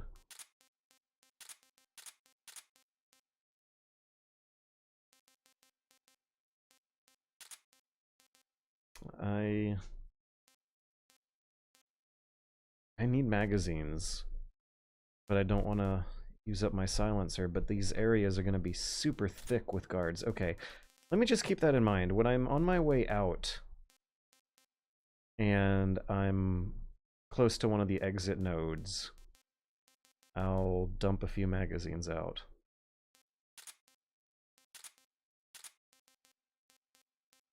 I think this should be good.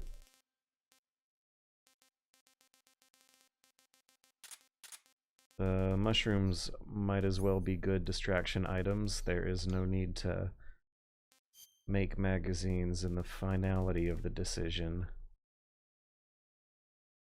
Does this thing have some other kind of bump mapping going on, or am I just getting fooled by good texture work? Yeah. Anyways, let's feed Snake with a snake. Okay, and I'll talk to chat while the cutscene plays.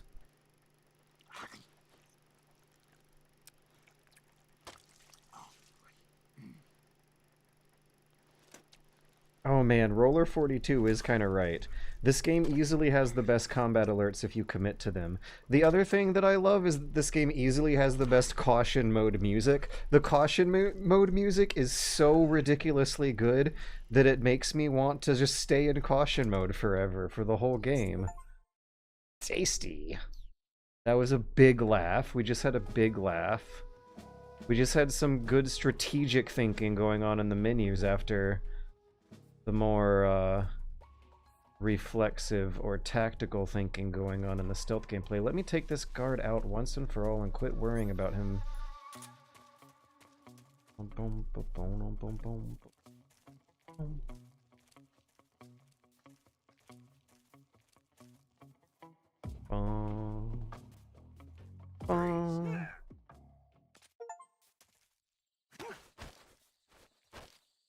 Speak.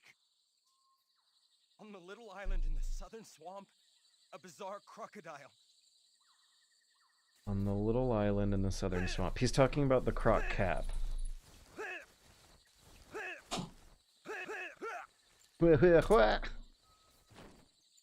Who else is a slap? So maybe if I position... Oh my god, no, you know what I'm gonna do, I'm gonna position them both together right in front of the booby trap. There's no way they're not gonna trigger it. Oh, the only thing that's gonna trigger is bottles. That's kind of lame.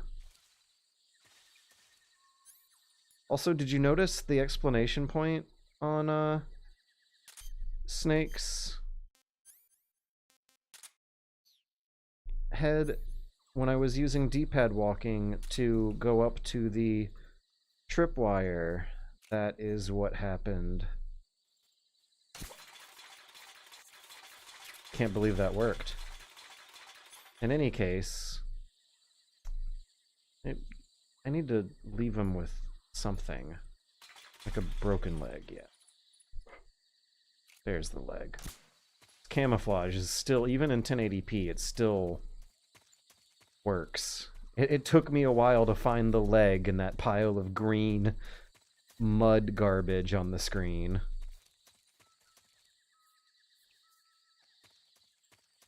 I mean, what other games besides this and Hunt Showdown is that a concern? Or am I just saying that because I actually am colorblind?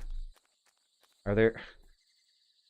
There are interesting camouflage systems at play in both of those games. You don't have to be colorblind to enjoy a good camouflage system.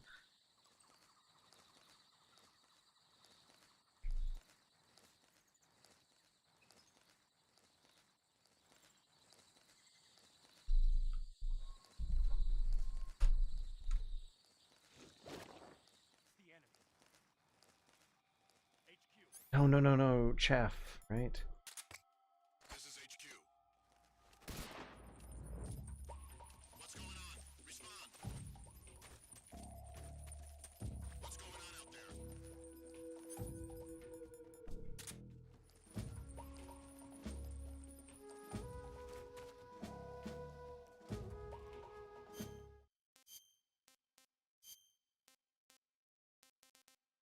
Okay, I'm visualizing something really cool about putting camo on hotkeys, and that is that a lot of times in these Metal Gear Solid games from the original camera angles, you have to contort your fingers sometimes around some very interesting control design choices, with which Death Stranding was all about, by the way.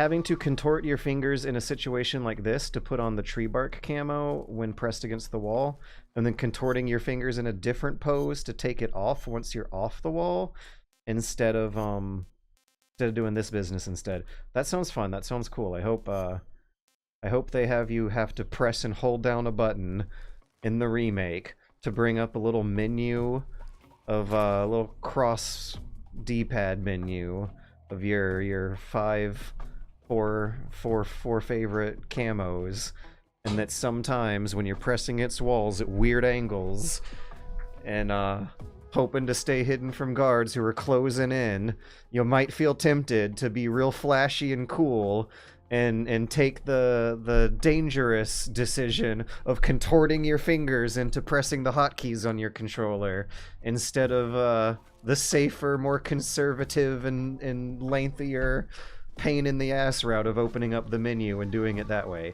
That sounds like an interesting way of revamping the camouflage system. More or less keep it the same, just give you some hotkeys that are at least a little bit of a pain in the ass to operate. Just a bit of a pain in the ass.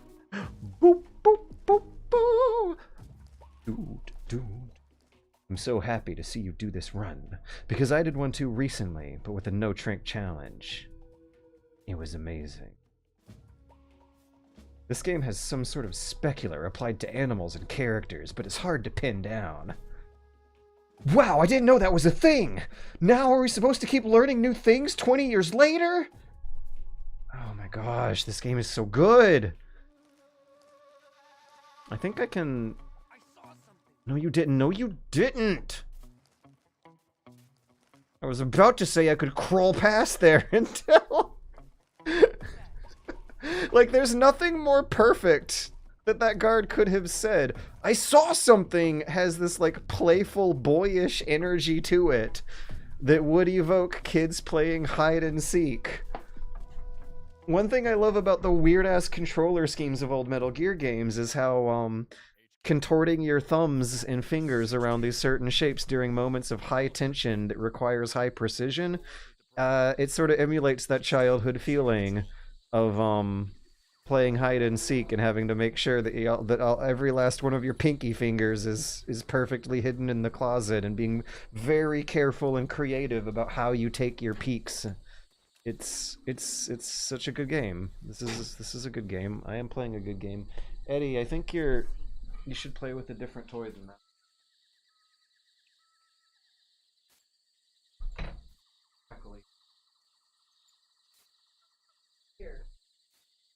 Here, Eddie wants to play with a toy that requires adult supervision. But hopefully he can entertain himself with a nice basic Kong instead. Yeah, there you go. He seems to be enjoying it. What he really wants is attention. Fine with me, though. Okay, so how do you guys always get past these guys? What I would do if I was a super noob was would be tranquilize the guy more distant from me, so that the one closer to me looks at him, and then I could find a way to sneak around. Do I have any magazines? No. Do I have the mandate to make magazines? No. Okay. I do have some good distraction items. This should be perfect. This should work well. Let me use this opportunity to learn the system. How long X is pressed varies distance. Are you sure? Because I was throwing some grenades and magazines where I was not varying my distance. Wow. That did not go out as planned, but it looks like it also did not affect the man.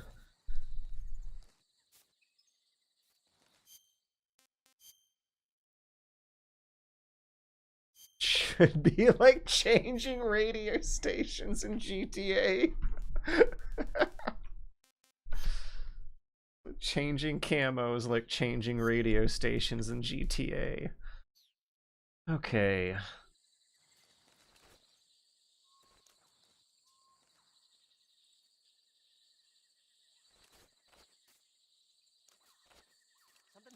No, I'm just trying to eat my mushroom, man. Leave me alone.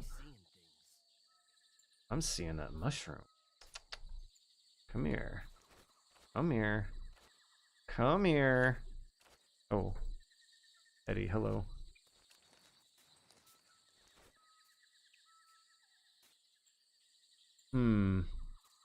So earlier I asked Twitch chat how... Oh my gosh, I just thought of a fun Twitch chat game to play Metal Gear Solid 3 to.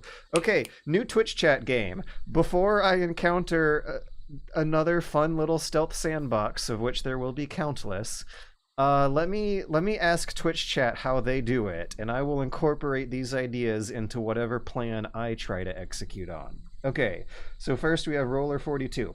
Usually I trank them all, but without trank I end up scouting the area till I found a hole in a fence on the left side that I never knew was there!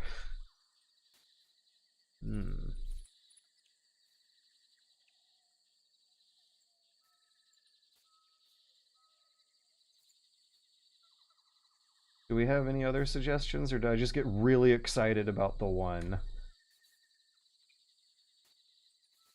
Okay, anyways, I know that there's a hole in the left, but I want to be cooler than that. There's so many ways I could be cooler than just taking my time and my distance and going through the hole in the left. But, there are probably so many other viable strategies. Oh, like right here. Just open your pocketbook and look around and you'll find something. Smoke grenades. Sure. What could go wrong? Let's toss a smoke grenade. It'll hopefully land between the two of them.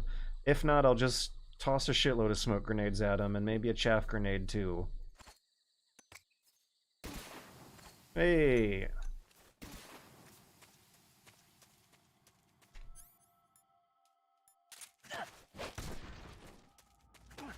Boom, boom, boom, boom. Boom. So that's how I got through that area. How did you get through your area when you encountered that area in your playthrough of Metal Gear Solid 3? Let me know in the like and subscribes below.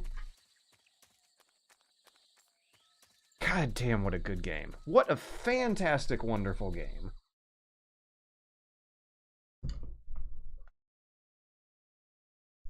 Just look through your pocketbook for 2 seconds. You'll find something. What good life advice to bring with you through a nice, relaxing run of Metal Gear Solid 3? Why is this taking so long? Maybe it's because my hard drive is so busy right now. Man, that's tempting to trank him, but I want to be cooler than that, and I know I can, and I know how I shall be.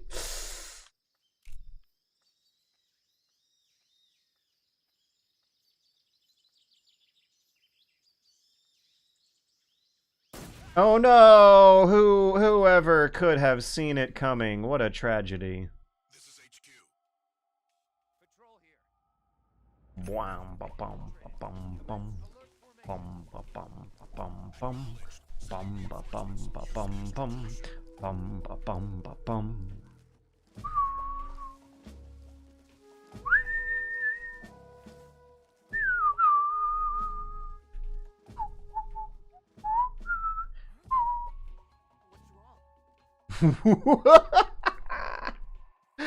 God, can you imagine, like, stumbling on a corpse, a dead or dying deceased human individual who had a long, complicated life that was just as long and complicated as your own, and your reaction is, "What's wrong?" That would be my reaction.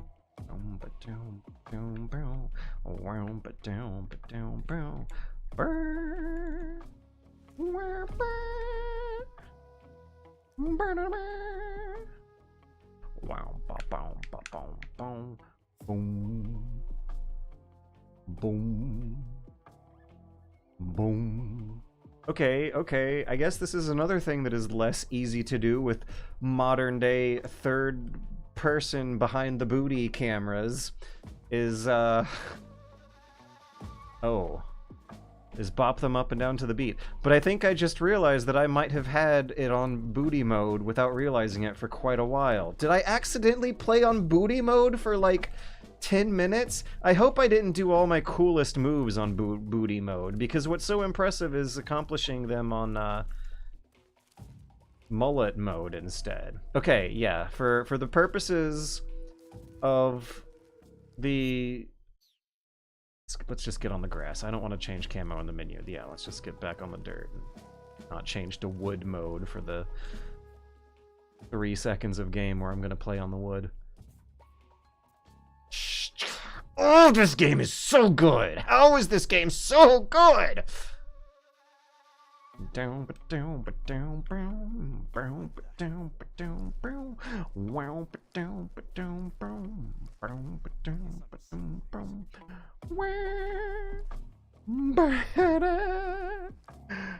Oh, you know what idea I just got? I just got the best idea that I could have possibly had for dealing with this guy. I don't know why I didn't think of it earlier. Da-da-da. Boom, ba, doom, ba, boom, boom. Never mind, I'm thinking up of better ideas by the second. Hey, while I think up of ideas on how to... Oh yeah, by the way, this is how you can tell that the leaves on, the shadow leaves on Snake's model are pre-baked instead of dynamically rendered, is because he doesn't get fence grid shadows like he gets jungle tree leaf shadows. Yeah, well, I'm thinking up of better ideas by the second on how to snake my way through here, and it's wonderful. God, that camera angle is fantastic. Oh, I want some more. But as I sneak my way through here, by the second, as I constantly think up of new sight lines that I'm about to cross over into, and how the color on the ground changes for your every single step on your way through this place, I think I can dive through these windows. Who said that? Why did they say that? I think it's time to dive through these windows when I can put a little more precision behind my stick movements, like here. Who was that just now? What's that sound? Yes! Yes! Bow, bow, bow, bow, bow, bow, bow, bow,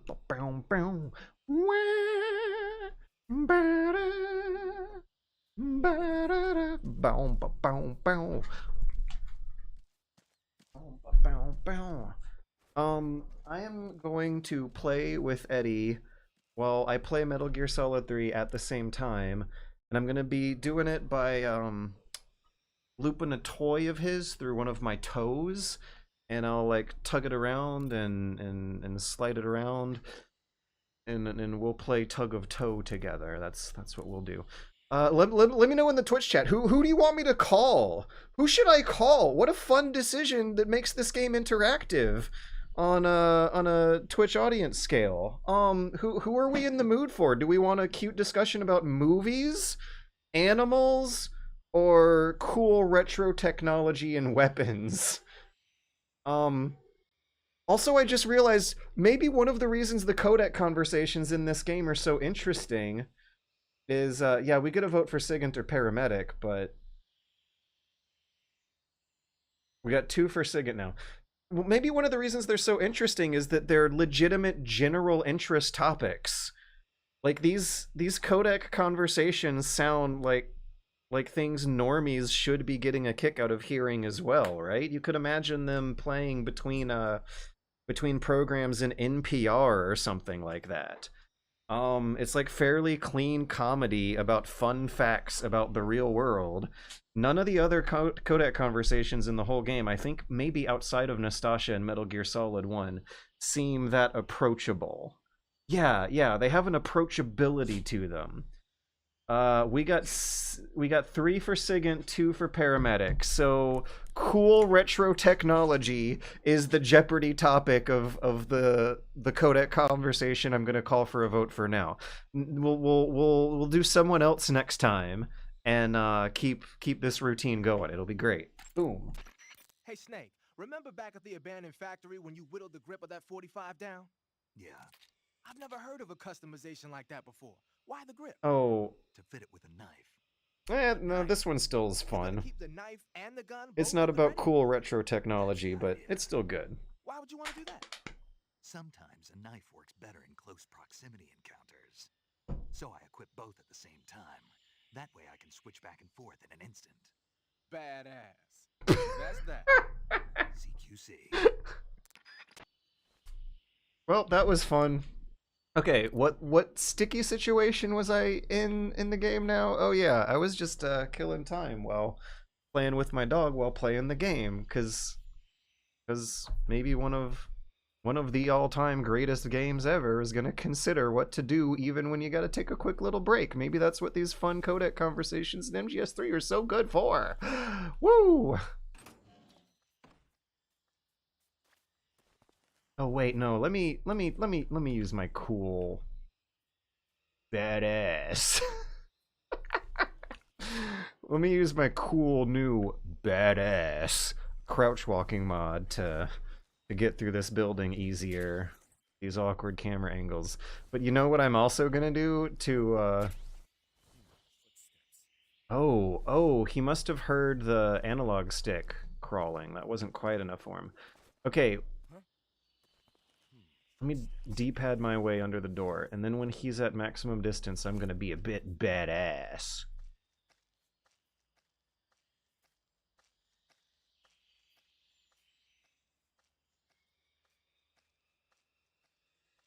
On door. Do it on door. Do it on door. Badass! That didn't alert anyone. I wonder if timing it up to the door sound made a difference, or if I'm just that immersed in having fun with it right now. Nobody here. No badasses here. No siree. That was badass.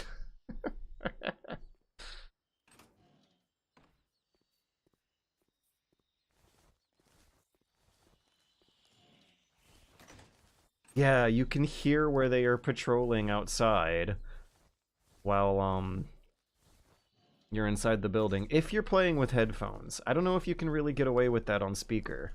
Now, I've always, in my days, as I'm sure many a Metal Gear player have, I've always had my share of problems.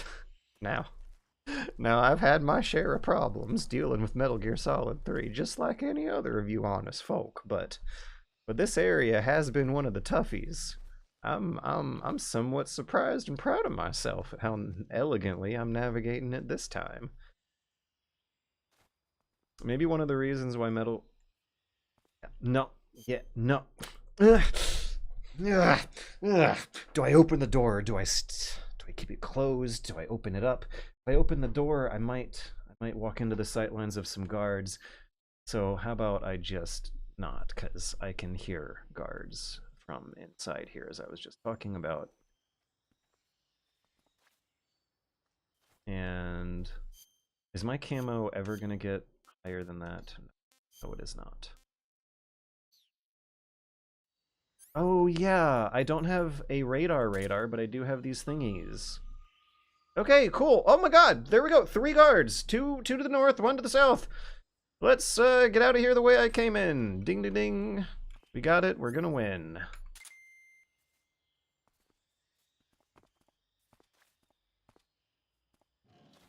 Yoink. Now let's maximize our camo up to something that will hopefully make this place extremely easily navigable. Yep, there it is right there. Look at that. Now we're going for badass, not necessarily perfect. What? Why did you do that? Why did he do that?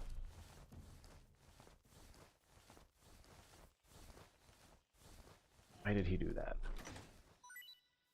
In any case, we're not going for perfection tonight. We're going for fun. Because, going for fun makes you feel badass. I'm gonna put Eddie in my lap again. I might need to take him, to the kitchen and feed him. You wanna get in my lap? No, he doesn't want to get in my lap. Oh, maybe he just wants to play toe tug. Okay. I've got Eddie all towed up. Big death pill. Should I shoot his equipment out with a gun? No, that's badass, but I think what's more badass would be shooting his radio out with a tranquilizer and giving him a dosage of tranquilizer and hiding him where he is less likely to be found in the next room in between the beds. Did I get his radio? No, apparently I did not. Damn. They were alerted with the D-pad. Yeah, maybe I was relying too much on analog stick movement. I don't remember which method I was using at the time, but I might not have been using the D-pad like a good Metal Gear Solid 3 badass, man.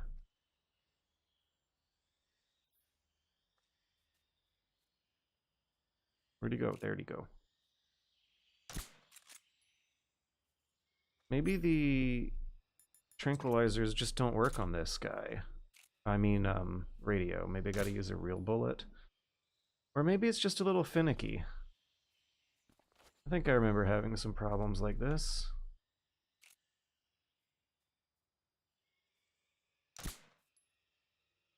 You know what? I think he's had his share of punishment, and we will leave him be for now. Who else is out here? I know we got one. Okay, we got two to the north. So that means that free window to jump out of. Whee! So, you know how I say every 2 minutes you get a big laugh? Every 2 minutes you get a big think? Every 2 minutes you get a big relaxation, a big environmental art appreciation sort of ordeal going on? I wonder if the original camera angles are helping out with that. The headphones, I think, are definitely helping.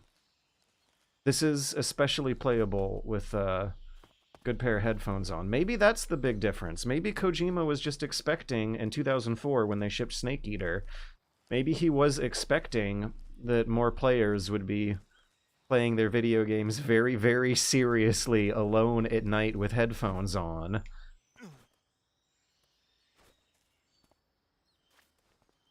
Seems pretty doable. How do you expect me to not? I am sorry, God, but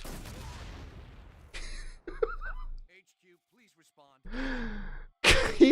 even he sounded kind of disappointed.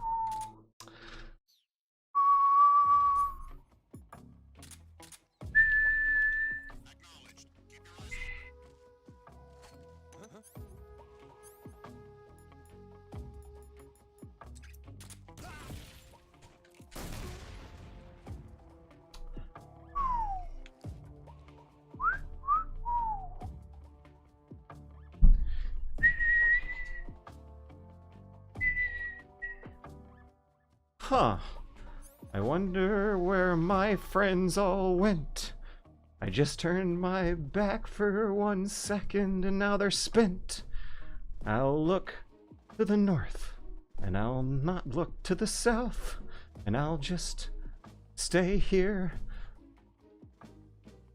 wondering about this wall here.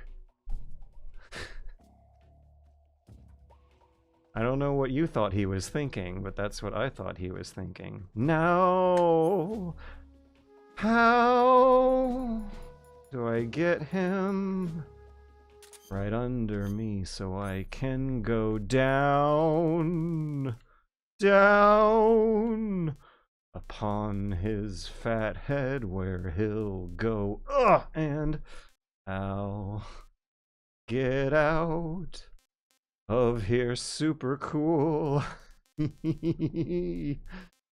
I need a distraction item. I'm looking for a distraction item. Come on, guys. We got a distraction item. Let me know what your favorite distraction items are in the complaint box at the DMV.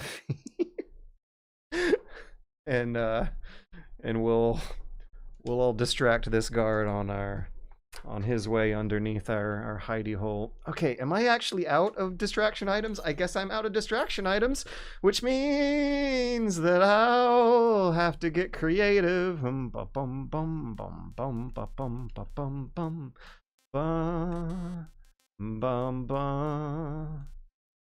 have a mushroom item. I can use that. All right, now where is he planted at?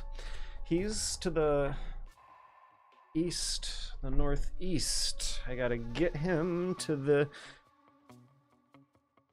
I'll just throw it on my side of the chain link fence. Dun, dun, dun. I don't know. Wait, is this my time to shine, actually? No, it's not!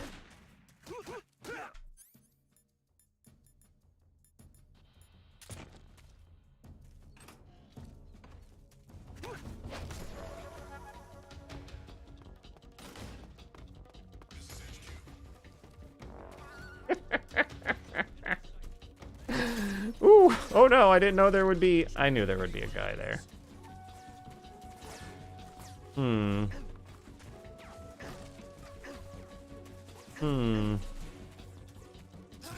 Oops. The camera had me fooled for a second. It had me stumbling into something silly.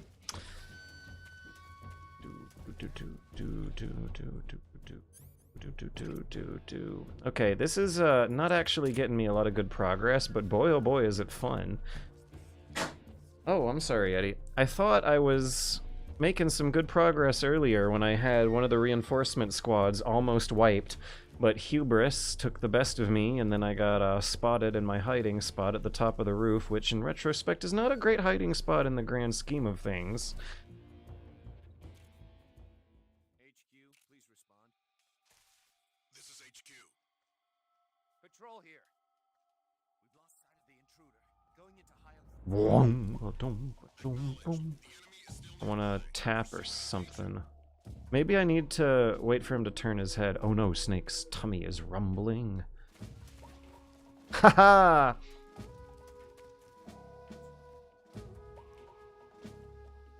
Oh my god, this music's good.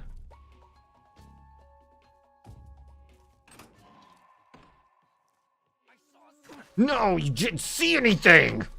What the...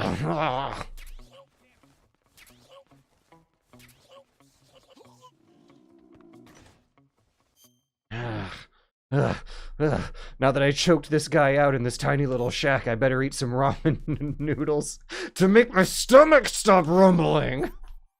Okay, I think another fantastic thing this game does that is absolutely incredible is throws you into some very bizarre situations with very bizarre solutions sometimes. God, the sentences that you say when playing a game like this would include one such example as, I was very afraid of my stomach rumbling, giving away my position from the guard whose buddy I just choked into a nasty little shack in the woods. I better eat this fish in my pocket.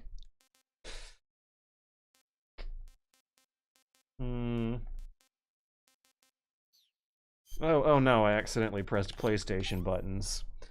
Woo!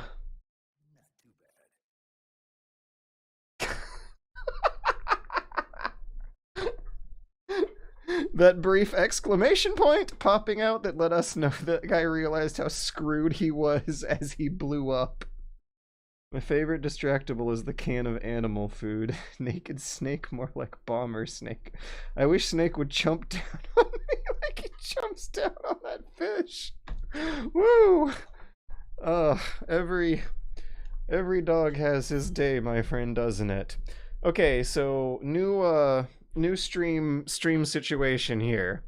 I will take my dog out for a poopy break and a food break. He needs to eat food and he needs to poop food out. So I will clear this area out. I'll blow up all the things and have a hilarious hiding spot that I will wait the search phases out with while listening to codec conversations while taking care of those chores. So this will be like a sort of intermission coming up in maybe like 5-10 minutes. In the meantime, I'm just gonna normal mode my way out of a combat situation here where killing some guards and being badass will be what I will consider the intended way to play at the moment.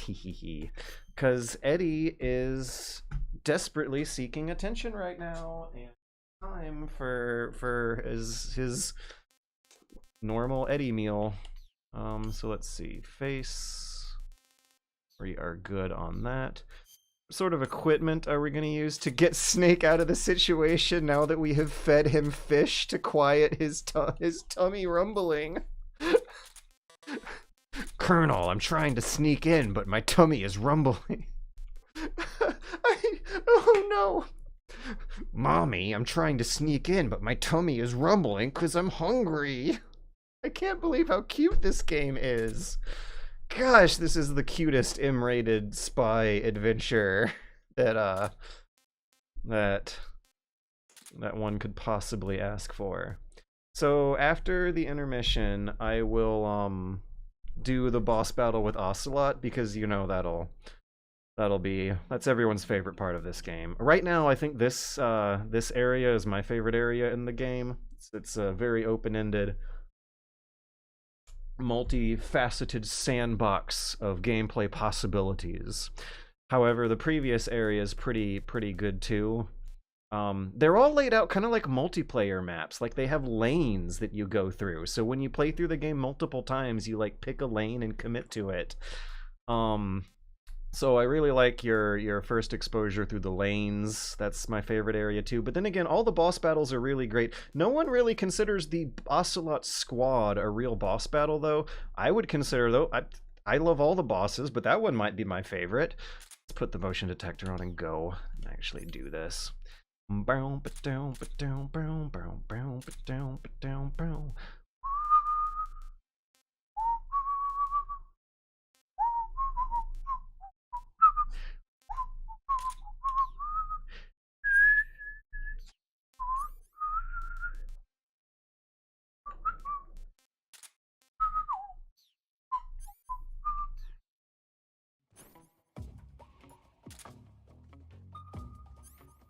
This is so... It almost feels like a turn-based game when you're switching through all your equipment.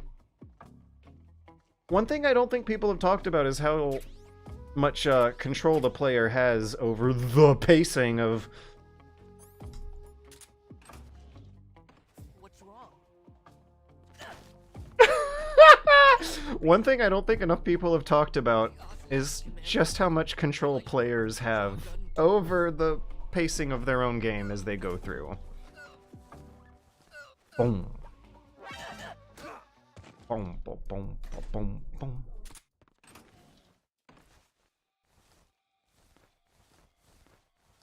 Sorry for having fun and stuff. Boom, ba-dum, ba. Wait a second, wait a second. Did I just walk out of the weapons storage hut that I can blow up if I wanted to, but I don't want to? Normal mode tranquilizer shot that won't matter in the grand scheme of things because Eddie needs to be taken care of more than this game needs to be perfectly optimized as I go through. Med antidote. Oh! Oh. Don't walk into the fences that I'd never hit with the normal camera angle that I normally play this game with, because that makes it impossible to miss. Has anyone ever talked about that before? About how I've never ran into the electric fence in like 10 years of my life until committing to this weirdo playthrough.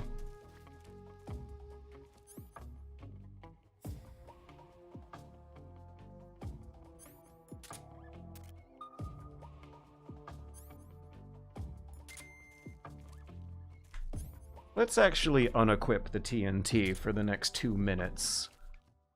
I think 2 minutes is enough time of my life to get my bearings on how to get out of here. That's right, there's nobody here.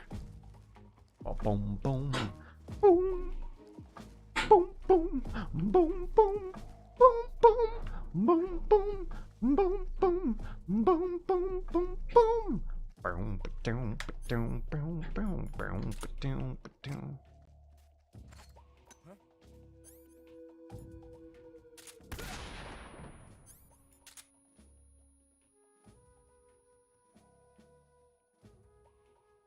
Normal mode, tranquilizer, headshot, kill. It's not gonna matter in the grand scheme of things. Just gonna get these two guys out of the way while I plant more bombs.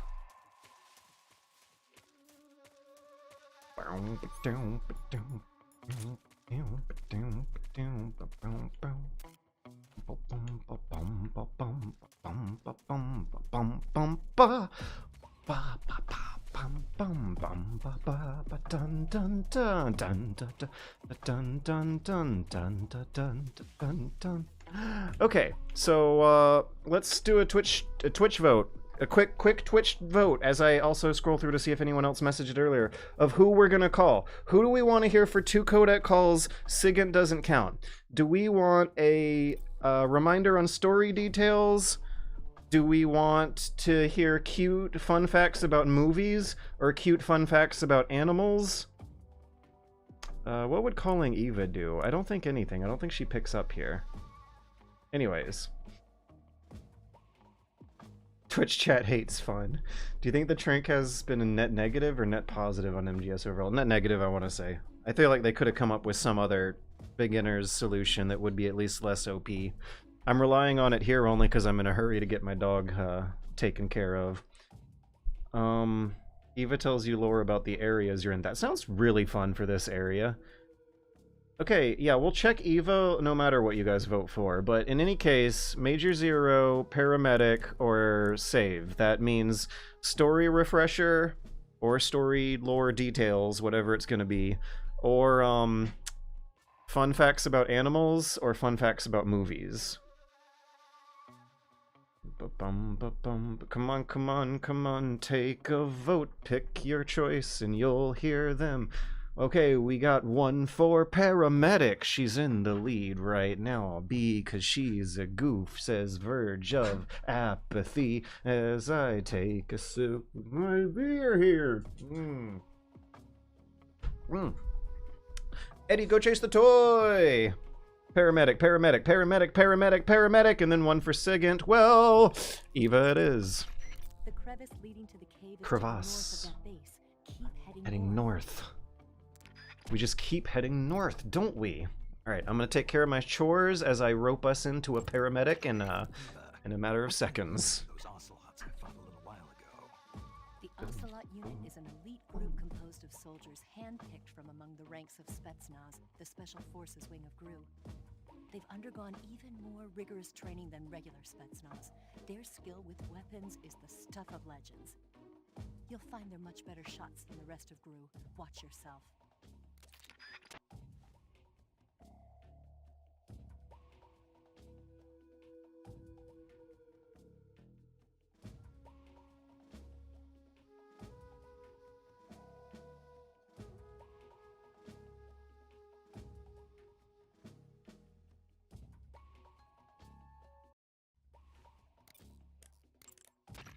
Saving the game, Snake?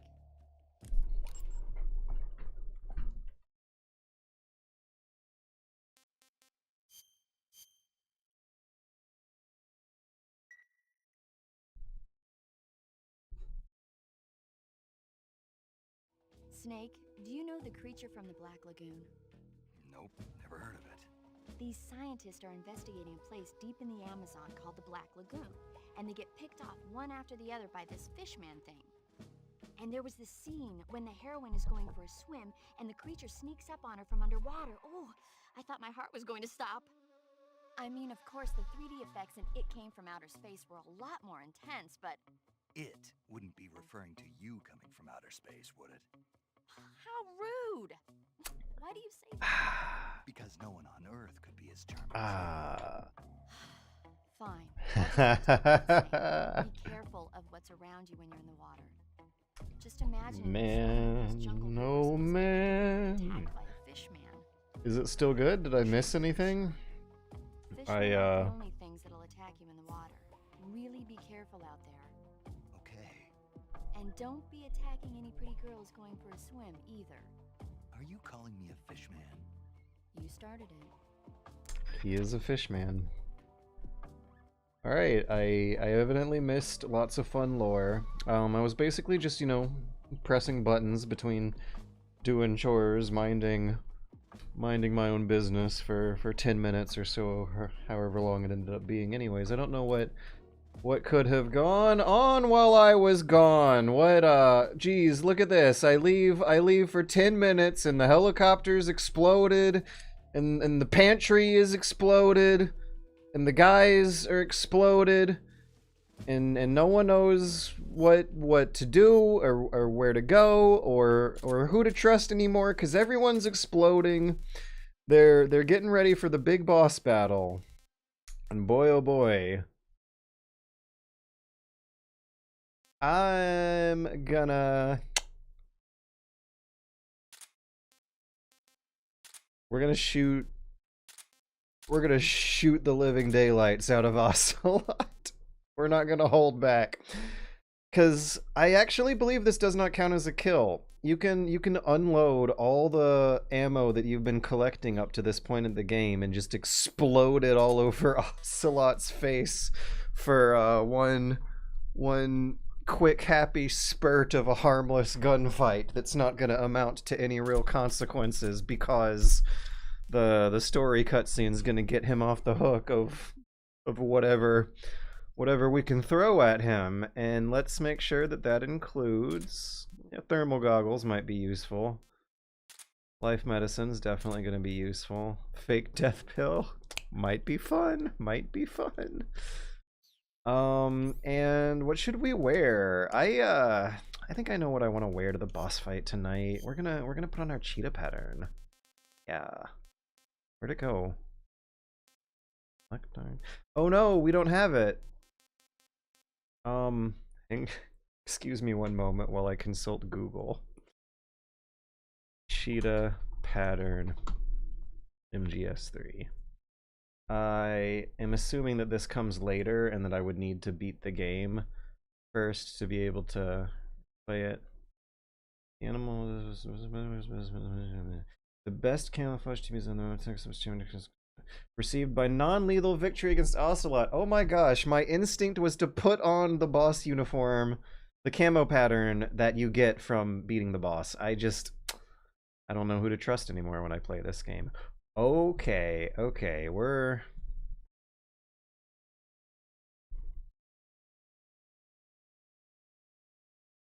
we are going for bold. Yeah, we're going to the boss fight to make a statement.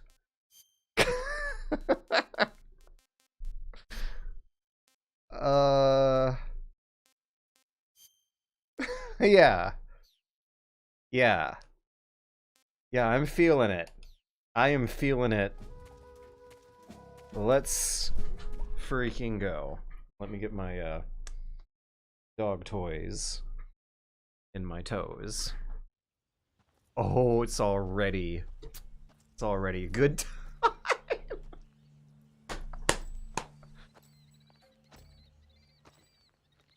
You're here at last. Looks like the boss's info was right.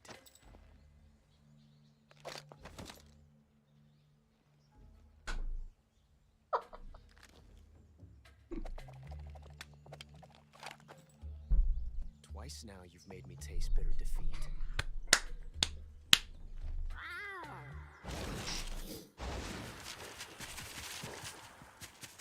Holy shit. Holy shit.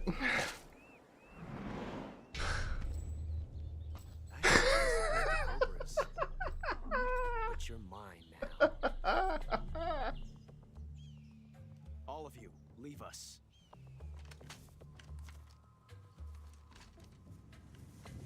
It's just you and me. No one to get in our way. Ocelots are proud creatures. They prefer to hunt alone.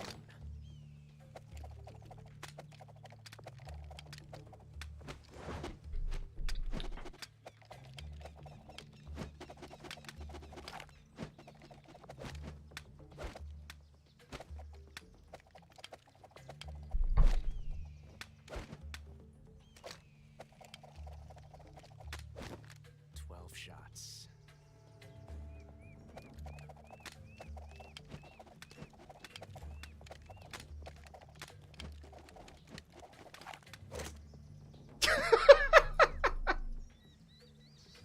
This time I've got 12 shots.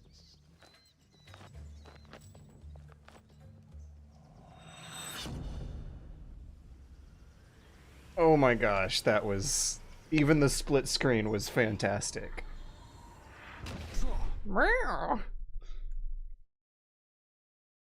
Good lord.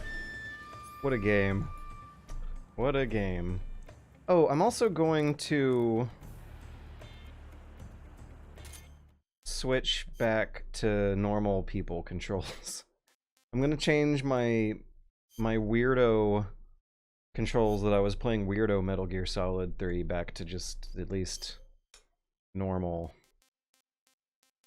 Metal Gear Solid 3 controls so I can play weird Metal Gear Solid 3 normally. I just have to mash that first person view button like a couple times to get it to register. It'll be fine. Maybe the harder I mash it, maybe if I mash it harder, it'll fix itself faster.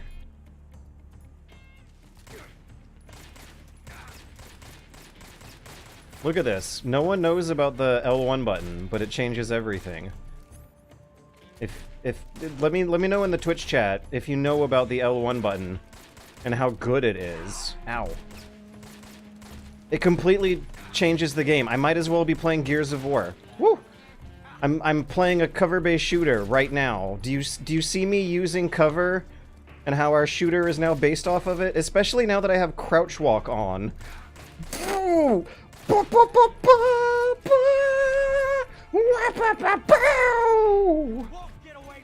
I just pulled a grenade during this cutscene.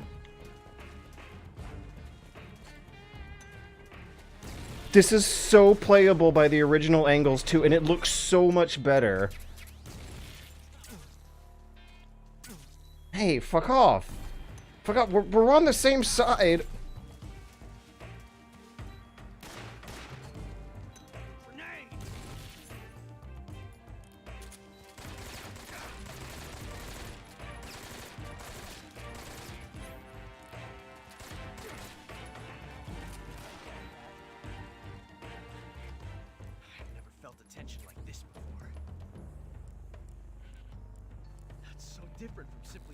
I picked something up during this cutscene. I believe you can skip this cutscene and shoot him while he does that. Why didn't I just do that? No. Ah! My controller's fucking up. Wah!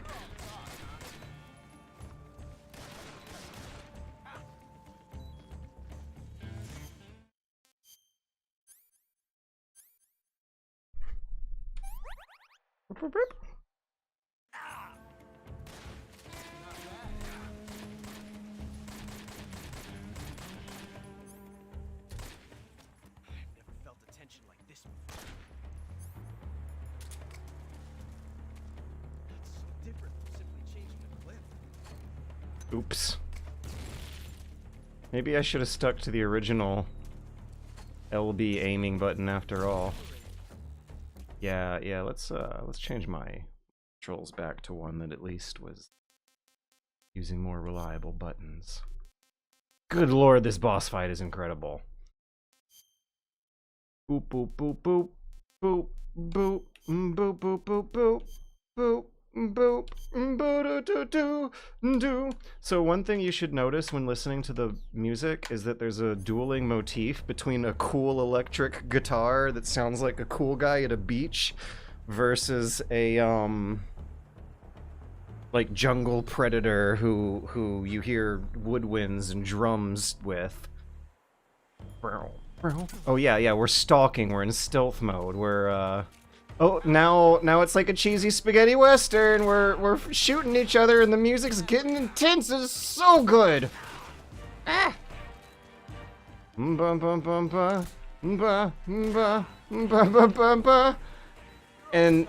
shooting these the hornets kind of feels like a silly western themed carnival shooting gallery game.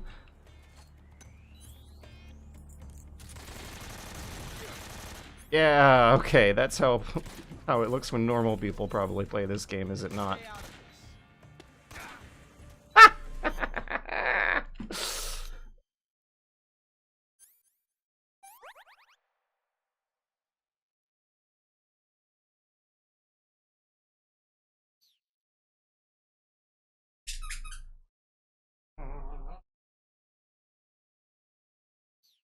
Okay, Eddie won that round of toe tug.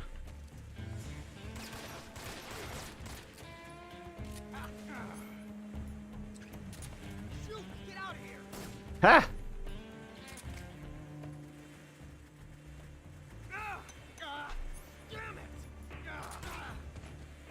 There we go. Wonderful. How fun was that? Normal mode Ocelot. Oh, I even forgot I had the face paint on. Woo! Damn it. He found us.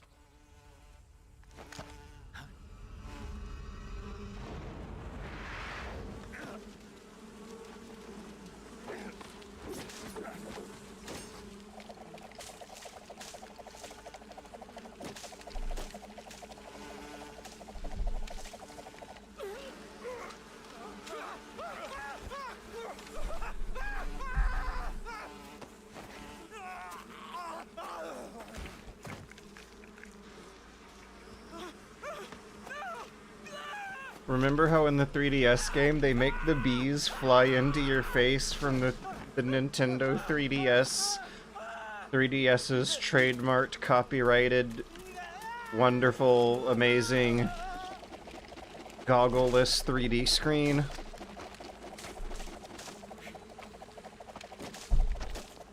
And how when Ocelot was slapping the bees, it made it look like they were falling out from under your Nintendo 3DS product?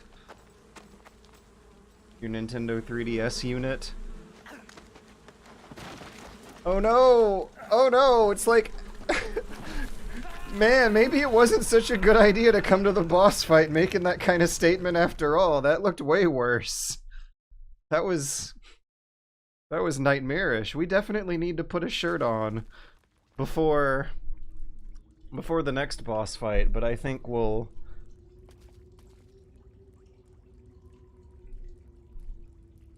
Hang on a second. Oh no. Oh dear. Well, good thing I have reshade turned on, so I can make this part of the game the true pain in the ass that it is meant to be. So, with that, unique advantage to this unique playthrough, I suppose it might be interesting to... Let's see, what else? What else do we got here, reshade?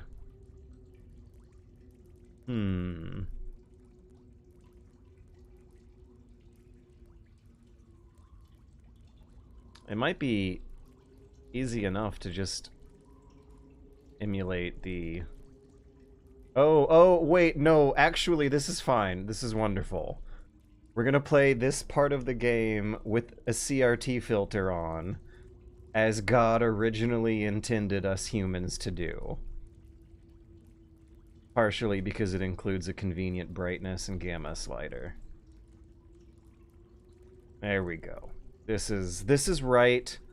This is home. This feels like home. This is the comfy cave.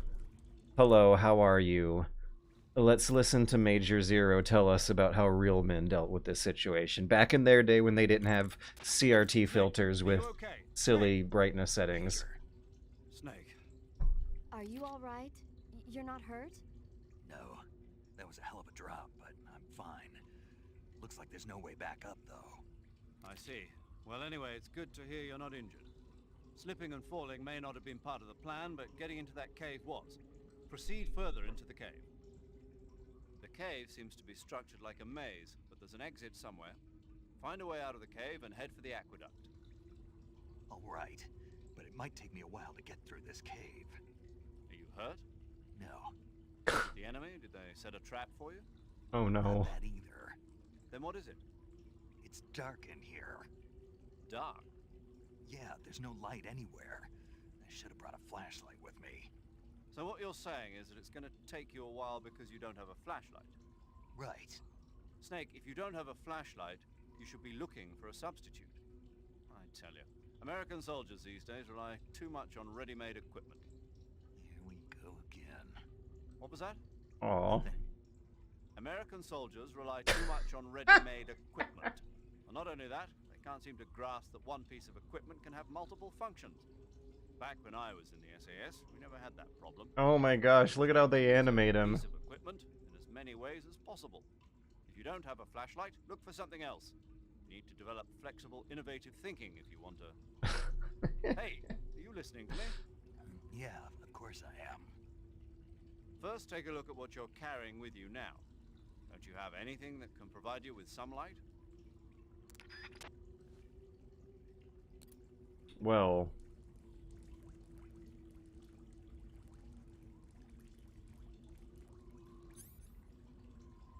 It is, fortunate that we should get to this part here where I have to deliberately resort to such tricks to hamstring myself to emulate the original experience. However, the timing is nice. When I get to the next section of the cave, I'll save the game and we'll hear a fun fact about a movie and call it a night until next Metal Gear Monday, where we'll get to a truly magical, transcendental part of the hero's journey that we are on here.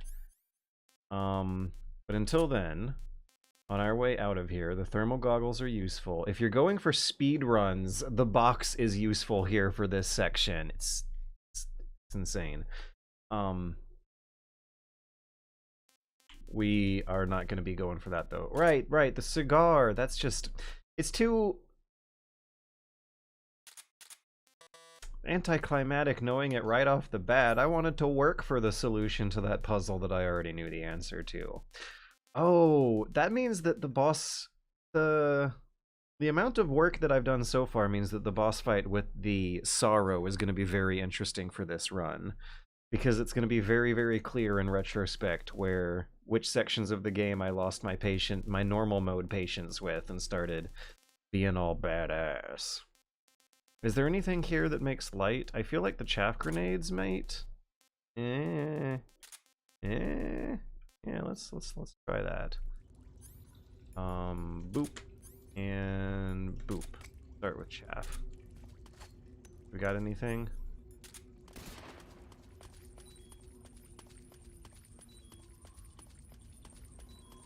Oh my gosh, the camera angles in this section of the game do seem like they're kind of designed to make the solutions harder to stumble into by accident. I get it. I see the light. I get it. Wow.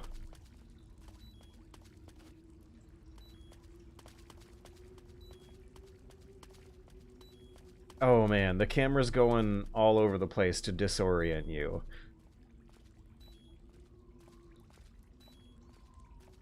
I'm slowing down to account for how hard it's jerking to the left and right on the way through here. I accidentally walked on a snake I didn't see earlier. This is awesome. Oh, spooky skeleton. Oh, also... those glowing mushrooms are going to be useful for refilling my batteries! Oh, sorry, Eddie. I didn't mean to stress you, my child. Go. I forgot that I was also playing Toe Tug at the same time with my dog Eddie. Why am I in this menu? I was looking for something that was going to generate a little bit of light. Oh, no, that's the mushrooms, which were generating light. They're going to refill my batteries. I mean, duh.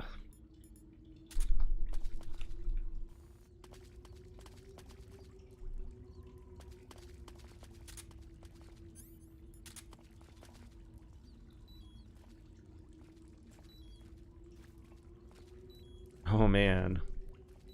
Crouch walking through here gives it a somewhat different vibe.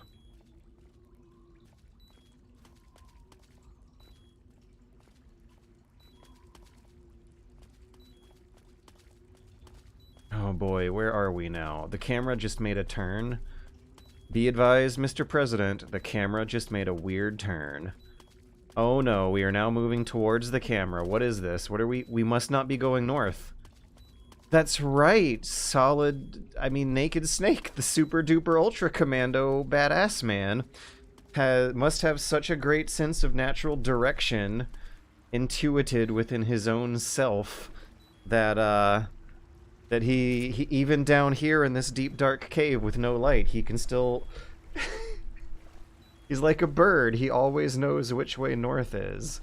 Was there a snake in the water that I was going through? Oh, I hope the remake adequately simulates the, or at least has fun with the idea of accidentally bumping your arm into something slimy and gross down here.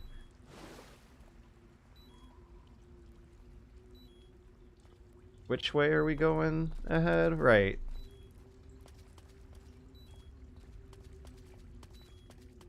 So I recently saw a friend play through the Switch version of the Master Collection, and it looked like the gamma in the cave was messed up, and they weren't having this kind of experience, where they were feeling around in the pitch dark and using the cigar for whatever 10 pixels of light it's worth.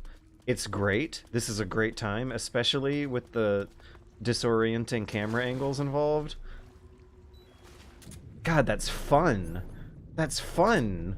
This section of the game is Hideo Kojima just having so much fun with camera angles and cinematic tropes and cinematic pacing.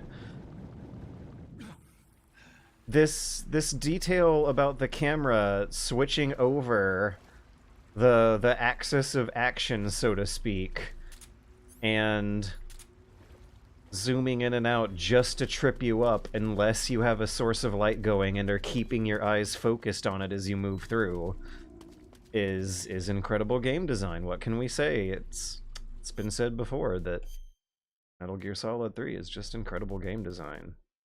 Guys, I think I really like Metal Gear Solid 3.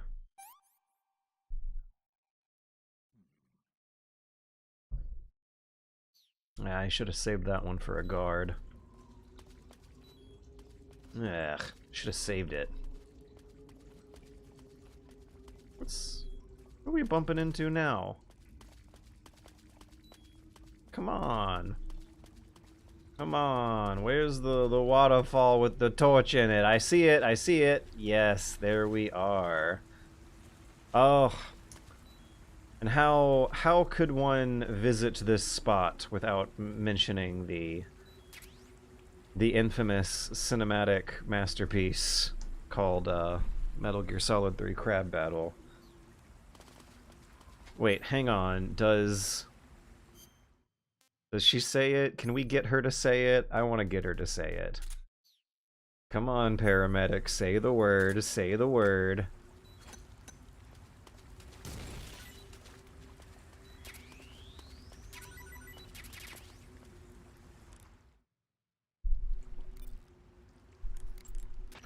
I see you've caught yourself Yes. a Kenyan mangrove crab. The Kenyan mangrove crab is a land-going crab. Mangrove. It lives in burrows dug near seashores and mangrove swamps. It's not poisonous, but it might hurt a little if it attacks you with its pincers. Treat it with caution. Got it. So this thing must taste pretty good, huh? Why do you say must? It's a crab, isn't it? Okay, can someone explain to me what's going on here? What's so good about them? You don't like crab? Not at all. There's a line of thought here that I can't follow very well. Things. They're all purple and yellow. Purple and yellow, yeah, like, huh? And they stink like cat pee. What the fuck? But that's just my opinion. Don't listen to me. They're not purple and yellow striped, and they don't stink like cat pee. What is she talking about? Is that a reference to some weird Japanese anime we would never understand? Because I apparently remember some kind of reference like that going on in MGS3.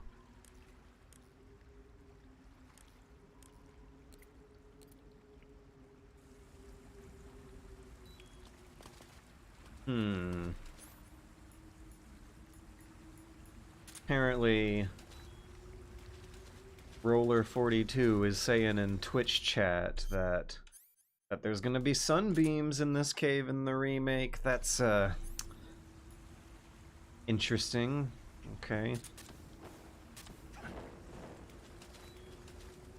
I wonder if we're reaching the sort of territory where I would rather be surprised than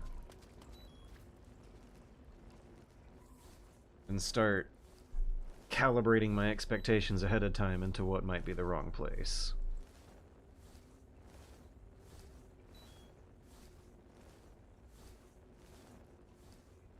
Also, the CRT filter on Reshade here is great. This is a good one.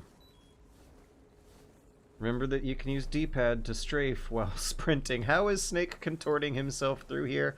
I don't know, but since I have to contort my fingers to make it work, I don't really think about it in my head, you know?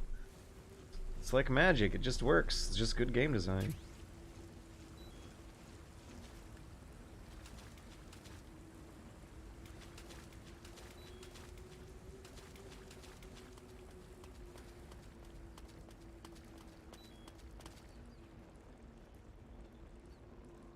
Oh man, and now when I pull the camera around in this dark, deep cave, I can't help but notice it doesn't zoom out. It goes really fast. It's claustrophobic and paranoid. Oops, I accidentally turned on bad mode. Excuse me for a few frames there. Yeah, like, is this something you would really think to do that much when you're playing on subsistence third-person camera? Look at how the camera is even shaking a bit as you're going through. Hang on, not so much. Yeah, and this little choke point here, for a while, it gets a little fidgety. Anyways, Colonel, we made it through the bats. Churiona Peshera Cave. Wow.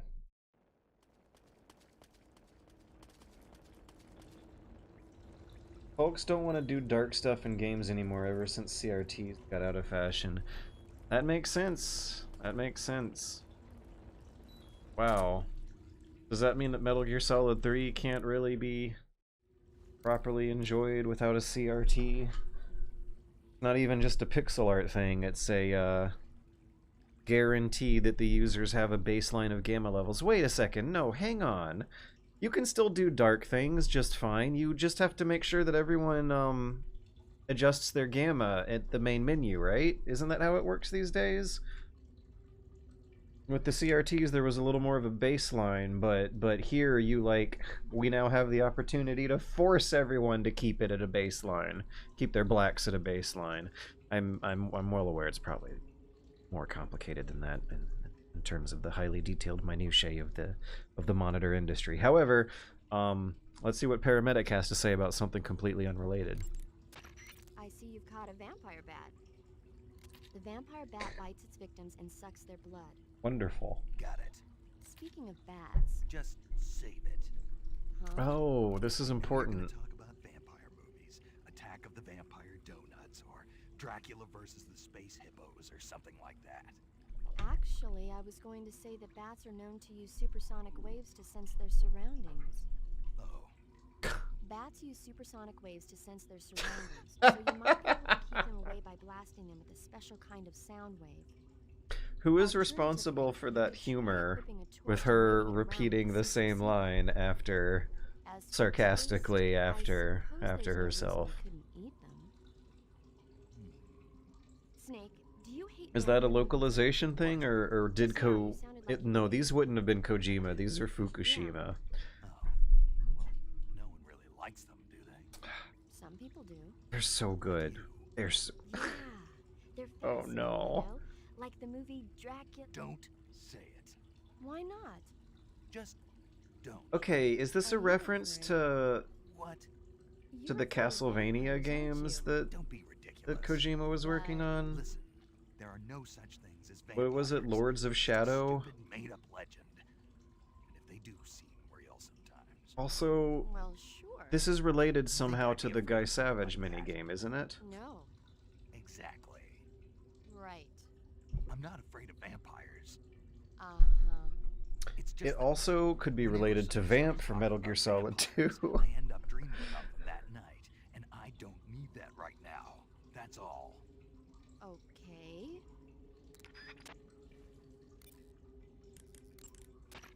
What a game. What a cute game. I can't believe how good this game... Well, I expected it, but yeah. Incredible. Incredible. 20 years going on. Still incredible. Snake, have you seen 007 From Russia with Love? Nah, I don't like those movies. Real spies are nothing like James Bond. It's pure fantasy. Snake, I don't think the Major's going to like you saying that. And even though it's fiction, I can't help but comparing myself to Bond. What exactly don't you like about James Bond? I mean, is it the fantastic gadgets, the cars, the guns? Major. Snake, wouldn't you like to have a gun shaped like a pen? What good is a pen gonna do me in the jungle? I'd look like a fool. Then what about a snake-shaped gun? You could make it look like you're grappling with a giant snake and then get a shot in on the enemy while they're distracted. Okay, now you're being ridiculous. We'll make you a snake-shaped gun that folds up and fits into an attaché case. Will you give it a rest? Oh, I get it. You're worried about how to handle the ladies, aren't you? No. This is a good one to leave it on. I don't like the idea of playing hanky-panky with enemy femme fatales either. But that's part of Bond's appeal. You could learn a thing or two from him. I mean, what about this Eva? What are you planning to do with her? I don't even trust her yet. No, that's not what I mean. You can't let yourself get involved. This is a game of spy versus spy. She's using you just as much as you're using her. I realize that. You've got to grab the initiative, and to do that, you have to get the upper hand in the relationship. That's what a spy is supposed to do. Get the upper hand. I don't think I'm cut out for that mission. Maybe if you change your code name to 00 Snake. Major. 007 is the biggest thing to come out of England since the Mayflower. I wouldn't be surprised if they made 20 more of those movies. Didn't you know? The Major is a huge James Bond fan. Don't get him worked up like this. Worked up? Maybe you don't realize this, but now that you've got him started talking about Bond, I'm going to have to listen to him lecture for a whole hour after he gets off the radio. You have my sympathy. It's too bad you can't enjoy such a great movie, though. I guess I'm just one of those people who can't enjoy spy flicks.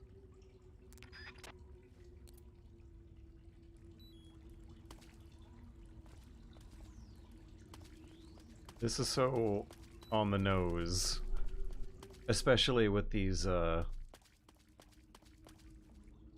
original camera angles going on. A long-term commitment to them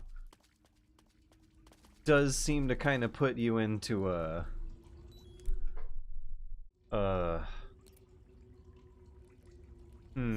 how should I say it?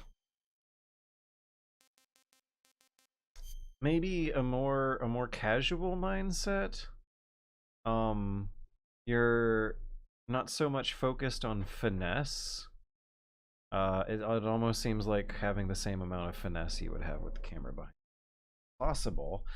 So it's not taking up as much part of my brain, and so I'm like maybe slightly more tuned to having a aesthetic experience out of it instead of a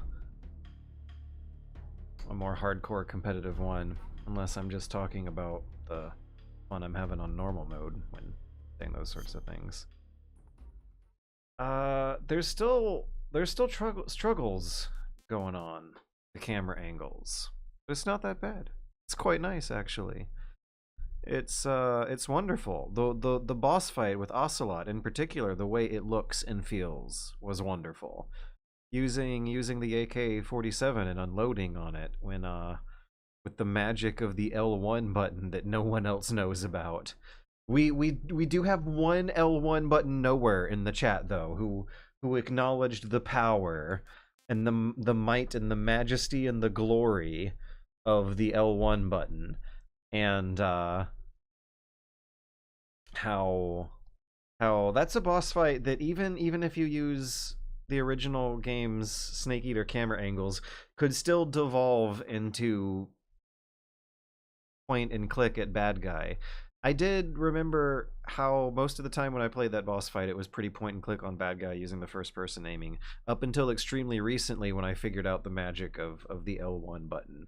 But it almost feels like it's framed with its camera angles and style to have you L1 your way through that boss battle on your first way through. So I am still kind of sort of wondering how first timers were expected to stumble upon this playstyle and also tolerate it and deal with it. One thing I'm also thinking about is how much they ever can reasonably expect me to be going south.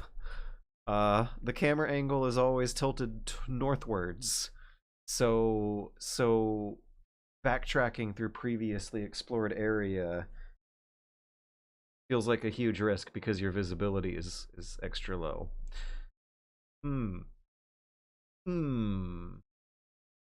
I can see how all of these present interesting design challenges that I am eager to see how they navigate ahead. I wonder if I'll have it spoiled by next week, or if I'll be able to try and stay in the dark from this point on and just enjoy my playthrough of the original game without having to think too much about the marketing brainwashing going on with the remake coming out that I might have already been market brainwashed by.